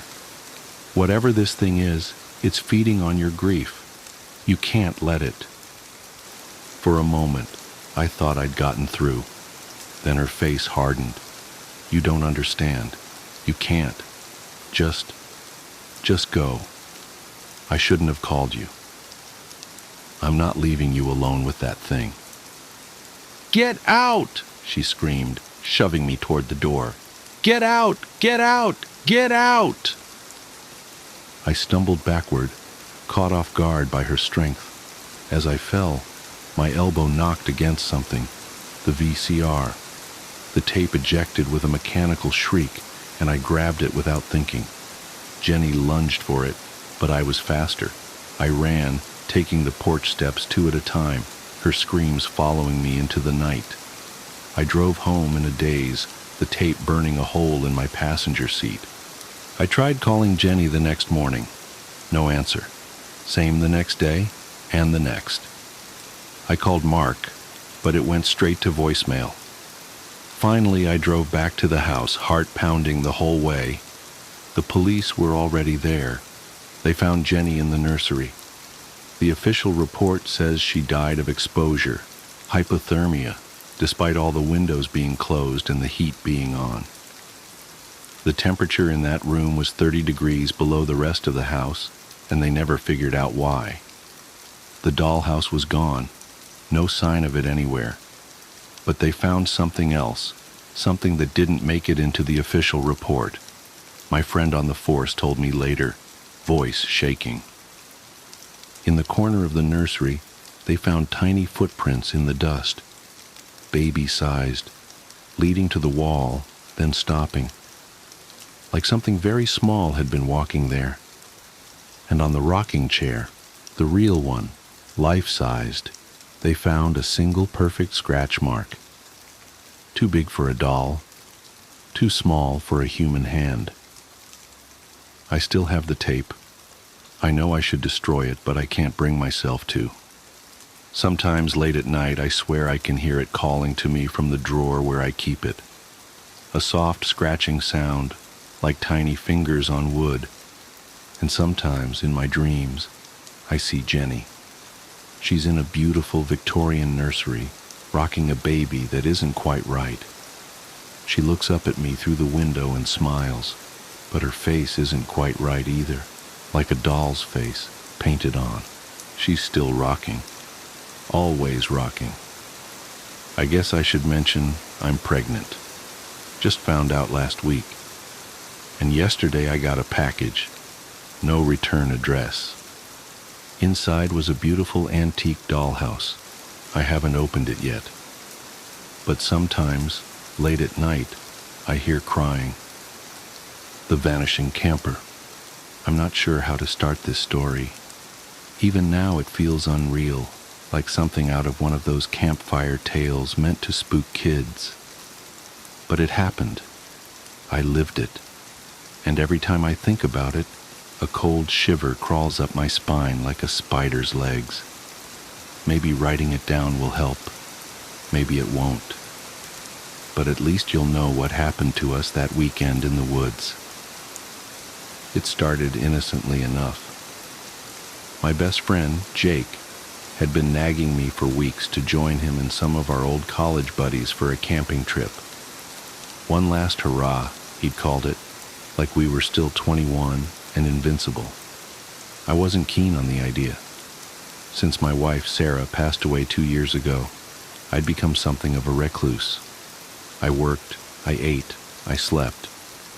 That was my life. But Jake was persistent, and I owed him. He'd been there for me when the grief threatened to swallow me whole, so I said yes. There were 5 of us in total: Jake, me, his younger brother Matt, our mutual friend Chris, and a guy named Tom who was Matt's co-worker. I didn't know Tom well, but he seemed nice enough. A bit quiet, maybe, but friendly. We piled into Jake's beat-up SUV on a crisp Friday morning, the air sharp with the promise of fall.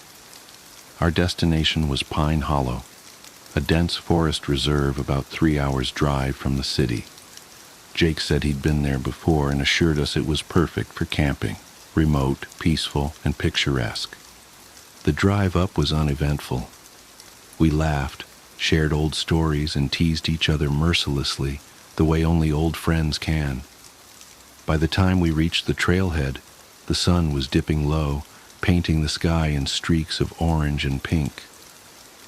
We loaded up our gear and hiked about 2 miles into the woods until we found a clearing near a small, still lake. It was beautiful. The kind of place that made you forget, for a moment, that the world could be cruel. We set up camp quickly. 2 tents, a ring of stones for a fire pit, and a rope strung between 2 trees to hang our food and keep it away from curious animals. By the time the fire was roaring, darkness had fallen. We sat around the flames, drinking cheap beer and roasting marshmallows, the flickering light casting long shadows across our faces. It felt good, normal even. For the first time in years, I felt a glimmer of peace. Then Tom told his story. It started as a joke, We'd been swapping ghost stories, each trying to outdo the last. But Tom's tale was different. He spoke quietly, almost reluctantly, his eyes darting to the shadows just beyond the firelight. "Have you ever heard of the Pine Hollow Vanisher?" he asked. We hadn't. He told us about a man, or something that looked like a man, who supposedly haunted these woods. According to local legend, campers would go missing without a trace. No bodies, no belongings, nothing, just gone. Some said the Vanisher lured people away with strange sounds or lights, leading them deeper into the forest. Others claimed he appeared in their dreams, beckoning them to follow. Tom's voice dropped lower. The weirdest part? Sometimes the missing people would show up in photos taken after they disappeared, always in the background smiling. We laughed it off, of course. Just another campfire story. But as the night wore on and the forest grew quieter, the tale stuck with me. It wasn't just the story itself, it was the way Tom told it, like he wasn't sure if he believed it, but didn't want to tempt fate. The first night passed without incident. I woke to the sound of birds chirping and the smell of bacon sizzling over the fire. Jake was in his element, flipping pancakes on a portable griddle, while Matt and Chris argued over the best way to rig a fishing line. Tom was off to the side, sketching something in a notebook. He looked distant, like his mind was elsewhere. "What are you drawing?" I asked, taking a seat next to him. He hesitated before showing me. It was a rough sketch of a man, or what might have been a man. His features were indistinct, smudged, and shadowy, but his smile was sharp and unmistakable, almost too wide for his face. "Just messing around," Tom said, closing the notebook quickly. I let it go. We spent the day hiking, fishing, and exploring the area. The forest was beautiful, but it had a way of making you feel small. The trees were impossibly tall, their branches intertwining to form a canopy that blocked out most of the sunlight. The air was cool and damp, carrying the earthy scent of moss and fallen leaves. It was easy to get turned around if you strayed from the path, and the deeper we went, the quieter it became. No birds, no insects, just the sound of our footsteps crunching on the forest floor. By the time we returned to camp, the sun was setting again. We cooked dinner, shared more stories, and settled in for another night around the fire.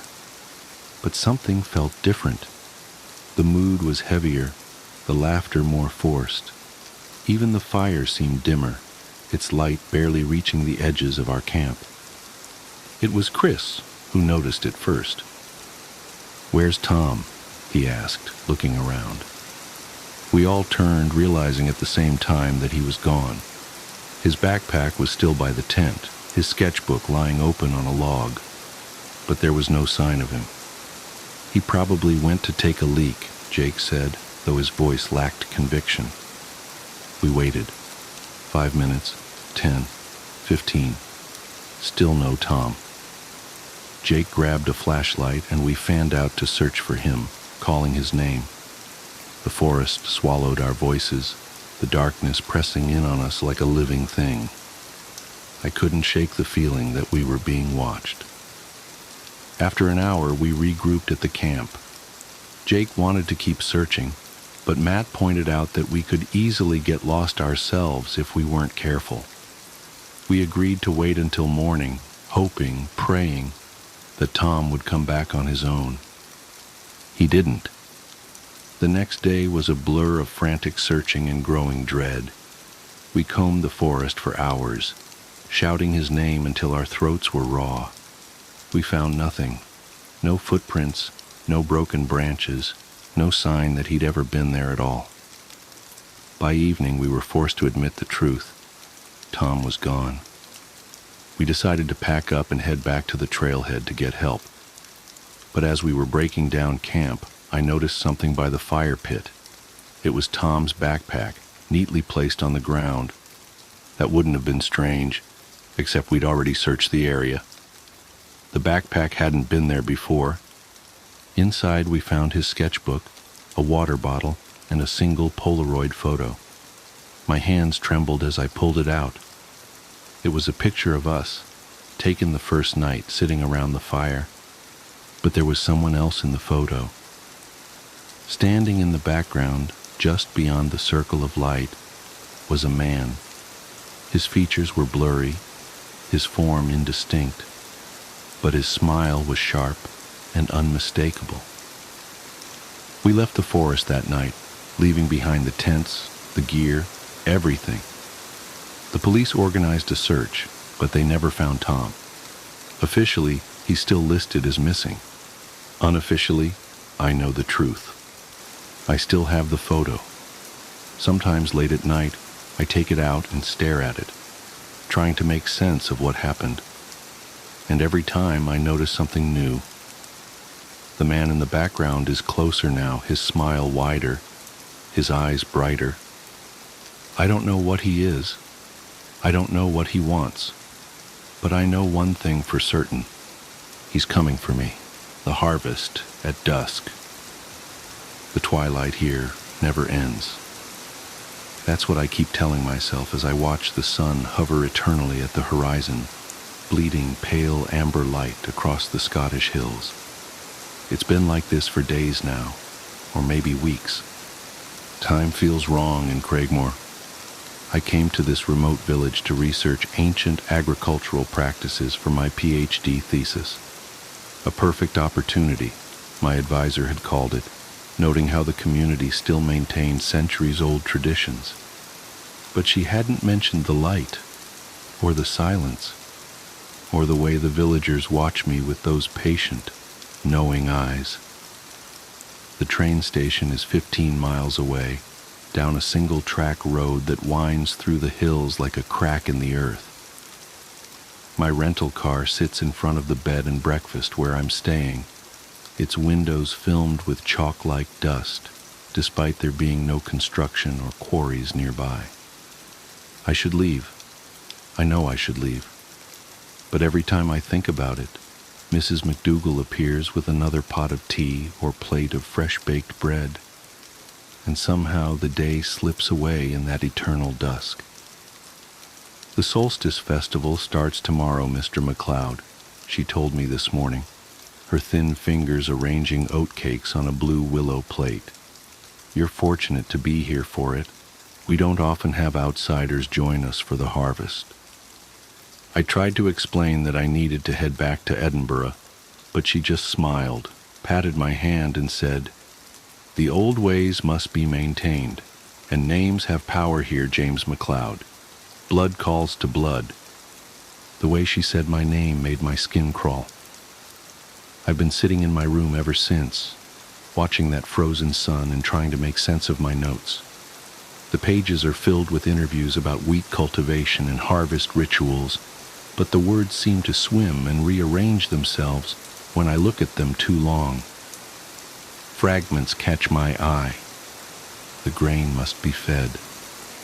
When the light holds still, the chalk circle contains what rises from bone. A knock at my door makes me jump, sending papers scattering across the floor. "Come in," I call out, my voice sounding thin and reedy in the heavy air. It's Annie, Mrs. McDougall's granddaughter.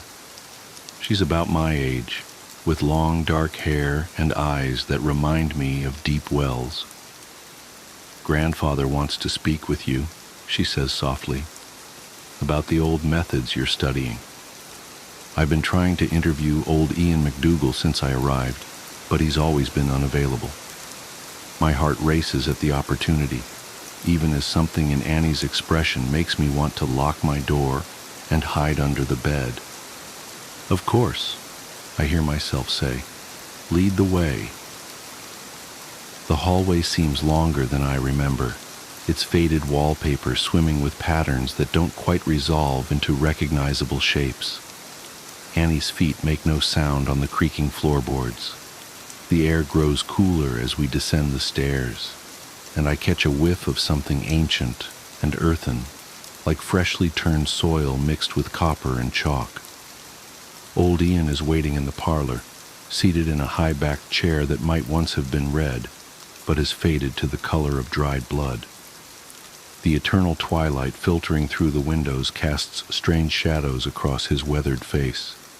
His eyes are the same as Annie's, bottomless, patient, hungry.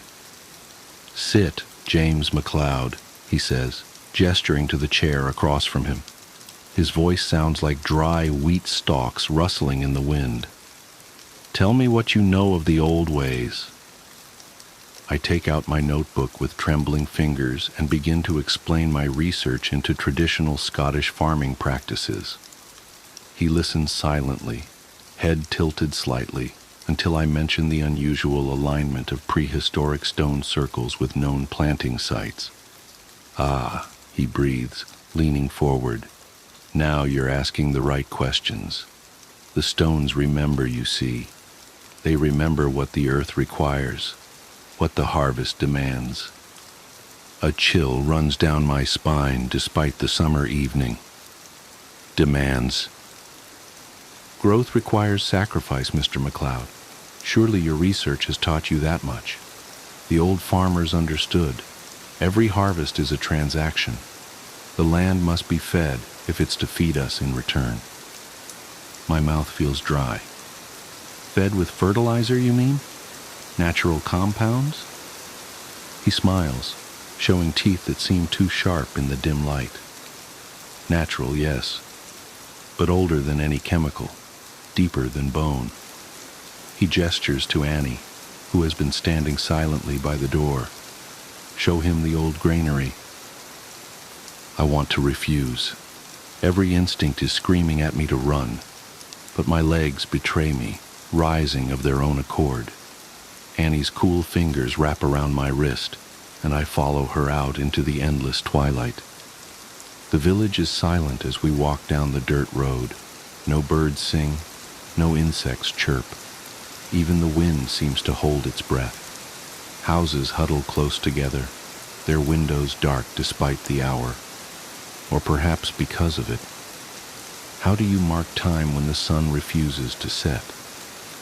The granary stands at the edge of town, a massive stone structure that looks far older than the surrounding buildings. Its walls are covered in carved symbols that make my eyes hurt if I look at them too long. Annie produces an iron key that seems to drink in what little light remains. "The old ways endure," she whispers as the lock clicks open.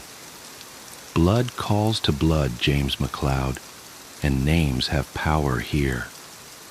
The door swings inward with a sound like a dying breath.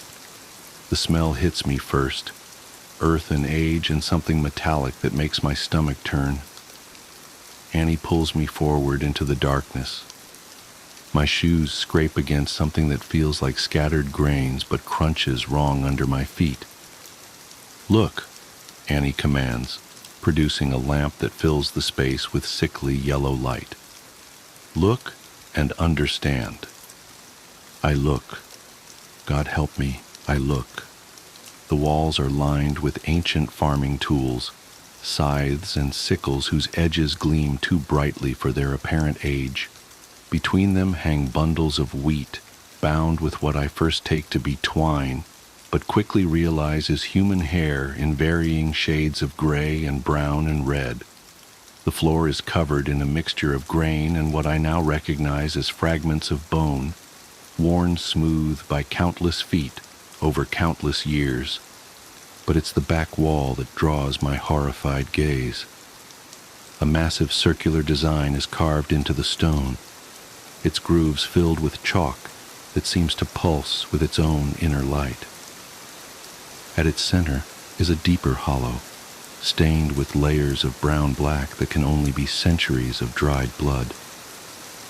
"The harvest must be fed," Annie whispers, her voice taking on the same dry wheat quality as her grandfather's.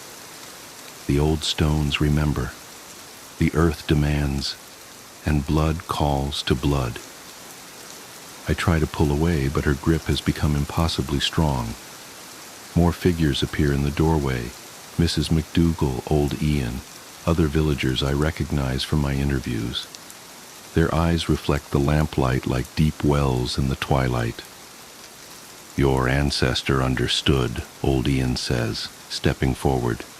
James MacLeod the elder knew what the land required. His sacrifice kept the wheat growing through 7 years of famine. And now, when the harvests grow thin again, another MacLeod returns to us. He smiles, showing those 2 sharp teeth. Names have power here. Blood calls to blood, and the old ways must be maintained. They surge forward as one, their hands like iron bands around my arms and legs. I try to scream, but Annie presses a handful of wheat against my mouth, the grains mixing with the taste of chalk and copper. As they drag me toward the circular carving, I realize with horrible clarity why the twilight never ends in Craighmore. The sun can't bear to watch what happens in the dark. They found my rental car 2 weeks later, covered in that same chalk-like dust. My thesis advisor reported me missing after I failed to check in, but the police investigation turned up nothing. The villagers of Craighmore were helpful and concerned, saying I had stayed only 1 night before leaving early in the morning. They even produced a note in my handwriting, explaining that I was following a new research lead. No one thought to check the old granary. No one noticed that the wheat grew taller and thicker that year than any in living memory. And if anyone wondered about the endless twilight that hangs over the village like a shroud, they didn't wonder long. The old ways endure. The harvest must be fed. And in Craighmore, where the sun never quite sets, blood still calls to blood. A package marked, "Return to sender." My neighbor is one of those annoying wannabe YouTube personalities.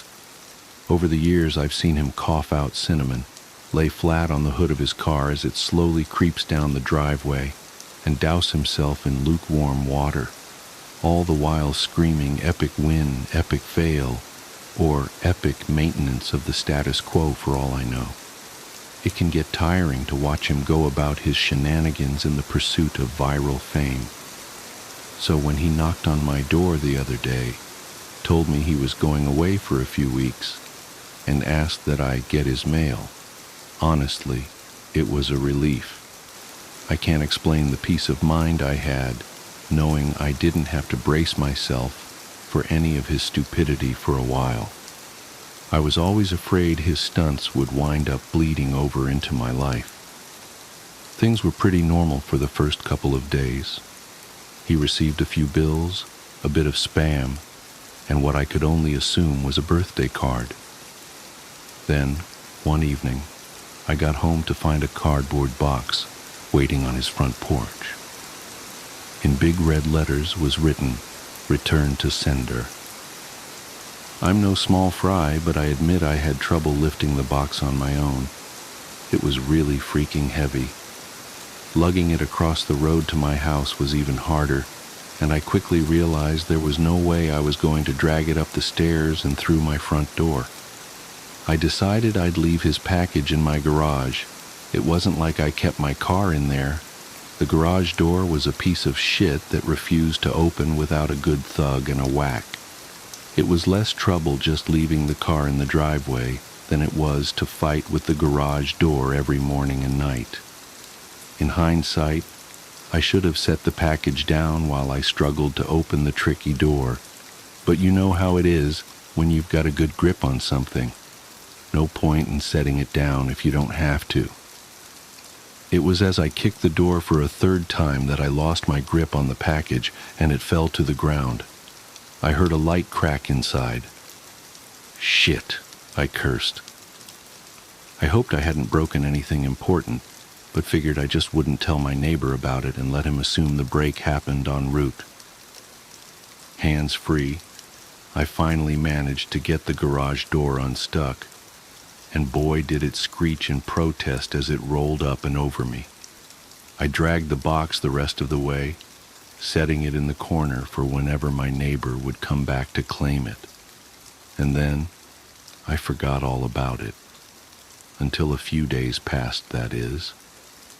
I'm not sure exactly how long it took for the smell to waft in from the crack under the garage-to-house door, but it came in slow progression. It was a sickly sweet odor similar to a skunk, and for the first few days after I smelled it, I genuinely assumed that's exactly what it was. Roadkill that had left its mark on my house. It was only when I realized the scent was growing more intense instead of fading that I went looking for a source. That's when I opened the garage door, and that's when the odor knocked me back, holding my nose. The culprit wasn't hard to identify. The only change in my garage was the box in the corner. I remember thinking it must have been one of those meat-of-the-month subscription boxes. The meat must have gone rancid from being left out of the fridge for so long. How much meat could have been in there for the box to have been so large and heavy? An entire freaking cow? I covered my nose as I approached the box, a pair of scissors in my hands. I probably wouldn't have needed them to open it, as it had become soggy enough at the bottom to poke through with a finger, but I wasn't about to poke my finger into spoiled meat juices. That soggy bottom was the reason I had to open the box in the first place. If I tried to drag it out whole, everything would spill onto the floor. I was going to have to dump the pieces of meat one garbage bag at a time and take them down to the dumpster, a process I wasn't looking forward to. My scissors tore through the tape along the top of the cardboard box. I thought the smell couldn't get any worse, but as I flipped the flaps open, I discovered a whole new gamut of stink. It was like opening a burning oven, but instead of a heat wave, I was met with waves of piss, sweat, shit, and putrefaction. It was so bad that I staggered back and had to force down the puke, begging to guzzle out of me. I don't think I could have handled that scent mingling with the horrors coming out of the box. I'm not ashamed to admit I ran out the door for a breath of fresh air, but in the short time I'd spent in the garage, the smell had become so ingrained in the fabric of my clothes that it clung to me like a shadow. Nothing I tried could keep the smell out of my nostrils. Not air fresheners, not a face mask, not 3 showers and a change of clothes. Every second that box lay open in my garage was another second the smell was allowed a foothold into my home. I had to bite the bullet. I returned to the garage, the flaps of the box still open as though inviting me to look. I was prepared, a clothespin pinning my nostrils shut, a garbage bag in one hand, the strongest cleaner I could find in the other, and long rubber gloves to keep my skin from having to touch what was inside. But, as it turns out, I needed none of those things. I wouldn't have to touch or clean the contents of that box. I would only have to suffer the nightmares every night. You see, there was meat in that box, but it didn't come from a cow or a pig. No, it was worse than that. It was my neighbor, dead. Still in one piece, but dead. I called the cops, and naturally they took me in for interrogation. It's kind of hard not to suspect the man with a corpse in his garage after all. Thankfully, they soon realized I wasn't involved. My DNA might have been all over that box, the smell might have left a mark throughout my house, but there was one piece of irrefutable evidence in my neighbor's own hands that proved my innocence: a vlogging camera. They showed me the footage only once. I'm not sure if they were allowed to, or if they felt so bad for me they figured it couldn't hurt. Either way, I saw it. My neighbor was sitting in the box outside of a shipping facility, laughing as he told the world how he was going to mail himself across state lines. He'd brought pee bottles, food, a pillow, and a few flashlights. His friend, a guy I'd seen at his place several times to help with his stunts, closed the lid and presumably dropped him off for shipment. Throughout the next couple of hours, or days, I'm honestly not sure. My neighbor recorded a few short clips about his progress. I think I'm in a truck now. I can feel it moving. Must be in a warehouse. Pretty warm here. Still got plenty of food. That kind of stuff. And then, on the last entry, the box toppled over. He broke his neck, and that was it. The camera recorded until either the memory card got too full or the battery died. There's one thing I didn't tell the police after they showed me the video. One thing I heard in the footage that will haunt me to the day I die. Just after the tumble that broke his neck, I heard the familiar screeching sound of my garage door. The anniversary. Something's wrong with the light. I'm standing at the altar of St. Michael's Church, my husband Thomas's hands clasped in mine, and the afternoon sunlight streaming through the stained glass windows isn't moving. It should be shifting, creating slowly sliding patterns of blue and red and gold across the wooden pews. But it's frozen, static, like a photograph. "Margaret," Thomas says, his voice gentle as always, "do you take this man in renewal of your sacred vows?" The words fade into a hollow echo as I stare at his face, his familiar face, lined now with 25 years of laughter and worry and love. But something strange about his eyes. They're the same warm brown they've always been, but there's a depth to them I've never noticed before, like looking down a well and seeing something move in the darkness far below. I've done this before. The thought hits me with such force that I actually sway slightly on my feet. Thomas's grip on my hands tightens, just a fraction, just enough to steady me, just enough to trap me. "Margaret?" he prompts again, still smiling that gentle smile. "Are you all right, dear?" The word catches in my throat as memories begin to surface, like bodies floating up from the bottom of a lake. Hundreds of them, thousands, each one a different version of our marriage, playing out in parallel tracks across 25 years. Making dinner in our first apartment, chopping carrots, noticing a strange metallic taste to the coffee he'd made me that morning, beginning to feel dizzy. Reset. Finding a hidden compartment behind the basement shelves, filled with photographs of women who'd gone missing in the area, my hands shaking as I recognized their faces from the news. Reset. Waking up in the middle of the night to find him standing over our bed, perfectly still, watching me sleep with eyes that reflected the darkness like a cat's. Reset. Each memory burns as it surfaces, searing away the comfortable fog I've been living in. How many times have I discovered the truth? How many times have I tried to run, to tell someone, to fight back? How many times has he simply reset everything, starting our marriage over from the beginning, wiping my memory clean like erasing a chalkboard? "Margaret?" There's an edge to his voice now, barely perceptible beneath the concern. The pressure of his hands on mine increases slightly. In the pews, our friends and family sit in perfect stillness, their faces fixed in expressions of joy and celebration.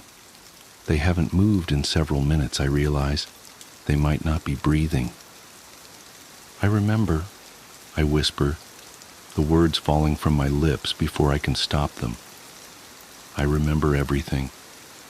Thomas's smile doesn't waver, but something shifts in those deep brown eyes. Something ancient and patient and hungry unfolds itself behind his human face. "No, dear," he says softly. "Not everything. Not yet." And then he shows me what else I'd forgotten.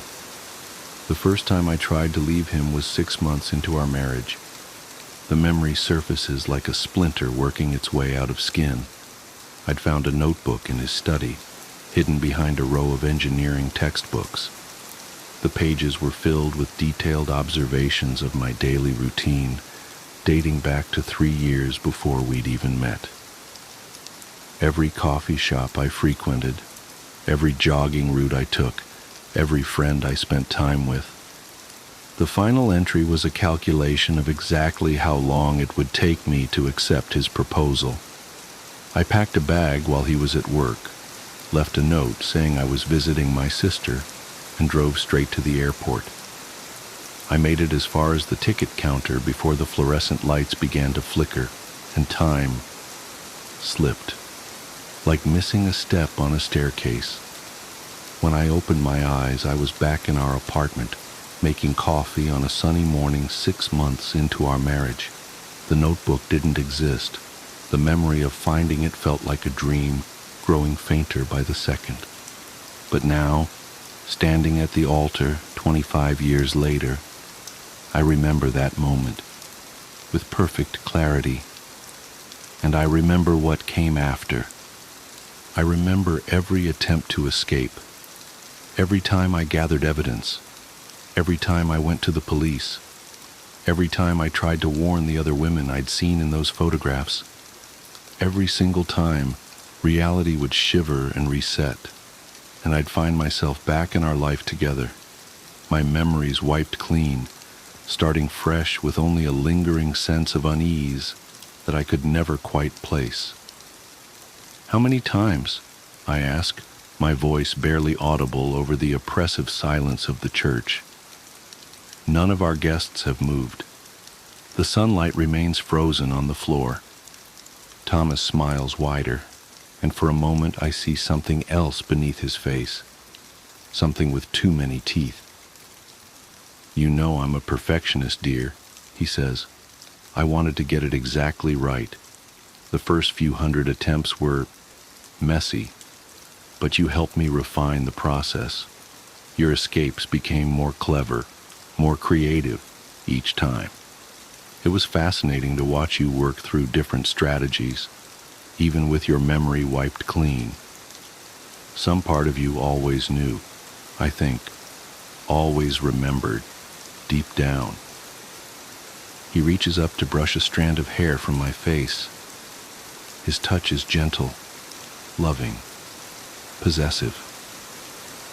"This is the first time I've let you keep your memories," he continues. "Think of it as an anniversary present. 25 years is silver traditionally, but I thought awareness would be more meaningful." "Why?" The word comes out as a sob. "Why me? Why all of this?" "Because you're perfect," he says simply. "Your mind, your spirit, your determination. Even now, I can see you thinking, planning, looking for a way out. It's beautiful. And I've spent 25 years, well, significantly more than that technically, helping you become even more perfect." He leans closer, his voice dropping to a whisper. "Would you like to know how many times we've reached this moment? How many versions of our marriage I've collected and preserved? How many Margarets I've helped evolve and grow through these loops?" I try to pull away, but his grip is iron. The church seems to darken around us, the stained glass windows dulling to black. Our audience of friends and family begin to fade like old photographs, revealing their true nature. Empty shells, props, memories given form but no substance. "The best part," Thomas continues, "is that this isn't even the final version. We're going to keep working on it, you and I, making it better, making it perfect. And now that you're aware, the real work can begin." The darkness at the edges of my vision begins to creep inward. I can feel time starting to slip again, reality preparing to reset. But this time it's different. This time, I'll remember. "Happy anniversary, my love," Thomas says, and his face splits into something that was never human at all. The darkness swallows us both, and somewhere in the distance, I hear wedding bells begin to toll. I wake up on the morning of my wedding day, 25 years ago. Sunlight streams through the window of my childhood bedroom. My wedding dress hangs on the closet door, pristine and white. I remember everything. And somewhere nearby, my perfect, patient husband-to-be is waiting to begin again. Rather than scream, I smile, because this time I remember all my previous attempts to escape. Every strategy, every failure, every reset. 25 years of experience compressed into perfect clarity. And I have a new plan. This time will be different. This time I'm not running away. This time I'm taking him with me into the void.